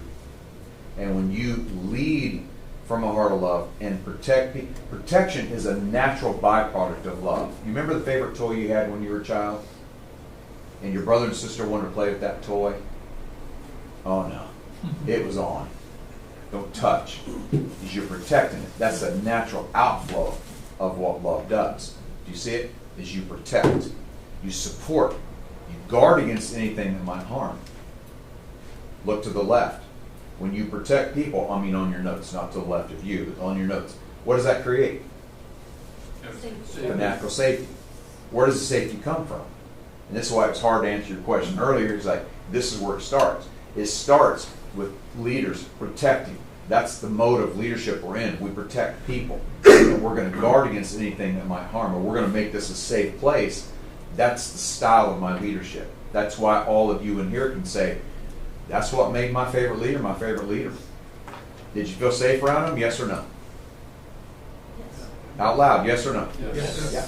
Could you make mistakes around him? Yes. Could you ask dumb questions around him? Yes. And you felt like, I'm going to be okay. And they still treated you the same exact way. It's okay. And mistakes are looked at and viewed as learning opportunities, not as failures. And your identity is not hung on that. Because you're protecting their identity, you're protecting their reputation and their dignity. The second thing love does is love believes. Love believes. That means you look for and expect the best. You look for and expect the best. We have a lot of leaders. My guess is the leaders that you're identifying as not being your favorite that would show up and they expected you to screw something up. What do you expect from people? Typically what you expect is what you're gonna get, because it creates a confirmation bias, and you're gonna find it. What do you expect from people? Believing in people means you look for and you expect the best. And when you believe in somebody, there are about 3 things or more that you do. 3 key things you do. You trust them when you believe in them. You trust them. You encourage them. And you assume positive intent. There's the answer to your question. You see it? I'm assuming positive intent. That's believing in people. That's that heart of love at play. That person you said was your favorite, out loud, yes or no, did they believe in you? Yes. Did they expect the best from you? Yes. And when they did, what'd you give them? There you go. You didn't even know you were doing it. Even when you didn't believe in yourself, they still believed in you. And you went. That's why they're your favorite. The third thing love does is love hopes. Love hopes. So what that means is that you see what can be, not what is. And if you're looking at what is, you can get very discouraged quickly. How many of you ever raised a junior high kid at home? There's my point. If you look at what is, it's like, this is over. This is done. This is, find me a rock and we're going to the ocean. I'm just telling you right now, so I'm going to put you out of your misery right here, right now. So this is not going to turn out good. You're not looking at what is. What are you looking at? What can be. And that's why you're so hard on that child. Like, dude, come on. Stop. You could be so much, if you didn't believe in them, if you didn't hope that they could be more, you just go, well, yeah, he's an idiot. That's it. That's it. It's over. No, you look at them, you could be so much more than this. And what you do is you inspire hope. Now, to inspire hope, you got to stay optimistic. You can't get cynical. You can't get pessimistic. When you see what can be, you stay hopeful that they're going to be there. Hope is not wishing. Hope is not wishing they would get there. Hope is helping them get there and inspiring that hope in them to get there. It carries with it an optimism. It carries with it a plan. Okay, here's where we're going, man. And we coach them to get where they need to be. You're showing the way. And there'll be times you got to walk up to somebody, listen to me. James, boy, this is how this is going to go down, man. This is how this is going to happen. You keep stepping outside the boundaries. No, you're going to say, you could be more than this. Now, that person you said was your favorite, out loud. Did they believe in you? Yes. Did they inspire hope in you? Yes. Did they see what you can be, not what you are? Yes. Because if they looked at what you are,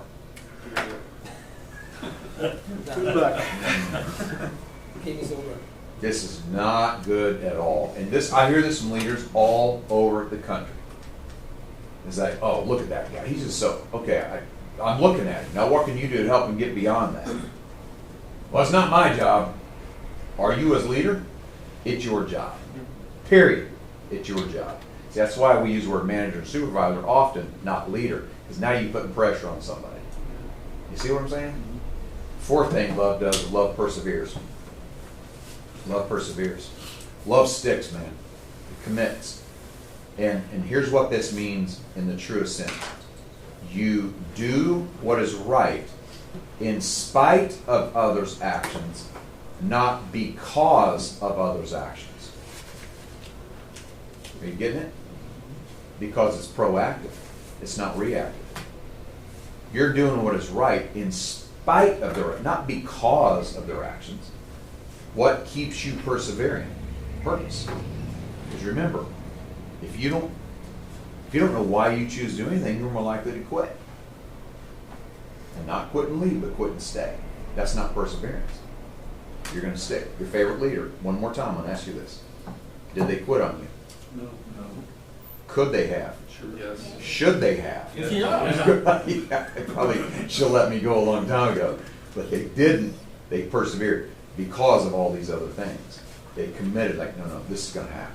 And they stuck it out with you. See, that's what makes your favorite leader, is when it comes from a heart of love, and they did these things. They would probably not even call it love. It doesn't matter what they call it. This is what happens. They protected you. They believed in you. They inspired hope in you, and they had hope for you, and they persevered, and they didn't let you go. And now here you are, looking back and going, they're my favorite. So when you're asking me, how do we lead people? If I had an organization like you have, and I don't, well, I don't even have a job.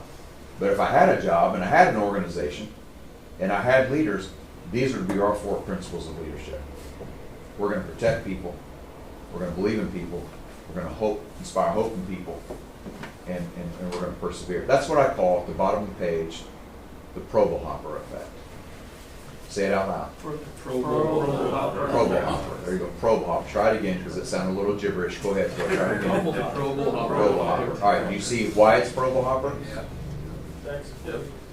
There you go. Protect, believe, hope, yes. perseverance. First three leaders. First three letters. First, you didn't get it? Mr. Engineer. No, baby. Go design something. So, yeah, that's the Probelhopper. That's what I call the Probelhopper effect. You're not surprised. This is where it goes, and this is why people say, I was coaching a 5th grade football team one time, and I led Springfield youth football for about 25 years, and in 2010 there was this team, 5th grade team, they didn't have a coach, because the coach it didn't go well. Anyway, he said, yeah, you're not going to coach anymore. But we couldn't find another coach. And so times winding down, I went, all right, I'm just going to go do this. And my boys weren't playing then. They were already in high school. And so there were 17 kids on the roster. 11 of them had never played football before. And of the 6 that had played football, only 3 of them were like anywhere near athletic. And it was, I'm just telling you, not only do I think we'd lose every game, I seriously thought there would be games we wouldn't even show up to. It's not going to happen. So I'm going to do this. So I called my friend Jeff. He was a high school coach at one point, played college ball, and I said, you coach defense, I'll coach offense. And what is that? It was just us. We had no other coaches. It was just us. 17 kids, moms mainly, a couple of dads that helped us. They didn't know what they were doing, but they did help. So I don't know if you ever coached Little League or not. When I coached Little League, I'm good for about 2 yelling tirades a year. That's a season, I should say, a season. So we're about 2 weeks in. Now let me paint more of a context. 17 kids, probably 16 of them ADHD, and now they've got an ADHD coach. Okay, this is not a healthy mix at all. And I'm coaching them out on the same field that other teams in our league are playing, and I'm leading these coaches that are coaching. I'm telling them, yeah, you know, treat kids right, blah, blah. And I go on this yelling tirade, man. And I mean, I am pouring it on, and I'm letting them have it, and they deserve it because they're 10. And I'm making it happen, man. All right, so we get all done with the practice, and I said, all right, we're done, you know, take a knee. I said, guys, earlier on, when I was yelling at you, why do I yell at you? And 10-year-old Jeremiah Jackson raises his hand and he said, Coach, you yell at us because you love us. And I've never told them that I loved them. Never did I tell them that I loved them. But somehow, intuitively, they just knew this is coming from a place of love. Do you see it? Because if I didn't love you, what would I do? Not care. Don't care. Go home. What's the opposite of love? Nope. You just said it. Oh yeah, not care. Indifference. Indifference. You did. Listen, I wouldn't say a word. I just go, hey, enjoy soccer. I'm out. So, I'm gone. I'm getting my car. Jeff is getting his Hummer, and we just go home. And that's it, man. I'm done. Wouldn't say a word. Why would I get upset about it? I don't get upset because I don't even care. I don't got a dog in this show. But it bothered me. And I got passionate about it because I see something in you don't see in yourself. You guys can do this. You guys can be better than what you think you can. You ever believe in somebody more than they believe in themselves? That's one of my top 5 most frustrations in life, man. It's like, it drives me nuts. And that's what happened. Jeremiah said, you yell at us because you love us. And you're absolutely right. You're absolutely right, man. And now we won 3 games. We beat one team twice, so technically won 2 games. But it doesn't matter. Hang on to it. It was Lincoln. They were horrible. And so, anyway.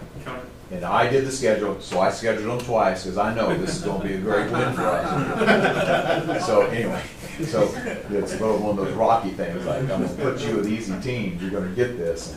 But we got shelled by a lot of teams we played. Now there were about 3 games we played we should have won. The very first game of the year, man, I mean, we were, and I was shocked. I was trying not to look like it, but I was like, dang, we're like really doing well. And our quarterback, Jeremiah, was trying to do a sneak over the goal line and literally handed the ball to another kid. Kid takes the ball and runs 99 yards for a touchdown. And I was like, you got to be kidding. First game. Oh, they're crying. I said, we're going to be okay. Trust me. Here's a fun part of the story.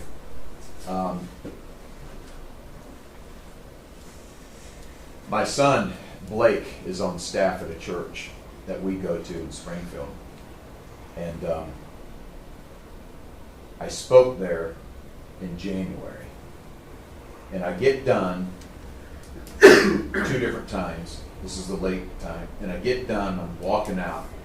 And the guy stops me and he goes, hey man, he said, that was great this morning. I said, well, thank you. And he just looked at me and I'm like, is there something else you want? He said, do you know who I am? And I said, Jeremiah Jackson. And I just went, you've got to be kidding me. I mean, he had a beard, he looked like a man, you know, because he is a man. And he had kids and a wife, adorable family. And I said, you got it, man. I hugged him. I said, do you understand? I'm going to tell you, do you remember this? He said, I don't even remember that. I said, I tell that story all everywhere I go.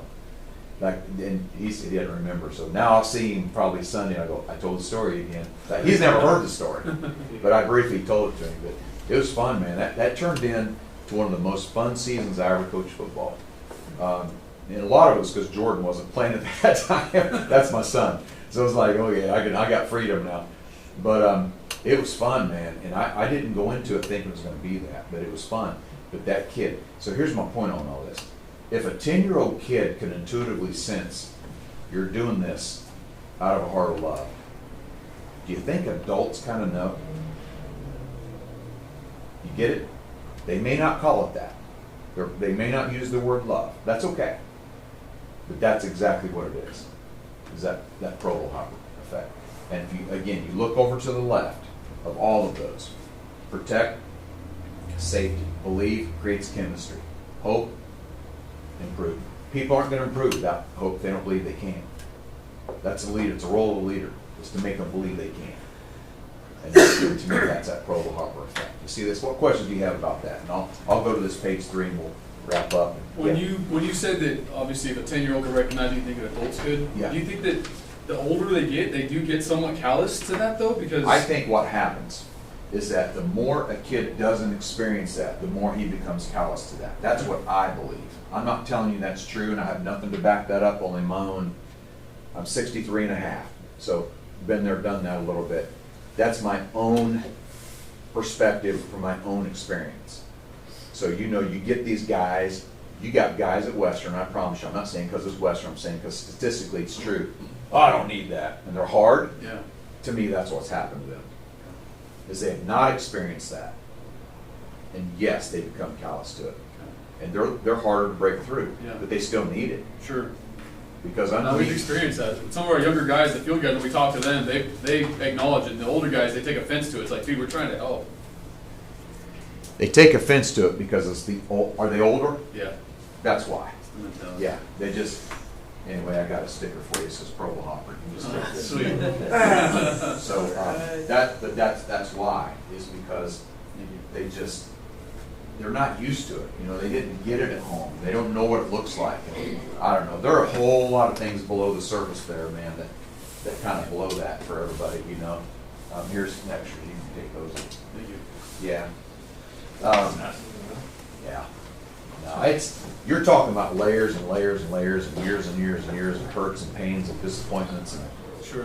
that makes a person callous after a while. What are men great at? Shove it down, shove it down, shove it down. They've never talked about it, and that's created that rough exterior. So when you kind of understand that, to me, it kind of helps me deal with it better. You know what I mean? Yeah. That's what I was asking. Because sometimes it's like, is it the problem with the dude, or is it he just had experiences that keep him from being able to receive it, or what? You don't know the story, and this is part, man. I mean, if we had another half a day or a day, we talk about navigating the complexity of human weirdness and just practicing curiosity. That's what'll raise your, by the way, another thing that'll raise your influence level, practicing curiosity. So just asking the questions. Tell me about your story. Tell me about this. Tell me about that. How'd your weekend go? Just practicing curiosity. When you don't know, ask. Don't make stuff up. Just ask. And so that's what creates that. That's another thing under number 2. That's what they do. They practice curiosity. And they make it, it's a standard. When you don't know, ask. Don't make things up. Ask. Practice curiosity. Curious people are fun people to be around. Fun people. All right, what other questions do you have about any of this? How-to questions, why questions, any question you might have. I don't want to be the only one, but what are the biggest hurdles that you see people facing when they're trying something like this? I mean, I can see where you try something and it doesn't go the way you want, and then they divert. I mean, is it just keep hitting the guardrails and staying within what you got vision-wise? Patience. Okay. Patience, because it doesn't happen overnight. It's not going to happen automatically. You got to be patient with the process. That's where I fail. Because patience did not make it on my virtue list. But you got to be patient with the process. So another thing where I see it fail is when the cynicism from the people around you that'll discourage you. You can't let it discourage you. As hard as that is, you can't let that discourage you. That's why you got to know your purpose. Why do you choose to lead people? And when you know why you're choosing to lead people, now you stay focused on that, not on all the other nonsense. Stay focused on your purpose of why you're choosing to lead people. But that, another thing that arose is busy. Yeah. Busy. Everybody say this out loud. Busy is my enemy. Say it. Busy is my enemy. How do you say that in Arabic? مشغول معي طريقة. Yeah. مشغول مع طريقة. Yeah. See that. Everybody say that. What? Just say it. That's got to be one of the hardest languages. Yeah. That and in Mandarin, I think, are like this. And English, by the way. Well, Yeah. English for me, I mean, Right. I'm kind of dumb, so, but that's, whatever you said, that's it. Busy is my enemy, man. I mean, it's just, that's what, Tagalog, can you say that in Tagalog? This is the enemy. Busy is my enemy, yeah. How do you say that? It's very deep. Abala ang aking kaaway. There you go. Salamat, by the way. Thank you. That means thank you. Abala. That sounded easier. Yeah, right. It's a little easier. Easier, yeah. See, this is why, like, I live in the Midwest, man. Here's our ethnic diversity. Black, white, that's it. We're done. And redneck. No, I'm sorry. We have some Mexicans that live there, but they work in the restaurants, and that's the only time you ever see them. Other than that, it's just like, we have some Indians now that live there. That's it, man. I'm telling you, I get here in New York, and I'm like, they're tired of me by the time I leave. Like, why is he asking me to say everything in my language? I would do that all the time. Like, how do you say this? Like, if I worked at DOB, I just want to know I want to know how to speak Aramaic today. How do I speak today? So by the end of the day, I want to go home and I want to speak fluent. It's not going to happen. So, busy's your enemy. That's what gets in the way of this. You know, that's, again, back to the event, the conference thing. You know, you come back, you're all excited, and then you settle in, and busy gets in your way. And it's tough, man. It's tough. And you literally have to stay at it. So some things that will help you with that is write down what you want to accomplish. If you don't write it down, you just think it, it's easier. You write it down. And by write it down these days, I mean put it in your notes app, your reminders or whatever. That's still writing it down. But like literally write it down. Like, what do you want to accomplish? By when? And so, you know, set goals if that's your thing. So, you know, set milestones. Like, this is what I want to do by then. Another thing you do to make this happen, you know, is start creating conversations and start having this conversation. Okay, here's one for you. I do this a lot. Now, I didn't give you everything on concern control, but I think I might have given you enough. In the next 6 weeks, teach that 3 different times to 3 different people. Teach it 3 different times to 3 different people. That helped 2 reasons. One is somebody else needs that information. 2 is you are 95% more likely to use something when you teach it than when you don't. So I tell people this at conferences. When you get back and somebody says, hey, how was your conference? Don't go, hey, it was great, thanks, and move on. I'm so glad you asked. We need to have a conversation. And just sit down and literally regurgitate everything you just heard for 2 reasons. They need the information, but when you're teaching it, it helps it to set in with you. And now you're more likely to put it into play and put it into practice. And we don't do that. But why don't we do that? It's just so busy. Yep. We need to sit on, I can't right now. So we let it go, and then it's gone. So you get intentional about that and start talking about this stuff out loud, and that's what makes it set in more. Tell your wife and she won't never let you forget it. That's it, man. Deb and I have done some marriage conferences. We told them the same thing.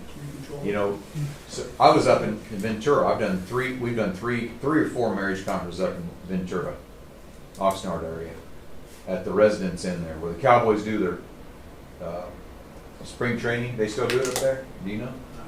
I think they do. Yeah, Cowboys are there. Cowboys, yeah, Cowboys are up there.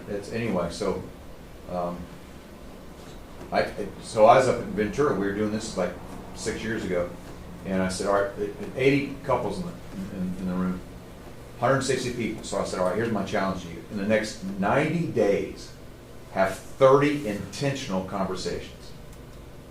30 in 90 days, have intentional conversations. And I said, you do that. You send me, I gave them a scorecard and everything. You do that, send it to me, scan it, send it to me. We'll pay your way. Deb and I will pay your way to this. It was $300 to go to the retreat. We'll pay your way next year to go to retreat. Because most of them live in Tehachapi and that area. We'll pay your way to go to the retreat. And they said, everybody? I said, well, okay, if there's a lot of people, then we're going to draw names. But I knew I didn't have to worry about it. One couple out of 80 couples. took the time in the next 90 days to have 30 intentional conversations. Now, what do you think got in the way of that? Yeah. It just, I'm telling you, man, it erodes everything. So you got to be very careful with that. But creating conversations is another way. This stuff starts setting in. The more you talk about it, the more it sets in. Yeah, it's a great question, man. All right, what else you got?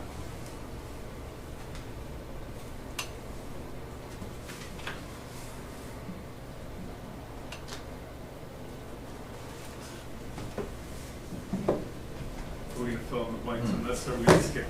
Thank you. I don't do well with empty So blanks. this is going to be like For the rest of his life. you'd call. I gotta fill them. I'm gonna make it. Brian, So, midnight. It is Brian. Can you just please fill in the blanks on page 3? What were they? I can't see. I've done a lot of outlines. I've never gotten pointed ones. So. Good. Okay, so 5. So you're going to see how this dovetails with everything we've talked about. So this is kind of 5 bold moves that leaders can make. Number 1, protect the well-being of people. Protect the well-being of people. Create safety for people to function as the best version of themselves. I'm just telling you straight up. To me, one of the very reasons or purposes of leadership is to protect the well-being of people. I don't think we do that well in the workplace, for the most part, but protect the well-being of people. Now, they're humans, and when you start recognizing humanity in people, it should change the game. They have hurts and pains like I do. They have visions and dreams and hopes like I do. They have purpose like I do. We're all humans. We're in this game together. Protect the well-being of people. Number 2, build connection within the team. Now, I'm going to change the notes, and you can write this in if you want to. Build connection with and within the team. That's what it should say. Build connection with and within the team. Okay, I love that you're doing the Angels game. That's a connection builder thing. Conversations, taking you to eat out, is a connection thing. And you felt more connected, right? Yes. After that lunch, you just that was because you're off campus and you're doing. A lot of it probably wasn't about work, and it was just let's just chat. You see a Dodgers game? Can you believe that? Why are there 2 games in a row? Like the dynasty's over. That's where it said. Okay, you're having those conversations, and you're humanizing each other. That's what you're doing. So, but also, I want to build connection within the team. I want them to be connected. And so I want to facilitate conversations with them. They don't need me. You guys go have this conversation. And I want to build connection within the team. Are you seeing it? Because I want them to be connected. That's when everything goes to the next level. Number 3, make learning and development normal. Make learning and development normal. This has to be normal. And the way it becomes normal, this is my line. If you don't want to help people be better people, then don't whine when they're not better people. Well, I don't know. I mean, she just hasn't done anything. Okay, have you helped her? Well, she's an adult. Shut up whining about it. If you don't want to help people be better people, then don't whine when they're not better people. So I do that when we start creating this holistic development platform. I want it to be normal. I want you to understand this is normal for us. Now the coaching conversations get a little more simple. It's not a shock to somebody when they're receiving the news of something they need to probably do better. Because it's normal. Do you see it? It's normal. It's when it's the shock, like, especially when you do annual performance reviews, which are dumb. So we sit down in November and we do annual performance reviews. And I need to talk to you. Okay, do you remember like in January when you blah blah blah? And they're like, January? Like I don't remember October. Like, what do you mean January? They go, yeah, it's January. I wrote it down. I have it here. Then why didn't you tell me in January? Like you waited all this long? It's dumb. Make it normal. Make it normal. And you coach people up, man. If you see it, say it. Make it normal. Number 4, create clarity about intent. Create clarity about intent. Now, here's the deal. We talked about the when. That's the intent. This is our intent. I talked about your leadership statement. That's your intent. What is your intent as a leader? Why do you show up every day to lead people? What's your intent? All right, or you get, okay, now listen to me. It's on here.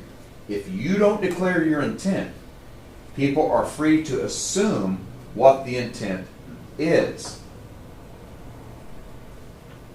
You get it? So yeah, James just got promoted. We call it a promotion. But you know as well as I do, it's not. It's actually a demotion. He got promoted to, he's leader now. Now he's going to lead the XYZ team. There are 20 people on the XYZ team. James just got, Tom wanted it, Philip wanted it, James wanted it, they didn't get it. I'm sorry, James got it. All right, you get the picture here? It happens all the time. He doesn't declare his intent. They are free to assume why he's doing that job. Why do you think they're going to assume? Why did he do it? Because he wanted the money. He wanted the money. What else? Power. He wanted the power. Expect it. What? Expect it. They expect it? What do you mean? Expect it out of it. Okay. Are you getting this? They're free to assume what his intent is. Oh, he did. You know why he wanted it? He wanted that office. You know why he wanted it? He wanted the status. You know why he did it? He did it for the money. Until he declares his intent, they are free to assume. Are you getting this? That's scary stuff, man. And every day, you're coming to work leading people, and the whole time they're thinking your intent for leading them is you wanted the money, you wanted the power, you wanted the status. Now, is that why any of you took the... I shouldn't answer that. I shouldn't ask that question. Hell yes. They're right. Changes the game. And listen, everybody in the room, that's not at all why it took place. Here's why I wanted this position. Well, you better declare your intent. Okay, now go back to the when.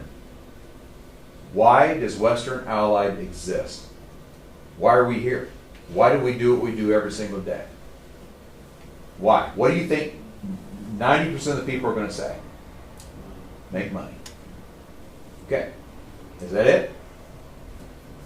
We're about something bigger than that. Well, you better tell them. Because if you do not declare your intent, they are free to assume what your intent is. So the bold move is create clarity about the intent. I need you to understand. This is why I do what I do. I need you to understand this is what we're about. You don't, they make up their own. Number 5, lead from the right place. Lead from the right place. Sometimes you can do the right thing and still not be the right thing, and it's just simply not going to work. It's not going to work. Okay. I want to read you this. If you got questions, man, I'm here, so just ask me. But I want to read you this, and we'll leave you with this. So last September, I turned 63, and pretty You sure. said earlier you were 62 and a half. But I'm 63 and a half. I put the half back in. I took it out when I was 12. Because that's what you do. How old are you? You're 11 and a half. Then you turn 12, you go, how old are you? I'm 12. All the way up until you're 13, you're 13. You never half again until you hit whatever age you decide to 62. What? 62 and a half. Are you 62 and a half? No, that's what you were saying. No, I'm 63 and a half. 63. How old are you? 55. And you're not there yet. So you're not doing it now. Oh, actually, exactly half. So it's like, it's okay, man. So I'm 63 and a half. And I'm usually the oldest person in the room now, which is weird for me, but anyway. So I started to realize last September, man, it was a busy fall, a lot going on, and I love what I do. But I started to realize, you know what?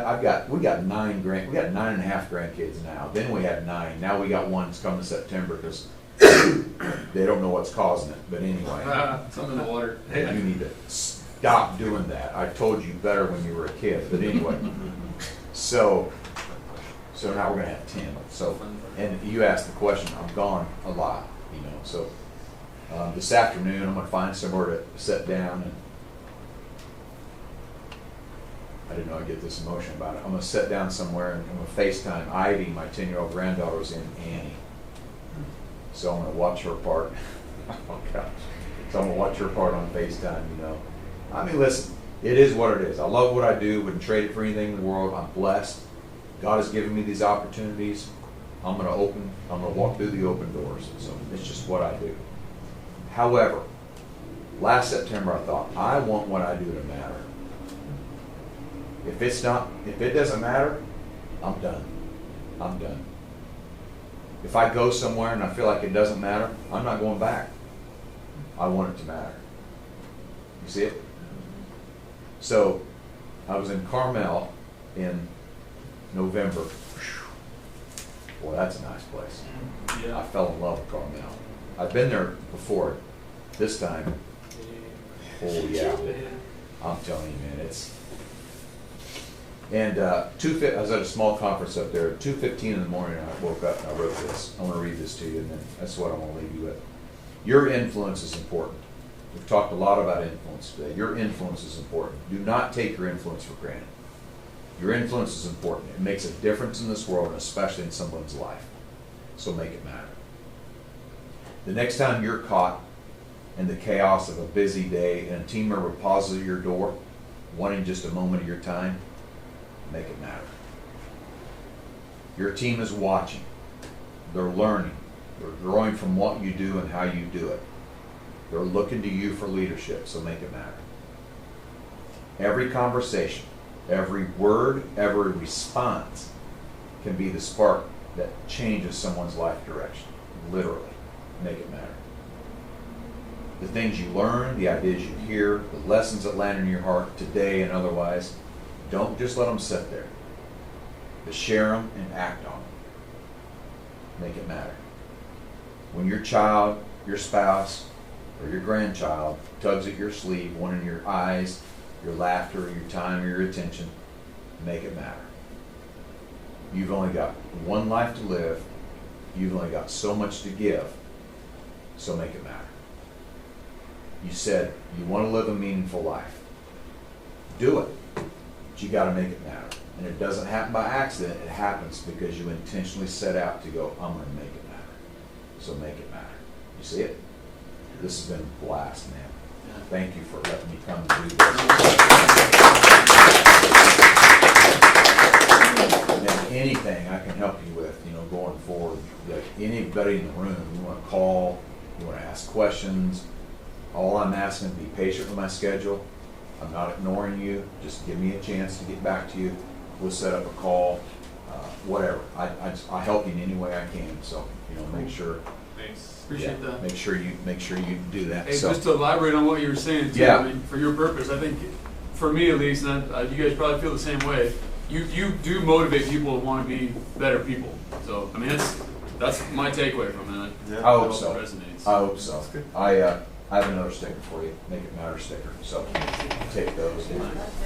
Obviously, right here, you can pass those around, whatever you want to do. So yeah, just go for it, man, because you guys got a very cool thing going on here. And again, don't take for granted what you have here.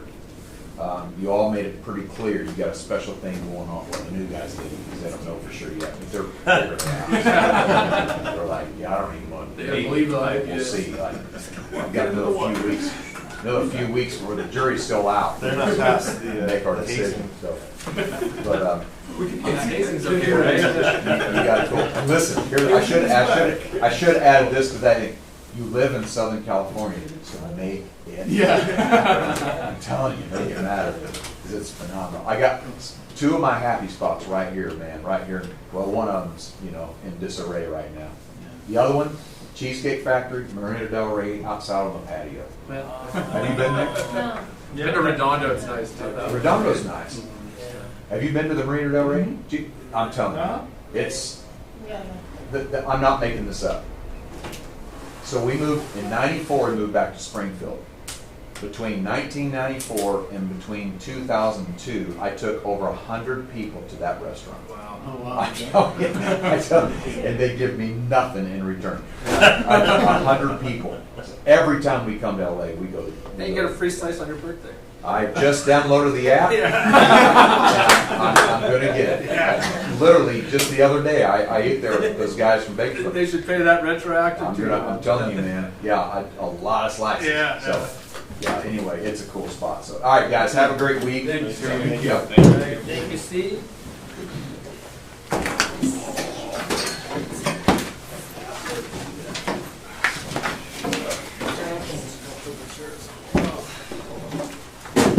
Complaining's already started. What we learned? Nothing. I'd be fine if it weren't for this chair. Todd, did you look at last week's issue of Stuff Club? Yeah, I saw the negativity thing. I actually It's all shared it with- complaining. Yeah, it's all complaining. Yep. Yeah. It's funny because I was telling James, I was up in Oregon 3 weeks ago. My father-in-law had to have some heart surgery. Oh, man, yeah. And it's kind of weird because we all know as a family when we get together, there's one individual who's usually pretty negative, and they weren't there. And it was amazing how we were all able to bond and do what we could do without just a little bit of that negativity. Oh. And how crazy it can That's make both things. cool and sad at the same time. Yeah. Thanks, man. Yeah, I All just right. wanted to thank you very much. When's your birthday? September 3rd. On the 17th. Are you? Yeah. Yeah. September 3rd. Nice. It's a great month. I thought I was forgetting. A lot of songs, more songs written about September than I any am, other because month. it's the best month. Yeah. Are you even there? Yeah, Well, yeah, you were great. Thank No, I you. thought you were I excited. was Just give me a hard time. I go, Yeah, no worries. Hey, So I say, thanks, man. All right. this is the counting. Do what? It'll be a while. It'll be a while, yeah. I want to get Deb over there sometime, and probably have to be a reason for us to go at some point, but I do, I want to go. Yeah, thank you. Thanks, man. Grinder. Yeah. I'll Do see you want a sandwich to No, go? I'm good. Are you I'm sure? good. Yeah, I'm positive, man. Gee, you make me feel bad. Thank Yeah, you, sir. I don't eat a whole lot, so I'm good. Thank you. Yeah, and man, listen, thanks for what you did for all those years, but love what you're doing now, and I do. bring a lot of those things. And I know we didn't talk about it, but me and 3 other retirees and my kid's oldest son actually went and fought the Eaton fire the day it started. I own an engine in my house. He's got a You couple do? of yeah. Wow, you He's- call he's Rick a part of the Russo, I museum do my here, too. hire you to We go say, fight some well, he fire. called out to us, but we weren't doing it for hire. We did it for love. Oh, that's We ended up cool. saving a whole neighborhood. Wow, man, One of that's which awesome. the guy lives, or he works here. Yeah, Sammy. Dude, that's incredible. Yeah, same there. Was it up there, or Palisades, or the other Eden. one? Eating fire. Eden, okay. Palisades yeah. is already going. Eaton just started. Yeah. We watched it on TV. We're getting pissed off. We're going back and forth texting. We got to do something. So we went. So That's awesome, man. it was fun. And you keep your tanker full? You got some pretty cool Ready to go. pictures. Yeah, Yeah, yeah. are you allowed to hook up to hydrants or anything? Oh, you're not supposed to, but I mean, when there's a fire, who's gonna? What are they gonna do? When you're driving a fire truck and you hook up the hydrant, nobody's gonna ask any questions. Yeah, exactly, like, It's probably gonna go call from so you're gonna SAS. have to disconnect this hose. Yeah, exactly. no, we actually had the chief show up. First, he's like, "Who are you guys?" And kind of explained it, and he knew 2 of you guys. That's my engine at the house of stuff. It was a shit show. I've never seen winds that fast in my life. And we froze our asses off because we were soaking wet. I had a Kingster size charcoal piece of ember hit my helmet and explode. And it went bang! And I looked around and there was a million of them floating down the street. Oh my gosh, man. So, but it was, you know, it's what you live for. These guys, yeah, they're the ones that That's look for wild. that kind of stuff. Firemen are idiots. The firemen are the ones running away from it. All right, sir. Thank you. I can take care All of right. it, so you don't gotta worry about that. I'm just gonna clean up my mess. Okay? Yeah. If I had another rag, I'd help you. Yeah, no, it's fun, man. It's a lot of fun. I enjoy you being out here, man. And I think we'll probably do some more of this stuff. And if we can try to make it easy on you so we can capitalize on it when you're out here, just give me a shout when you know you're gonna be in the area. We'll try to set something Yeah, up. I will. Yeah, you got a cool thing going. You want the extras? Sure, yeah, I'll Okay. take 'em. Yeah, you got Thank you. it. Thanks for your time. Hey, yeah, man. Appreciate it. Great We'll chatting see you with you. on It's always cool to meet. So anytime I meet somebody from Wichita, that's where I'm from originally, man, it's like, we're automatically connected. I feel the same way about Bakersfield, man. It's crazy. And I was only there 6 years. Got it. Yeah. I know part of the deal too was for us to compensate for your extra stays and everything else. So whatever we owe you, let us That's know. fine. I will. We'll spend it later on. Okay. We'll do it. Thank you, that was very impactful. Thank you, buddy. Good, thank you. I really. Yeah, thanks for speaking up. Too. It's almost like choked up with a lot of realizing a Okay, lot of sounds good. things you're teaching are actually biblical. Yeah, you caught that? Yeah. Oh, yeah. We have to stop. Yeah, the Probe thing. And I respect you for being Yeah. able to say it in a non-Christian, or Christian communities, Yeah. a non-religious way. Thank you for that. That's, We need to hear that. yes. No, it's good. Thank you, man. It's absolutely good. All right. All right. We'll see you. We're out. Have safe travel. Check on the airline pilot. Well,